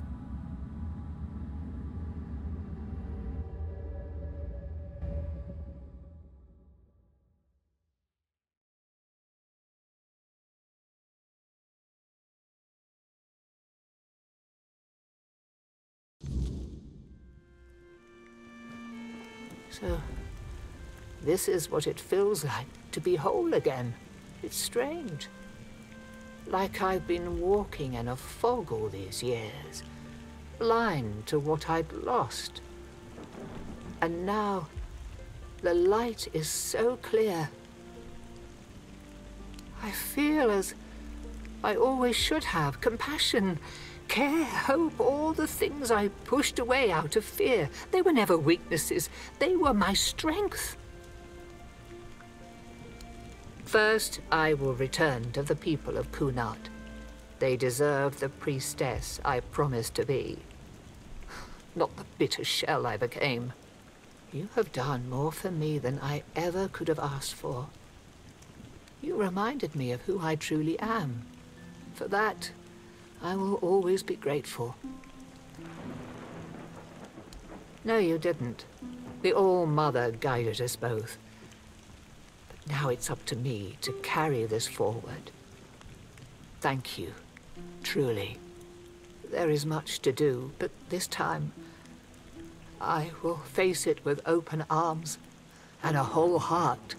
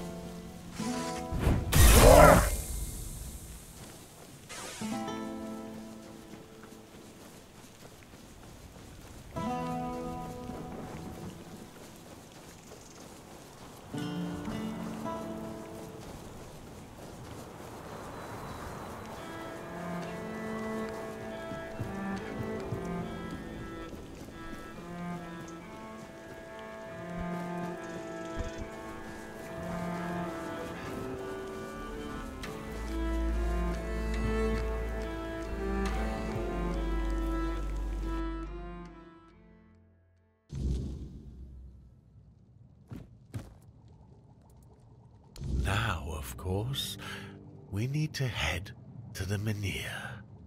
If I've read the notes correctly, the ritual has the best chance of success if we perform it after nightfall. No time to lose. The sooner we start, the sooner we'll rid our lands of this Camelot scum. Now I need to prepare myself, but I'll be waiting for you by the Menhir after nightfall.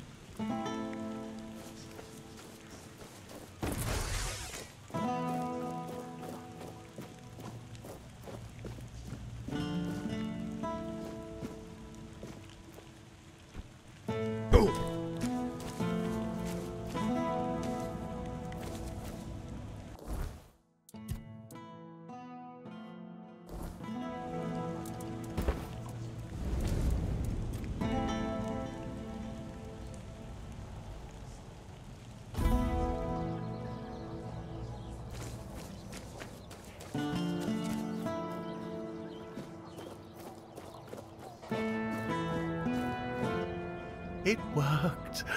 I can hardly believe it. I mean, I hoped, of course, that the wisdom of my predecessors and our shared effort wouldn't fail, but you know how it is. Something could have gone wrong. Is everything all right? You don't look too well, eh? Eh?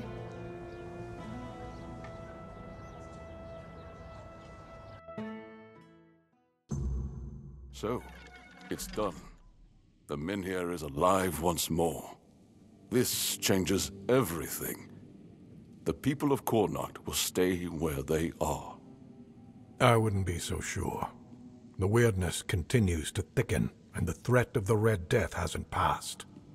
Besides, I still have my orders, and they clearly state where your Menhir belongs. I know you have your orders, and I, as a lord, am bound by Camelot's law. But the moment of choice has come, and I stand with my people. I am the Lord of Connacht, and not Camelot. I cannot simply command my subjects to abandon their land. Of all times, you choose now to grow a moral backbone? Spare me. You are a lord, and it is your subjects' duty to do as you command. And if you defy Camelot, well, I don't think I need to tell you how that will end. But that's where you're wrong, Denholm. There is one thing even Camelot cannot dispute. Not if they wish to avoid a civil war that would break out if they defied their own laws. What are you talking about? How exactly is Camelot defying its own laws? I will lead an expedition to find the Holy Grail. Such is my will. What? So you've really thought this through, haven't you? Well, if that is the will of the Lord of Connacht, then Camelot will have no choice but to acknowledge it. I'll report this to command. They're in for a surprise.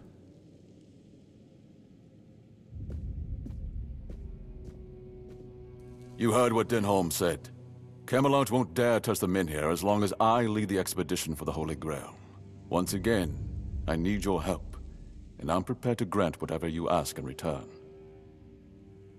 People I can trust, those prepared to share the burden of this quest for the Grail. I can't command anyone to join me. They must come of their own free will. Otherwise, the expedition is doomed to fail before it even begins.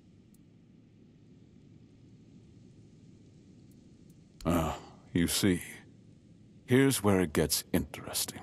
I've turned Camelot's own ancient laws against them. No one can dissuade the Seekers of the Holy Grail from their sacred mission. That means all orders are effectively halted until I return. With my shield, or on it. It also ensures the people of Connacht have the right to remain on their land until I'm back. Which, of course, means I don't have to return at all. I don't, but perhaps I should. A lord's worth is measured by the respect of his people. It is time I follow in the footsteps of my noble ancestors and do what must be done. If this holy mission can secure peace for my people, then I shall see it through. And if by some miracle we return with the legendary Grail, all the better. My word would become law, and the Menhir would remain untouched.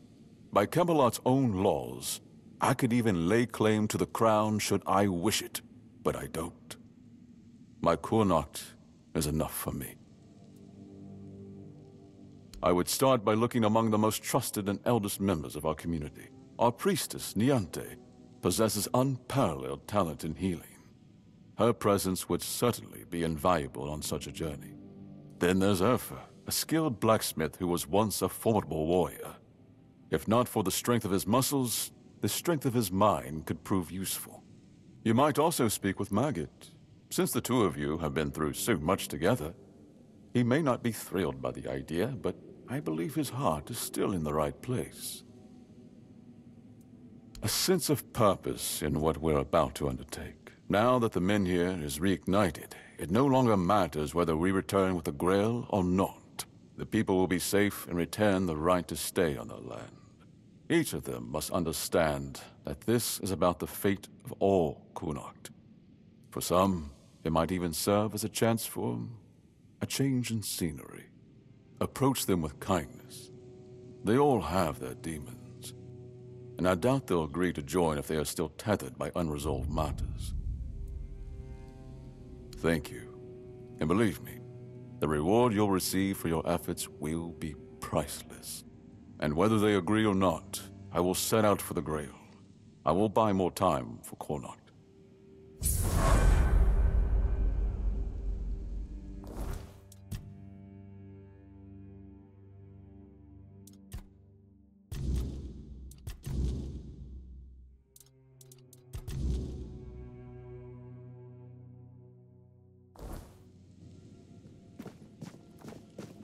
I should stay out of...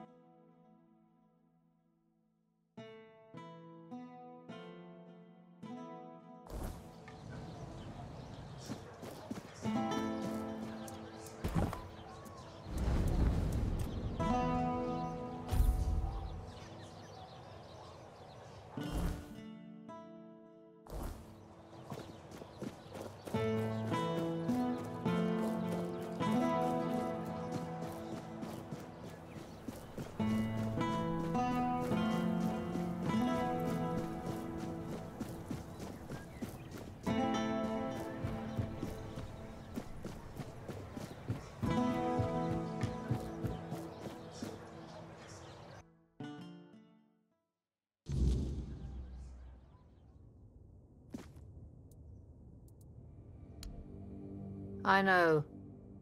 I'm the one who suggested it. It's the only way to get Camelot to hold off moving the Menhir. Yvain can count on me. After everything that's happened, I see now that this is the right path. Tell Yvain I'll join him on this holy mission. May the All-Mother watch over you.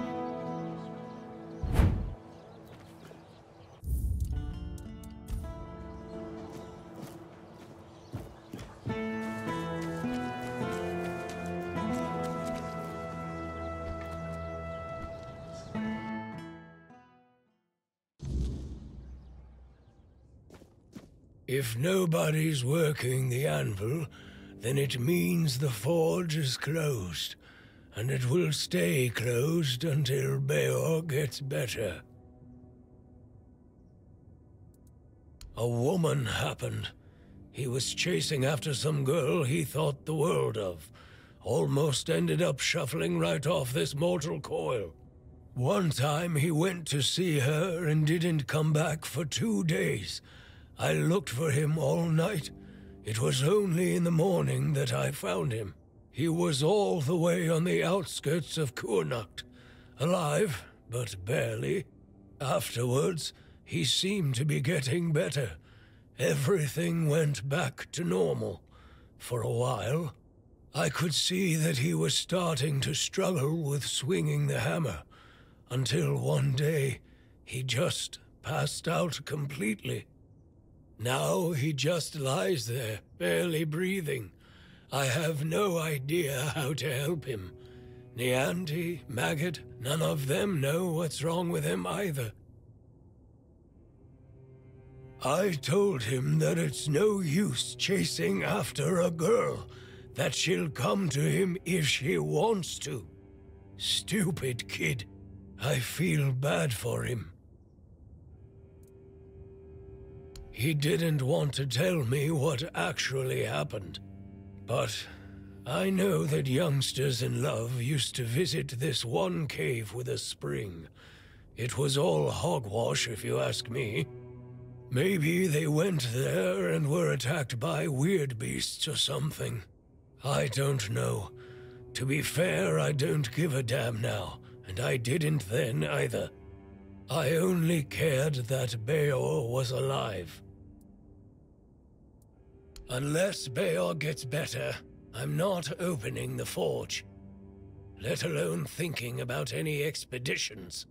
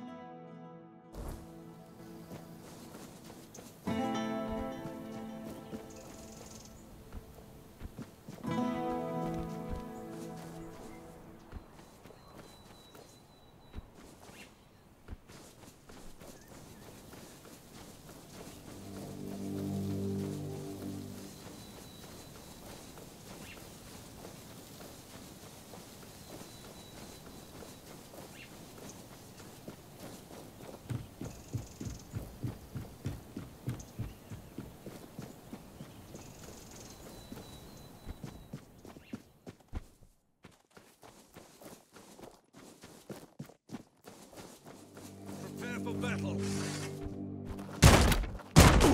You'll pay for that insult!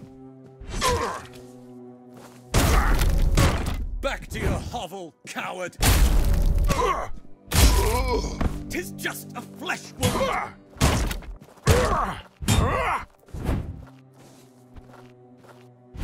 Blow for blow!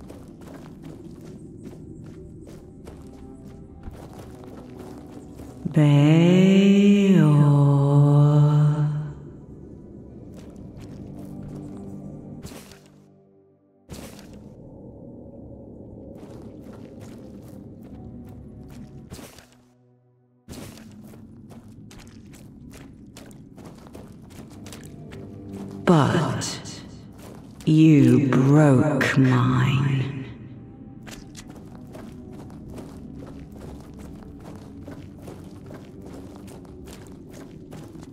I missed you so much.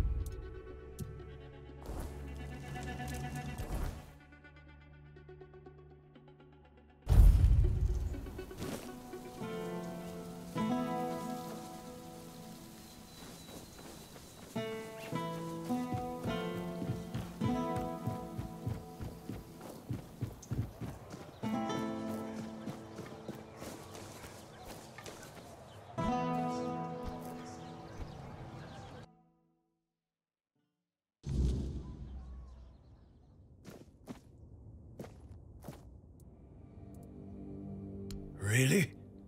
Well, if this can put Beor back on his feet...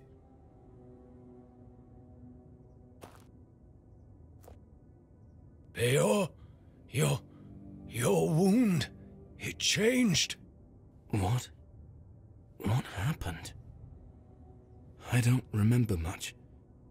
There was a cave. And a girl? She touched me. I came back and dreamt. Then there's only darkness. That's right. And what did I always tell you about chasing after women, huh?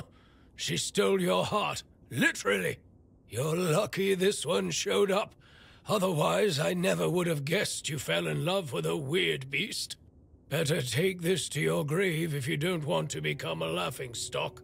You're so smart, and yet so stupid, eh? Well, get up now, whelp. Enough lazing about. You can take it easy today, but tomorrow you're back in the forge first thing in the morning. You've got a lot to catch up on. I'm sorry. And you, thank you. I'd thank the All-Mother for sending you at the last minute, but I don't want to owe her a thing. So, I'm thanking you. Finally, we can get back to work. I missed it. If you ever need a smith, you can come to me. All right, back to work.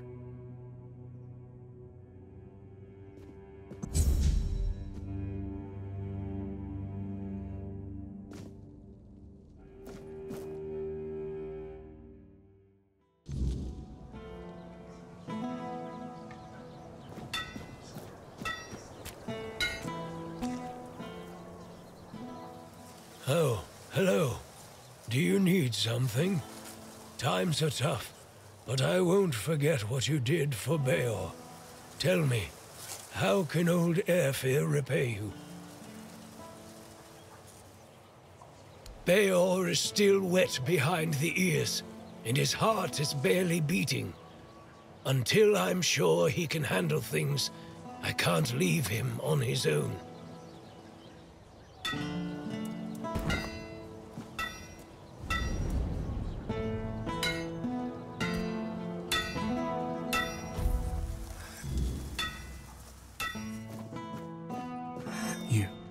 You found her, didn't you? You went to that cave and came out alive. So that means she's dead. She wouldn't have just given you my heart back. I'm not sure. I'm guessing some kind of spell. I can't believe love could ever be that blind. Sweet All-Mother, I'm embarrassed just thinking about it. She was a monster, as you know. A beautiful one, but only on the surface. I can't believe it's over. Oh, and I didn't have a chance to express my gratitude. Although, an apology might be more fitting. You risked your life for me. That's more than I could ever ask of anyone, even someone dear to me. So, thank you. What brings you here? Got something for me to look at?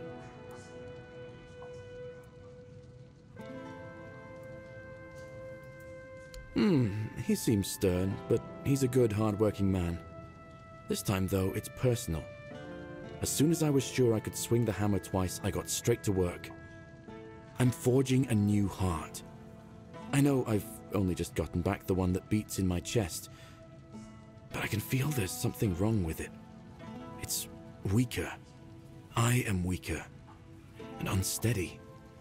It's easier for me to grow impatient and angry. More things seem to cut me deeper. I feel like my heart is poisoned. So far, all my attempts have failed. None of those hearts had the spark a forged replacement ought to have. They were far too weak to beat in a blacksmith's chest. There's a legend about the Stone Wardens. It tells that they could forge a heart stronger than any other. A heart that could make a man invincible. Sadly, I don't know much more than that. Right now, I'm just banging my head against the wall. Well, since the Stone Wardens are all Dalriata, my hands are tied. Vrel is the only person from the tribes that I know. A Dalriata selling books. And that's something, isn't it? I was planning to ask her about the legends myself, but maybe you could do it for me? Urfir will clobber me with his hammer if I shirk my work again. Thank you. I hope Vrel will be able to tell us more. Aye, I've got work to do.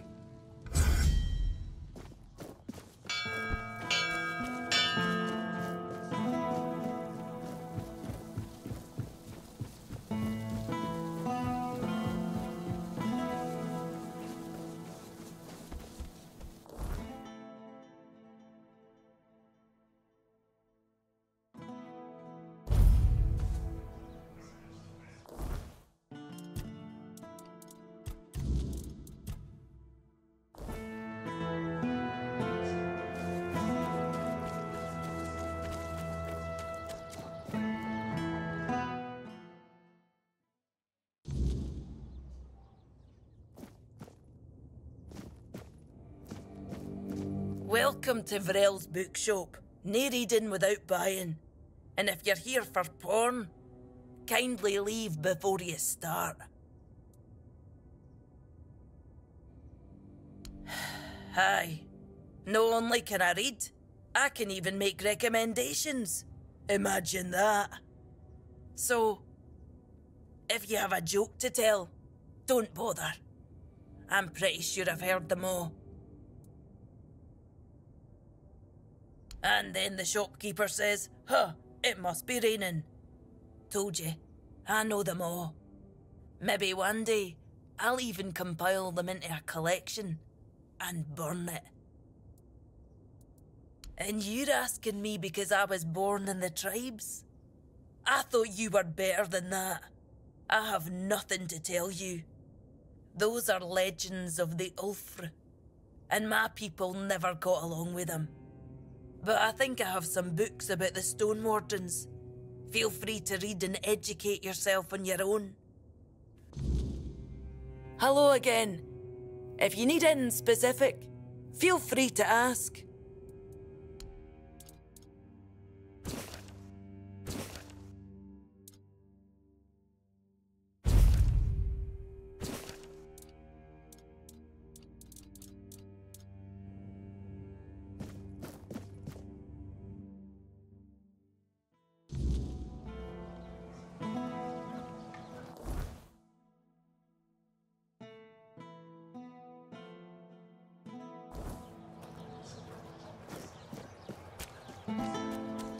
Have some spare food or coin?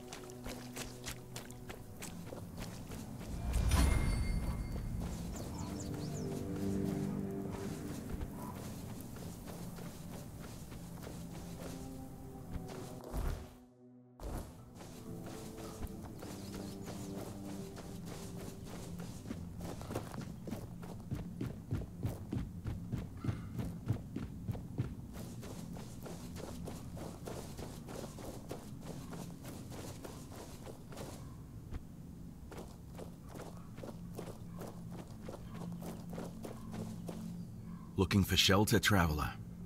You're welcome to join us, unless you're worried a big bad Dalriata might eat you for breakfast. Oh? And where'd you hear a tale like that? I didn't know our stories had traveled so far. The Camelosians prefer to call us heartless beasts only capable of destruction. But I suppose a tale about creating a heart in the fires of a forge is something only another blacksmith would believe and appreciate. So, that Beor, tell me about him. He used iron, didn't he? Iron's too brittle. Steel's no better. It's cold, lifeless. To forge a heart, you need metal that is alive. You need a metal that will sing as your heart sings when you see the smile of a loved one. Aye, it's the only metal fit for such a task. But weird steel alone isn't enough. It must be woven with ethereal cobwebs, threads that will give the heart its strength. Bring me those and I'll forge the heart. After that, it will need to be filled. But that task will fall to you.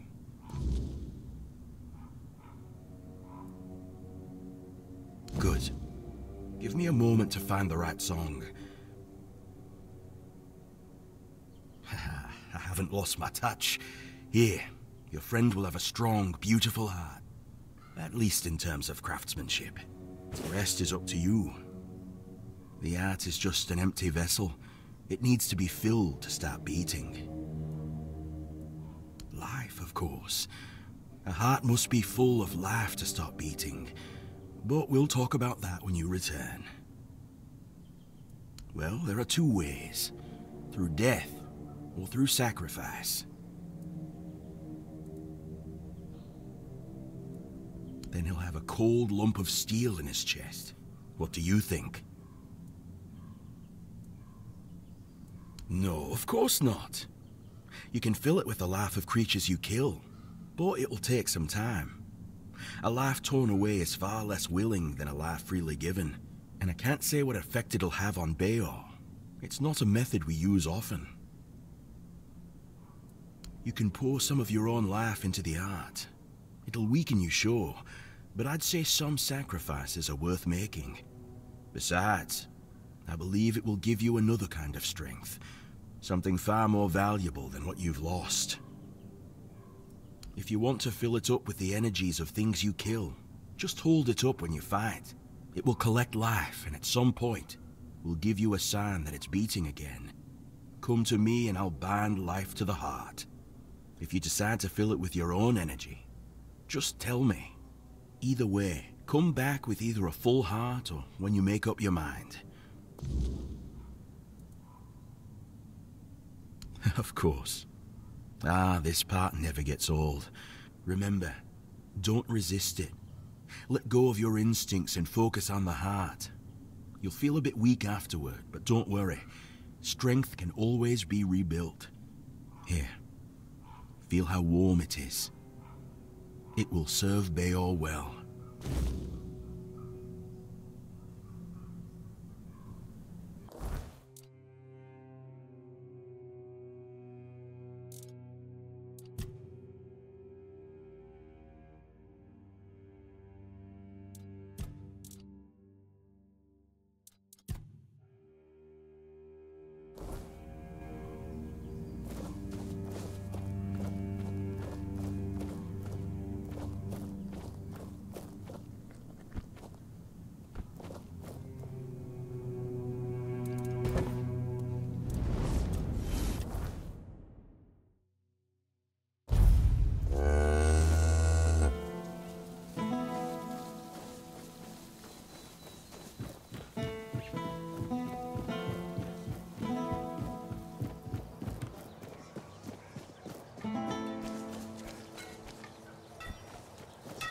You're just in time. The forge is ready. What? That's amazing. What materials did he use? What else was needed? Did he tell you how to make it? Oh my. I have so many questions. But those can wait. First things first. For this, I will need your help, my friend. Once more, as always. So, shall we begin?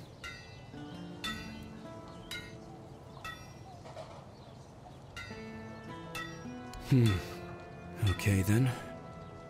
Let's see if those Stone Warden legends have a grain of truth in them. I suppose that's it. Surprising how simple it is to look into someone's heart and tear it out, isn't it? It's different. Everything looks a bit like it's mired in fog. But I don't feel bad.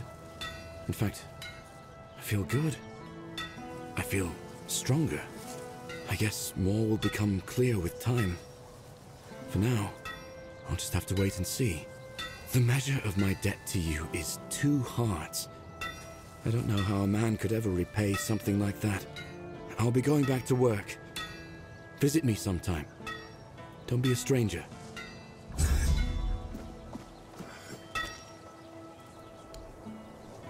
Beor's fully recovered. He's doing well and making his own decisions. He doesn't need an old man hovering over him anymore.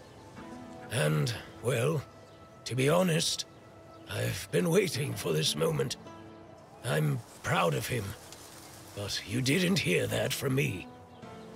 You've done right by me, so I'll give you some advice.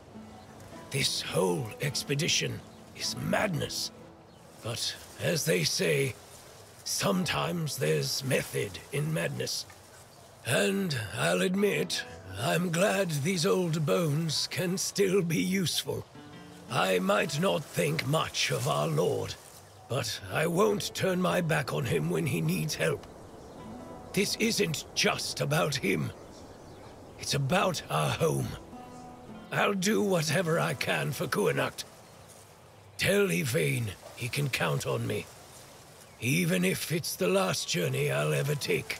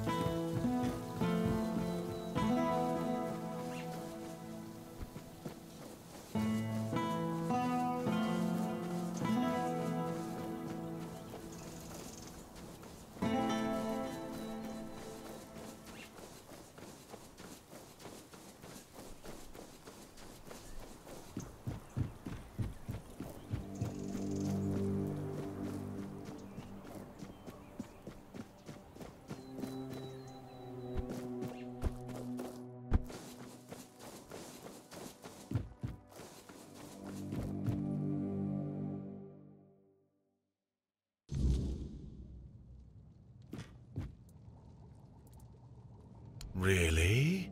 What for? The Menhir burns beautifully. Nothing bad can happen now. Ah, yes, that makes sense. I can see it now. And he sent you to me. How unexpected. But honestly, I'm not worthy. And I don't think I ever will be. What use is a scatterbrained pseudo-druid who's been abandoned by Mother Nature? I'd just get in the way. Or worse, I'd put everyone in danger. The maggot inside me is still strong, I know it. That's why I have to stay here. To protect others from its influence. Tell Yvain I'm sorry. I'm honored he thought of me, but I can't join this expedition.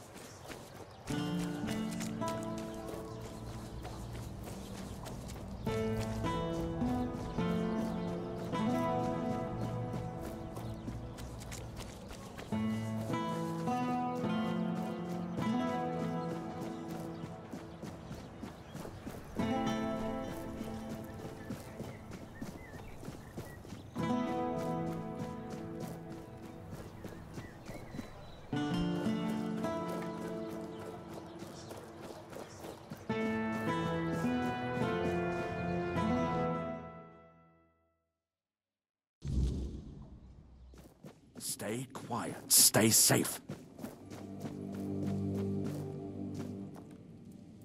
What news? The people I told you about. Have any of them agreed to join me on the quest for the Holy Grail? Well done. Naturally, I would have preferred to bring them all, but 2 will make fine company. Perhaps along the way, we'll meet others willing to lend us their skills. After all, I can hardly believe you're the only one bold enough to roam the world in search for adventure. You've done me a great favor, so allow me to repay you. Before I depart, know this. You brought change to Connacht and earned my deepest gratitude. Let my repayment be the blessing my lineage received from King Arthur himself.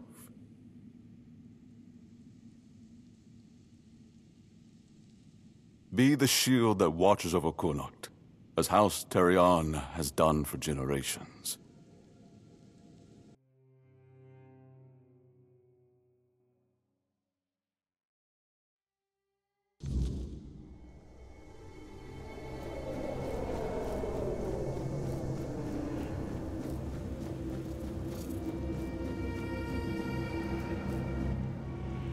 I am his oath, the weight of duty that shields the faithful.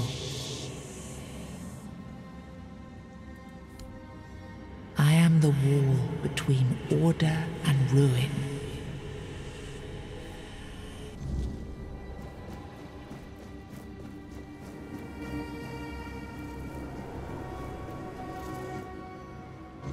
You can't just allow for things like that to happen.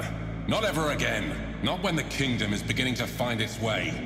You're the king, and that comes with a whole lot more responsibility. You can't let people like Merlin do what they want, even if their intentions are pure. You must see the danger now!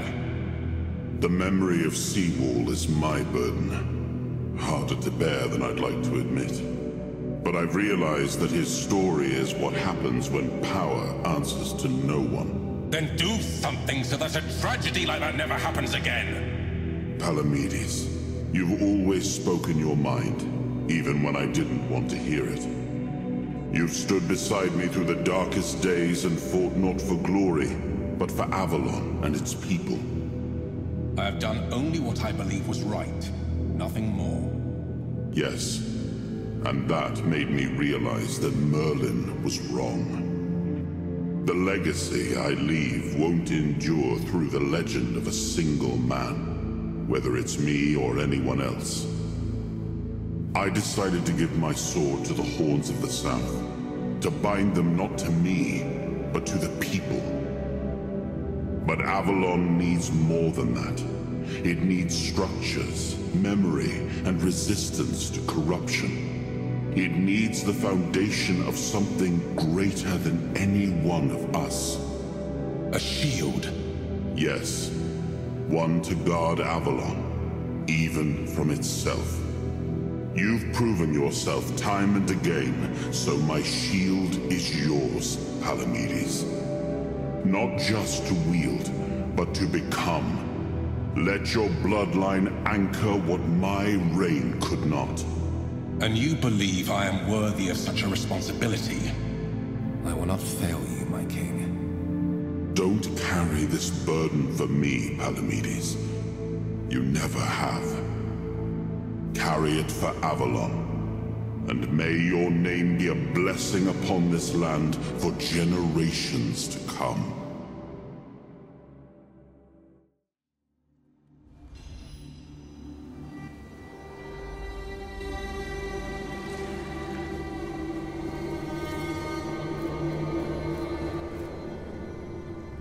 Now I understand. The shield isn't an object. It's the bloodline itself. But I also remember the shield was meant to resist. Not enemies, not blades, but corruption, compromise, cowardice. Palamedes understood that. Nothing I've seen here reminds me of him. Nothing resembles the kingdom we were trying to build.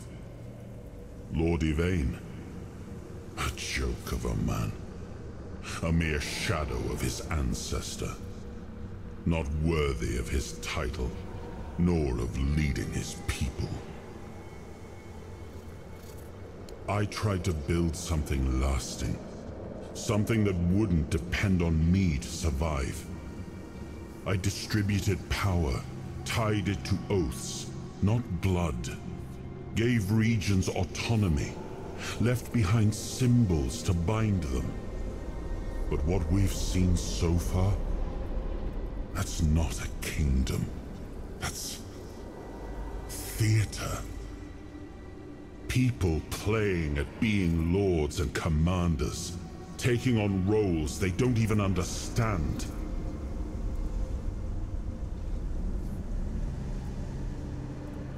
Well, my friend, they still call me the once and future king. Still hold feasts in my name. Feasts won't save them, but action might. We've wasted enough time. Let's move to the Forlorn Swords and find my crown. Let's make me whole. It's the last hope for this wretched kingdom of ruin.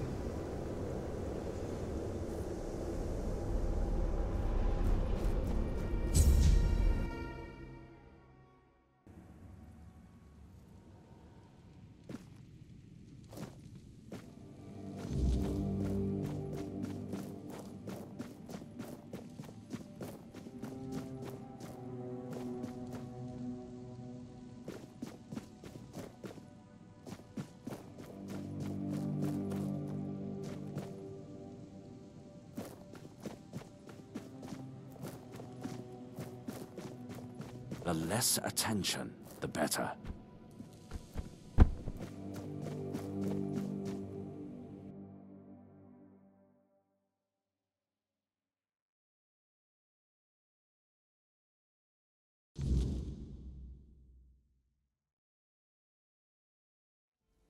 Are you sure you want to do this? You can still back out. Camelot will surely forgive you for this insubordination. I have never been more certain of anything in my life. This is the only way. Fine. Do as you will. Look who woke up. You're a bit late, though. You missed the show. Our Lord gave a rousing speech to his subjects explaining why he's going to leave them in these dire times. I'll leave you two. I need to start cleaning up the mess you made, Yvain. And before I forget, some shady-looking character was looking for you. Didn't tell me his name, but said you're old friends. Said he'll wait nearby. Greetings, friend of our house. What may I do for you today?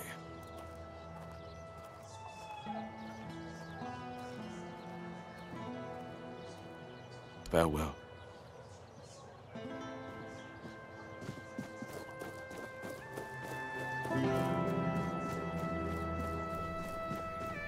Didn't expect to see you here. Well, well, look at you. Moving along nicely, aren't we? You're piecing him back together faster than I expected. We're getting closer to the end. And since you've proven yourself so capable, maybe it's time. You should have enough power now to enter his mansion. Here, go to this place and see if the door opens for you. No. If you want to know the truth about the man pulling the strings, it's time you took a look behind the curtain. It's the house of someone I once called my employer, Orin. The same one whose plans got you out of the island asylum.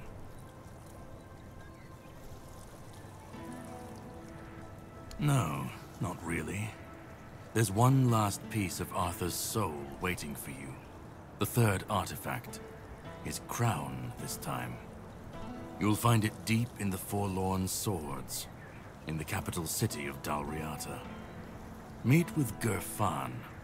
He'll either attack you on sight, or explain everything patiently, depending on how he feels about Oh, you'll see for yourself. Once you're done, meet me at the Charred Conclave. That's where we'll finish this, one way or another.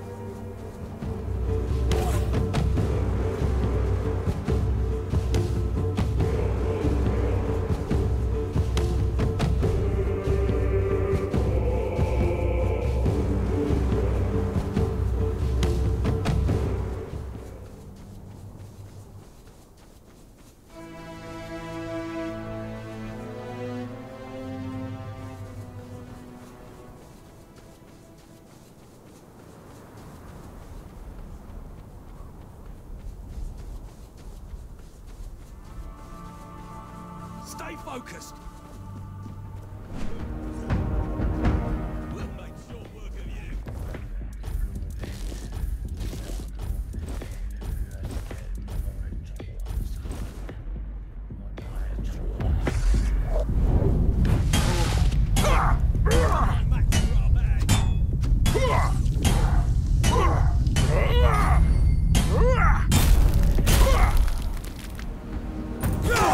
Your gold belongs to us now! What's that noise? You're no match for our band!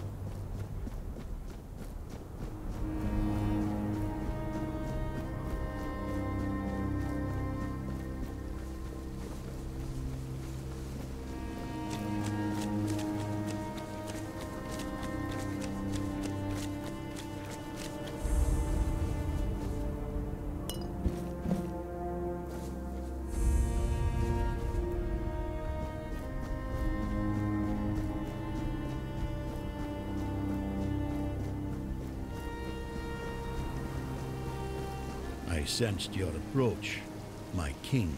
I, Gurfan of the Gunvaldir tribe, salute you as my forefathers decreed. All right, you've had your fun. Now, since it seems like Arthur hasn't completely taken you over, we can speak like normal people. Tell me, how does it work with the two of you? Does the king speak through you sometimes? Or is he just a passenger in your head? Will he ever come out and talk to me face to face? Or does he just sit there quietly, never getting involved? Either way, I've got a few things to say to it. Not exactly polite ones. Ah, so he won't be speaking. Still too weak, is he? Not surprising. Well, then give my regards to the old man. Tell him the Gunvaldir tribe stayed loyal to the old treaties right to the end. The same can't be said of the Camelocians. Pack of cowardly dogs without honor. I hope Arthur's squirming in your head, seeing what his beloved capital has been up to. Normal ones, honorable. He entrusted us with the forlorn swords and his crown, the one he used to command giants. We were sworn to guard them. In return, Camelot was supposed to leave us alone, now and forever. But the Camelocians didn't hold up their end of the deal. May their souls rot in the weirdness. Can you hear me, Arthur? The treaty is rubbish. I'm rallying the tribes, and we're marching on Camelot. Nothing can stop us anymore. Except ourselves, damn it. Why? He's barely gotten his life back, and not even all of it. Does he have a death wish or something? There's a passage, sure. And if you're Arthur, it will open for you. Go ahead, if you think you're strong enough. Nobody's gonna stop you. But let me warn you, it's not gonna be an easy journey, or a short one. Well, the giants are asleep, at least on the surface. But below, what if they wake up when they see Arthur? I doubt they'll be happy. And if the giants weren't enough, there are still the monsters and other surprises. The legends about this place make it all pretty clear. If I were you, I wouldn't go in there. At least, not until you're sure you have the strength to handle what's hiding inside, or without the blessing of the tribes, as agreed 600 years ago. You'd know that if you remembered our agreements, Arthur. Yes, the funny thing about our king, as you may already know, was that he was pretty sure of himself and his abilities. He knew he could march in there, grab his crown whenever he wanted, so he didn't sweat when he made a deal with our ancestors. He said he'd come back for his royal hat only if the kingdom was in a dire situation and if all tribes agreed to let him. Traditionally, this was meant to be done during a moot, an assembly of the tribes, and I'm calling one, so we can help each other out if you're up for it. Well, I need the chieftains to come here because we have to agree on a united front if we're going to fight Camelot. And I want to make damn sure that we fight Camelot not as a solitary tribe, like hot-headed One-Eye once, but as a united force. But I'm worried that something might be keeping them from leaving their villages. I'd like you to look into it. They won't. Our tribes aren't exactly known for getting along, and gathering them all in one place at the same time. That's almost a miracle. But now they've left Gunvelder in its time of need, and they're ashamed. And that's even worse. That's why you have to shame them even more, so that they have no choice but to come here or risk their honor. And if they say they won't come because, then you'll deal with the because, right? After all, you're the king, aren't you? Exactly. There's only one sane course of action, but you do you. I'll be waiting. I'm not going anywhere. As a Gunvelder, I've got nowhere to go anyway.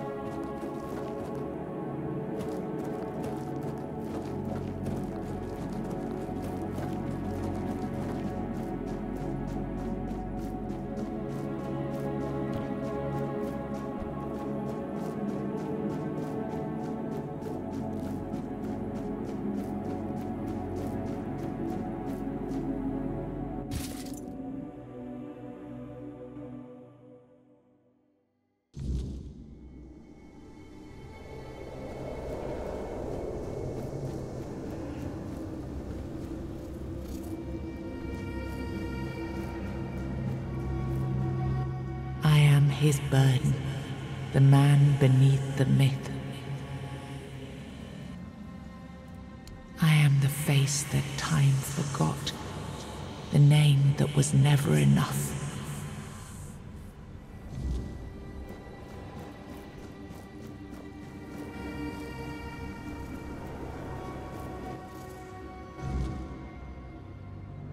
First, you used these people to win yourself a kingdom, and now you herded them here under threat of being stomped to death by giants if they leave or disobey. After all that they've gone through, all that they've done, all that they've suffered, this is how you intend to repay them? No kingdom will stand with people like them within its borders.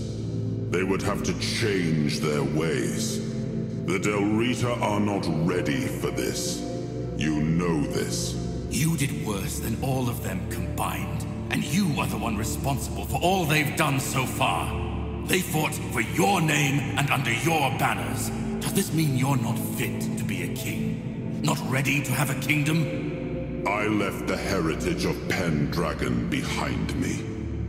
I severed the ties between myself and my tribe. I lost all that tied me to the past when I became king. I set a new path for myself. They are not ready to do that. Bullshit! You forced them to go against their sacred traditions. You destroyed their identities. They betrayed their comrades because you ordered them to. They kidnapped the children of the giants because you told them to do it. Everything they did was so that you could win this war. And now what? You're going to punish them for being your best, fiercest soldiers, most loyal of your men? This is not... Oh, stop with your excuses already. You broke them, and now you're abandoning them to starve or freeze to death in these damned lands. This kingdom needs to be built on peace, Caradoc. Letting them live among merchants, lords, and ladies in Camelot or Timberwall. How would that go? Exactly as anyone would expect it to go. So we would end up with a civil war. Right after we won the war that almost annihilated us all. Oh, damn you. I've had enough. I stood by you through everything. Even what you did to me. To Seawall. I let it all slide. I told myself it was for something. For a noble cause. But this is where I draw the line. I renounce my oaths, and I'm walking away. Put a blade in my back if that helps you sleep. I don't care. Not anymore.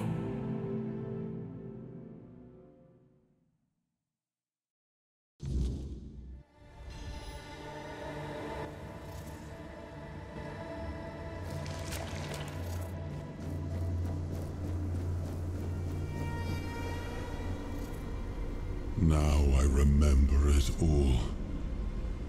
I left the best of my people here. I betrayed their loyalty. And for what? Everything. This land, it had a glorious past. But it has no future. There is no way to save it.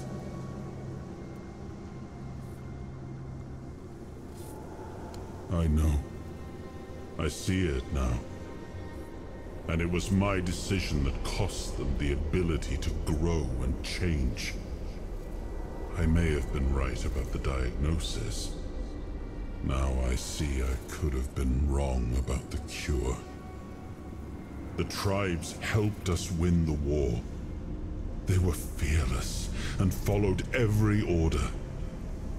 They were the most loyal of all. But I left them broken.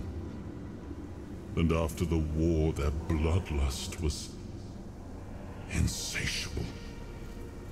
I had to do something. This felt like the only choice. The giants sided with our enemy. We had to find a way to remove them from the equation. So, under cover of night, the tribes stole their children. I told the giants their offspring were our hostages, and that we would slaughter them if they refused to bend the knee. One of the most humiliating moments of that whole war, both for me and for the Del Rita. Caradoc had the clearest eyes of any of us. He saw things for what they were, and I think I destroyed that. Destroyed him with all I did. I turned him into this. And now he's only a shadow of the man I once knew. He used to carry hope. Now all he carries is vengeance. I come from the Pendragon bloodline, a heritage drenched in as much blood as that of the Del Rita. A heritage that pillaged and fought in the homelands for longer than anyone can remember, and unable to build anything that withstood the test of time. I decided to leave it behind me when we won the war against the Four-Dwellers, and built our kingdom on Avalon on stronger foundations. Now we've seen that my bloodline must have been cursed. There's nothing left. Nothing worth saving. Nothing worth rebuilding. I gave everything I had to this land. My blood, my soul, my name. And the land devoured it all. I betrayed the ones who believed in me. I cut down the men who fought for me. I turned away from my own blood to build something better. And all I built was another ruin. I thought I was forging a future. I was just extending the fall. Do what you want. There's nothing about this land that I recognize anymore. All I've ever done got turned into dust, corrupted against my intentions, destroyed. Why bother?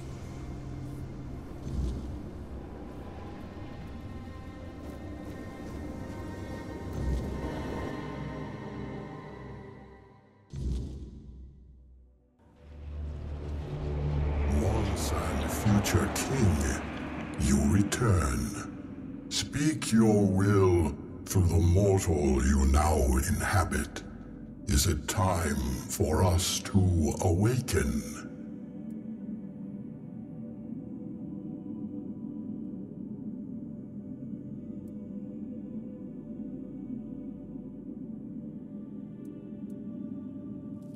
We have waited for this moment for ages. We shall return to the home of our ancestors. We are grateful for this decision. Your will shall be done.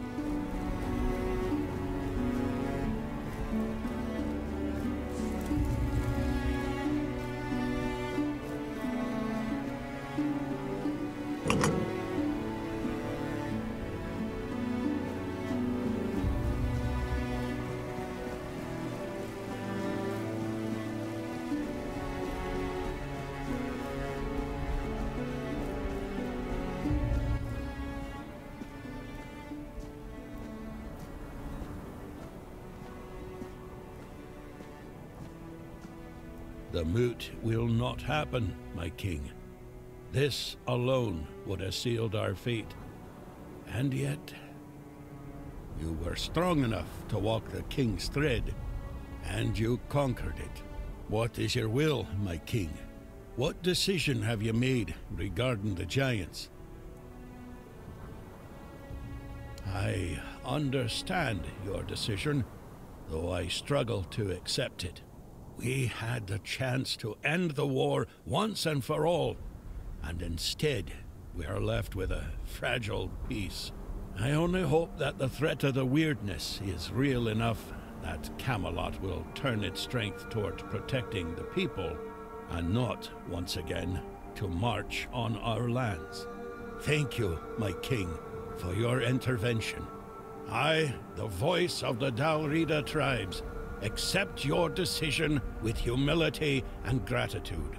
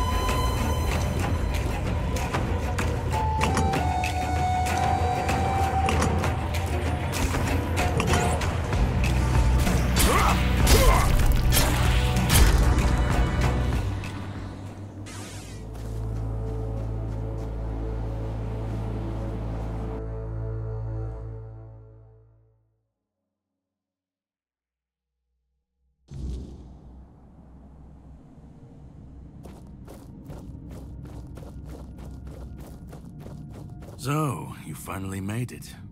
Took you long enough. I hope you're ready, because this is it. The beginning of the end. Ready to finish your journey, of course. You've come far, but every path ends somewhere. Yours ends here, in the heart of it all. Philosophically, not you specifically, but someone like you. Literally. Yes, and I was getting quite bored with the wait. This is the Charred Conclave, a graveyard for druids, burned alive as scapegoats for the Red Death. It's a reminder of what happens when people fear what they don't understand.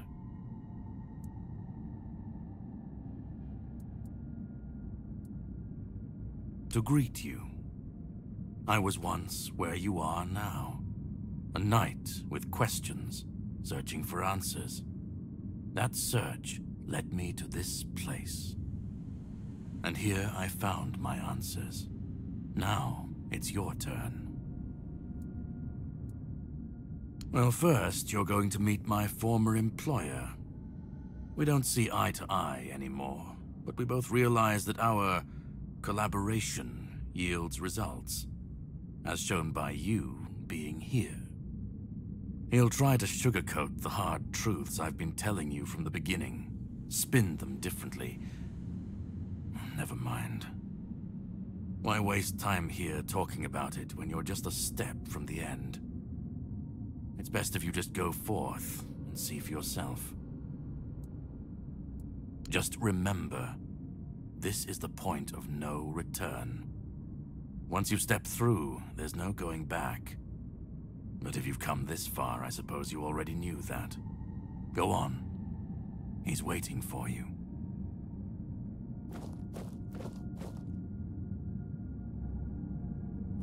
Go on. He's waiting for you.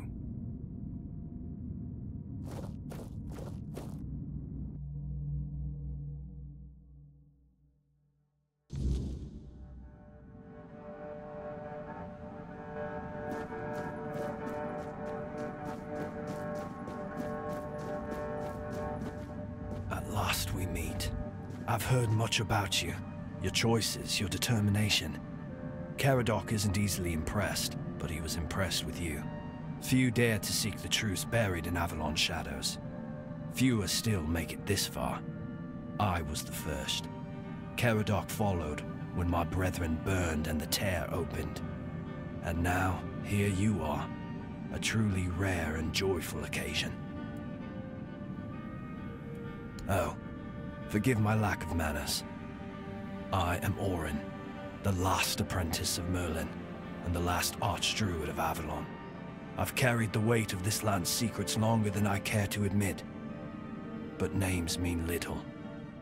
What matters is the task before us. Oh, precisely the opposite of what Caradoc wants. I want you to help me resurrect King Arthur. Properly this time. Ridiculous, I know. But yes, that's what it boils down to. At some point, we stopped seeing eye to eye and chose different paths. Ultimately, though, both our paths led to you. Yes, please let me explain.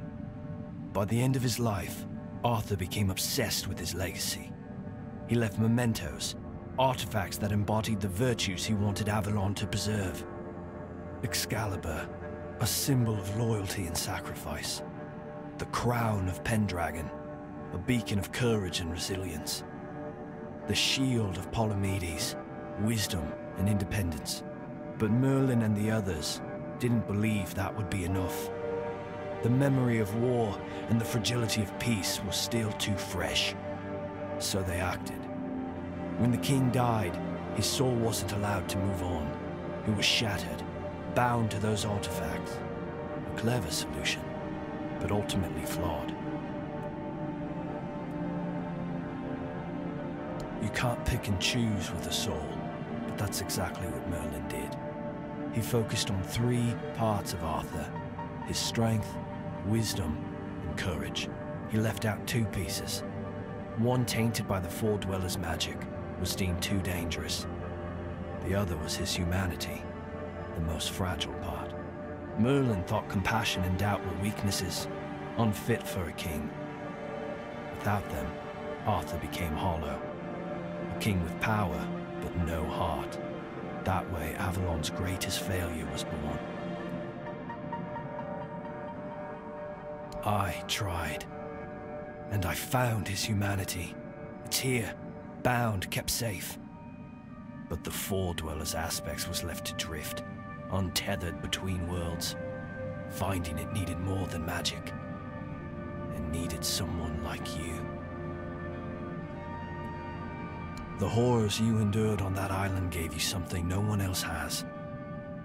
You can move through the weirdness, touch it, and return whole. That's why you found the King's soul, bound it to yourself, and came back.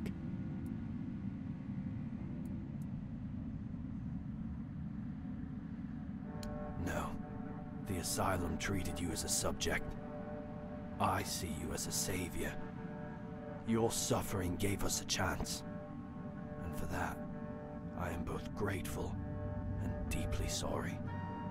I can see you're still doubting me. I want to bring back our king, whole and complete. I want him to lead again and safeguard Avalon's future.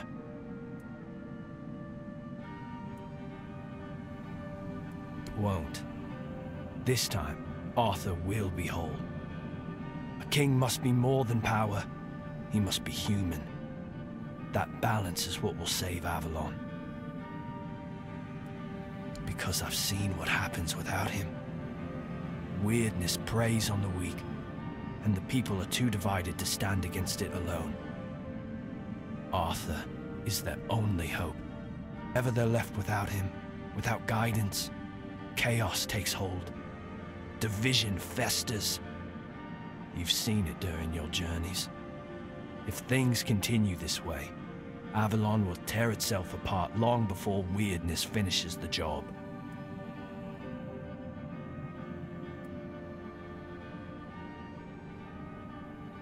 Then Avalon falls, and with it everything we fought to protect.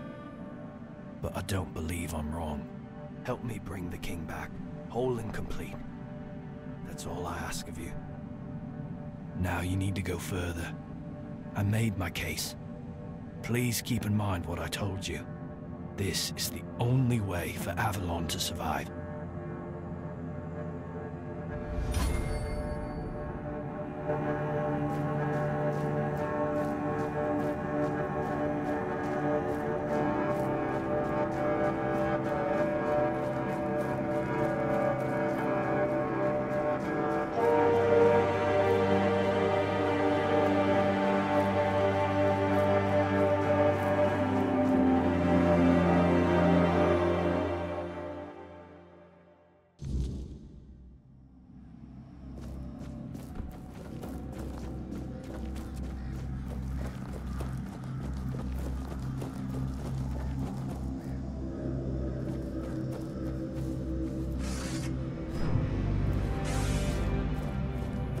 I was there when it all began, when Arthur first set foot on Avalon. I was a knight in his army.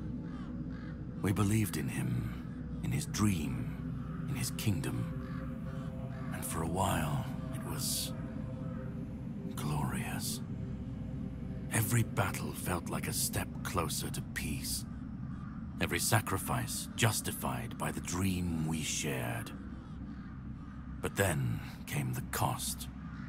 The war crimes, the impossible decisions, the massacres, slaughters, and irrational cruelty. We turned from knights into butchers, all because his dream demanded it of us. At first I told myself it was necessary, that it was the price of building something great. But the longer it went on, the harder it was to believe. That's when I realized Arthur wasn't a god, a savior, or a king. He was just another man, no different from the rest of us. And no man should have the power to demand such sacrifices.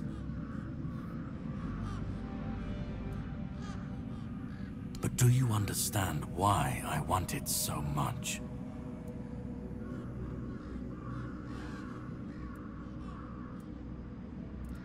I'd like to believe that after 600 years I've moved past pettiness. You need to understand that people thought, and still think, that he was more than human. But he wasn't. He made mistakes, just like any man. And the cost of those mistakes was always paid for by others. I've seen what happens when people cling to kings and myths. They wait, they follow. They waste their lives on promises that never meant anything. But that's not my problem. I'm not here to fix Avalon or to free anyone. What comes after doesn't matter. Let it all burn. Let it rot. Let it rebuild. I won't be here to see it.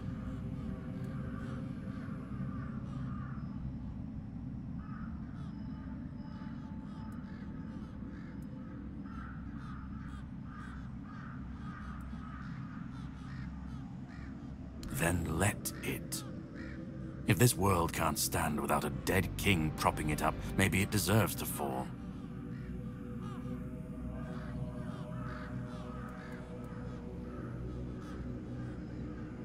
Arthur's the only myth that still holds weight. And when he's gone, the rest will rot with him. A puppet king, another empty throne, none of it will last. Maybe they'll keep pretending for a while. Maybe they won't. Let them stand, let them fall. It's not my concern. If the weirdness takes them, so be it. At least it won't be another king's failure. Another lie propping up a dying world. It'll just be what it is.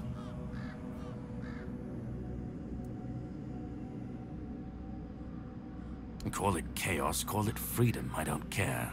Let them rise, let them fall. Let them tear each other apart. I just want to watch it all come down. To see the last lie collapse under its own weight. What comes after? That's for the ones still standing to figure out. I've lived longer than any man should. Seen more than anyone should ever bear. And I've waited centuries for this moment. This chance to end it all, to end him.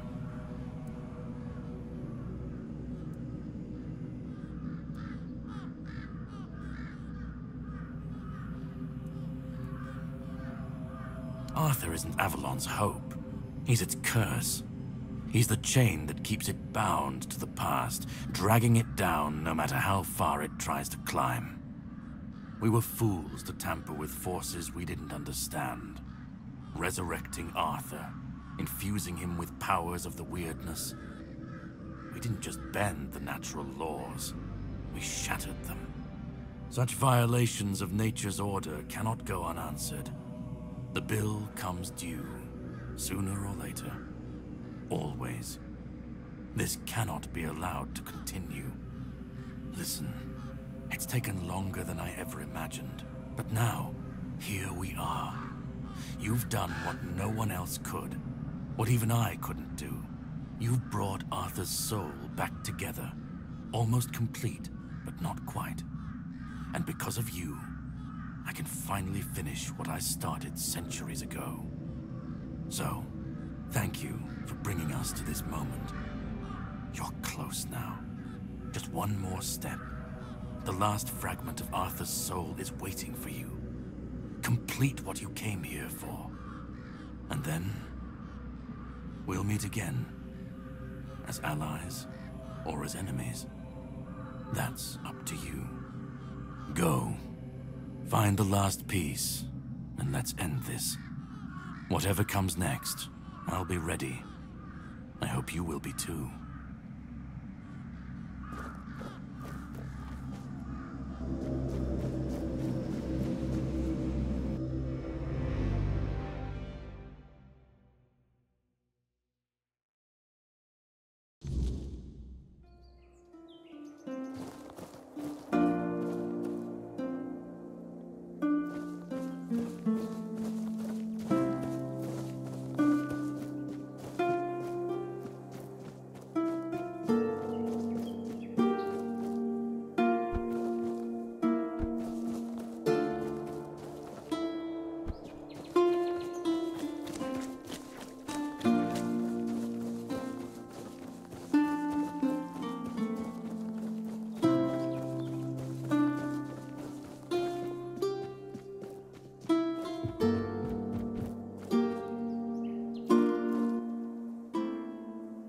You've come.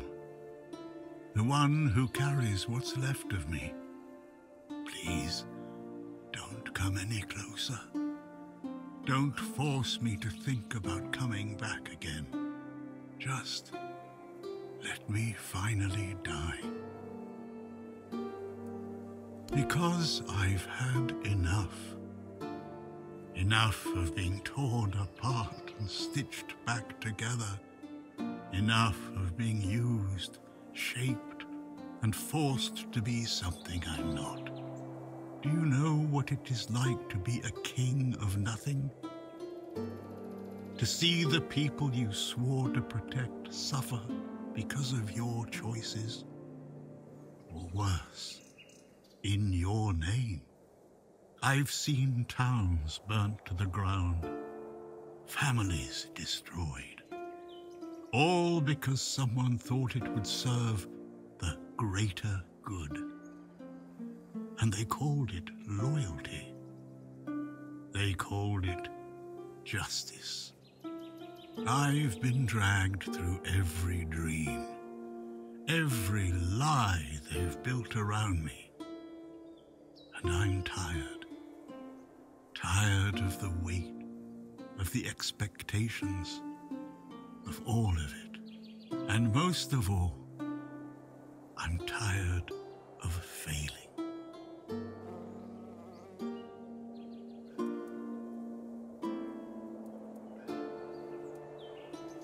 I want release. I want to stop being a tool in their endless struggle. Kill me. Destroy the last piece of me and use the energy however you wish. Take it yourself and become the new king. Give it to someone else. I don't care. Just don't let me come back again. He thinks ending me will free Avalon. But what then? Without an idea, a light to guide them, they'll stumble, lose their way, and turn on each other. People always seek something to follow, something to believe in. Take that away, and they'll tear each other apart trying to find it. Or worse, build something even crueler in its place. Orin wants a king, not me. He doesn't see the broken man behind the myth. He sees a symbol, a weapon to wield against the weirdness. But symbols aren't people. They're empty. And the more they're used, the more they hollow out the one who carries them. That's all I've ever been to Orin and the Druids. Do you know what it's like to be a weapon? To be forged, sharpened, and thrown at every problem? Let me die. Not as Arthur, not as the king, just as a simple, normal human being.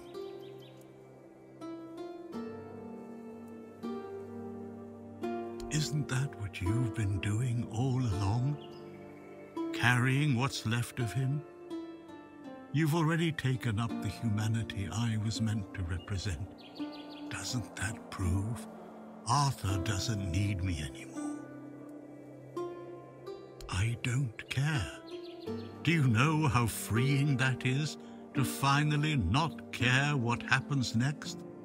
Whether Orin gets his king or Caradoc gets his ruin? To not feel the burden of all my failures. To not see my memory tarnished, my plans, goals, and ambitions dragged through the mud. To not see the suffering my name causes. No more deaths in my shadow. No more kingdoms built on my bones. Another way? There's always another way, isn't there? Another cycle, another resurrection, another lie to keep the world spinning. But please, not for me. Not anymore. I've had enough. I don't want another chance. I want this to be over. Do what you think is right. That's all I can tell you, because whatever you decide, it will finally be your choice, not mine, not theirs. And that's the only thing I've ever wanted. You hold the choice. I don't care who you side with, Orin, Caradoc, or no one at all. You have all of my soul. Use it. Take it for yourself, or give it to someone else. I don't even want to know. Do what you will with it. Just let me go. Let me finally rest. Let me die. Please.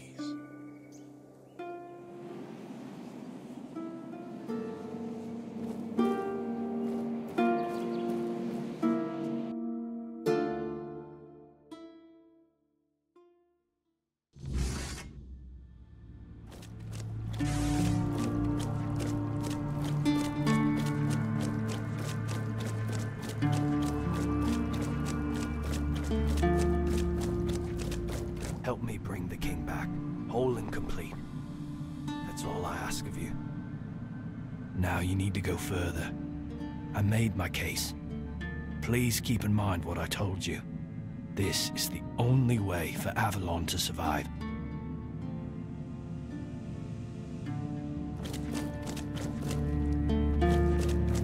Go on. He's waiting for you.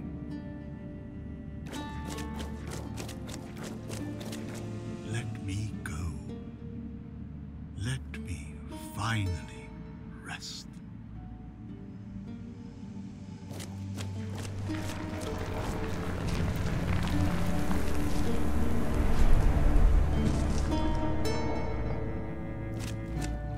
You carried a dying king across the bones of a dying world. Now you stand before what started it all. An idea. I am the reason there must be an ending. I do not guide. I do not judge. I exist so that something can be chosen. I do not offer meaning. I require that one be made. You have brought all things to their conclusion. Now, decide what must remain. Choose, and let the shape of the world follow. You will vanish into the story you chose to restore. You will break the frame, and what follows will not remember you. You will be seen. You will be followed. You will be blamed. You will shape the world to become its witness. Then the idea shall be claimed, its shape worn, its burden made yours. But first, you have to bring silence to what refuses to be forgotten. If this is what you want, then take it, my friend. But promise me you will learn from my mistakes.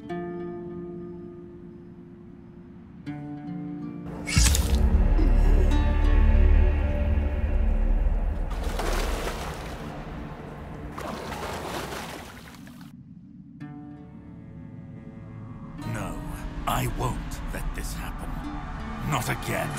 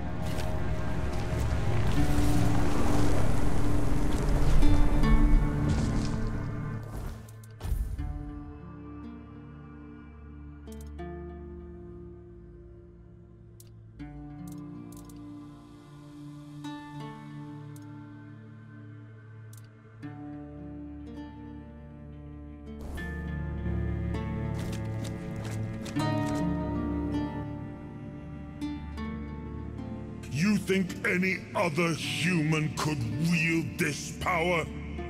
I endured 600 years of pain, of suffering, of loneliness. I made the sacrifices, me! And now you think you can take it from me? The hubris. No. I reject your claim. I will reforge Avalon. Perfect this time.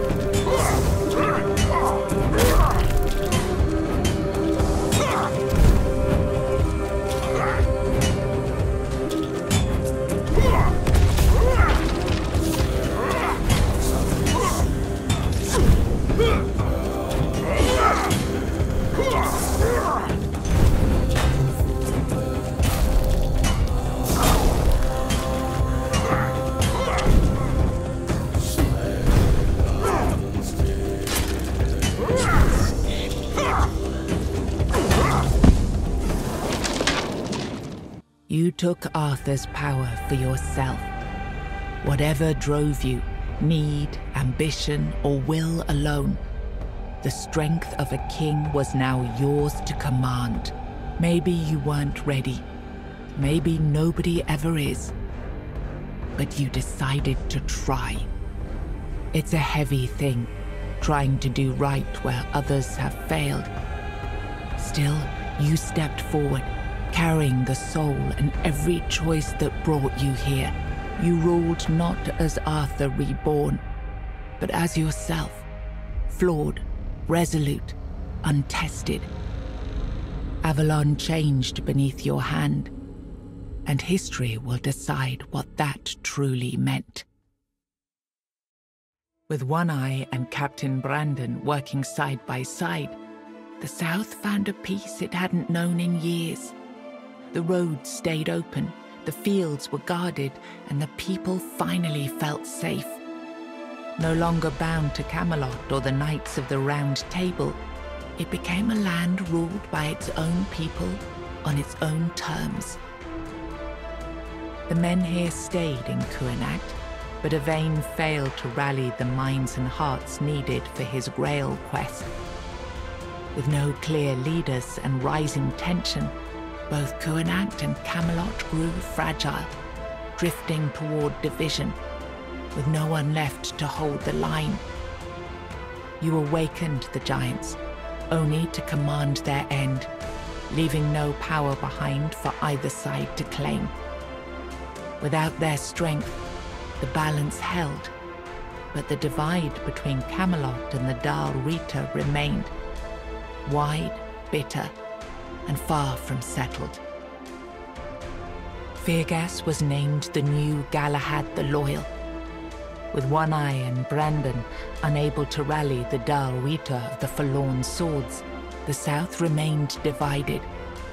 Firgas prepared Camelot's forces to reclaim the region by strength, determined to restore unity through conquest if necessary. The captain led the South to independence, breaking all ties with Camelot. Under his rule, the Horns of the South flourished. Merchants, pilgrims, and adventurers returned to the roads, and prosperity once again reached the far corners of the land. One Eye ruled the south with the horns of the south at his side. The Dal Rita, the Forlorn Swords, remained divided, leaving the south strong but isolated. Without wider unity, his rule endured for a time. The future beyond his leadership remained uncertain. Nianta left Kuanacht with Yvain, and her fate remained unknown. Yet among the people she once served, tales of her devotion and courage endured, and her name was remembered with respect. Maggot chose to remain in Kuanacht, and the people stayed with him. Over time, they grew to trust him and often sought his wisdom. In time, he took on an apprentice, planting the first seeds of a new druidic tradition. Eothra left Kuanacht alongside Yvain, despite concerns about his age. His fate remained unknown, but the people admired him for finding purpose at the end of his life, and spoke of him with lasting respect. After returning to Camelot, Cillian lived quietly for a time. When he vanished, few asked questions. Unsettling rumors had always followed him, and most preferred not to remember.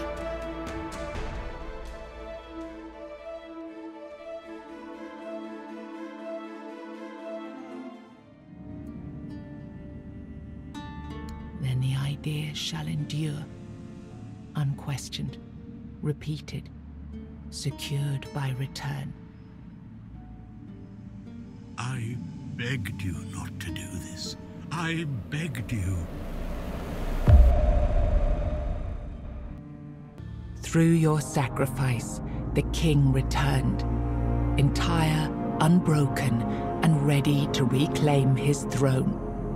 You held faith that Avalon's fate still turned with him, that one last rising could bring balance to the broken land.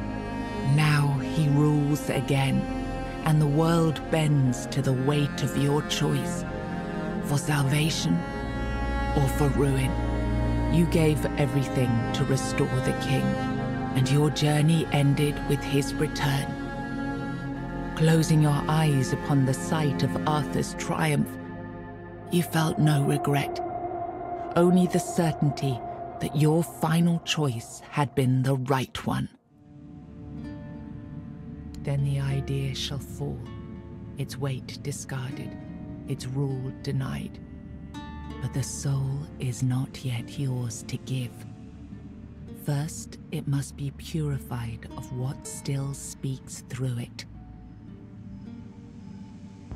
Thank you. But promise me, you will win this fight, my friend.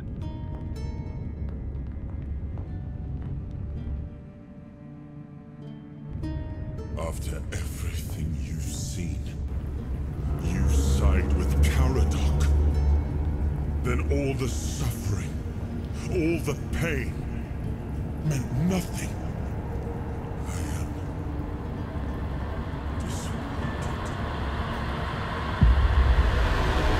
Now I am complete. Avalon will be reborn. Perfect this time. You brought down the cycle with steady hands and no promise of glory. You did not claim the throne. You buried it. There is no king now. Only the truth you made and the path others may follow. You had no answers, only scars and the will to keep walking. And sometimes that was enough to keep others going too. Then the idea shall develop, its shape intact, its path redirected. But the soul is not yet yours to give. First, you have to bring silence to what refuses to be forgotten. If this is what you want, then so be it. Take the soul, my friend. this burden onto.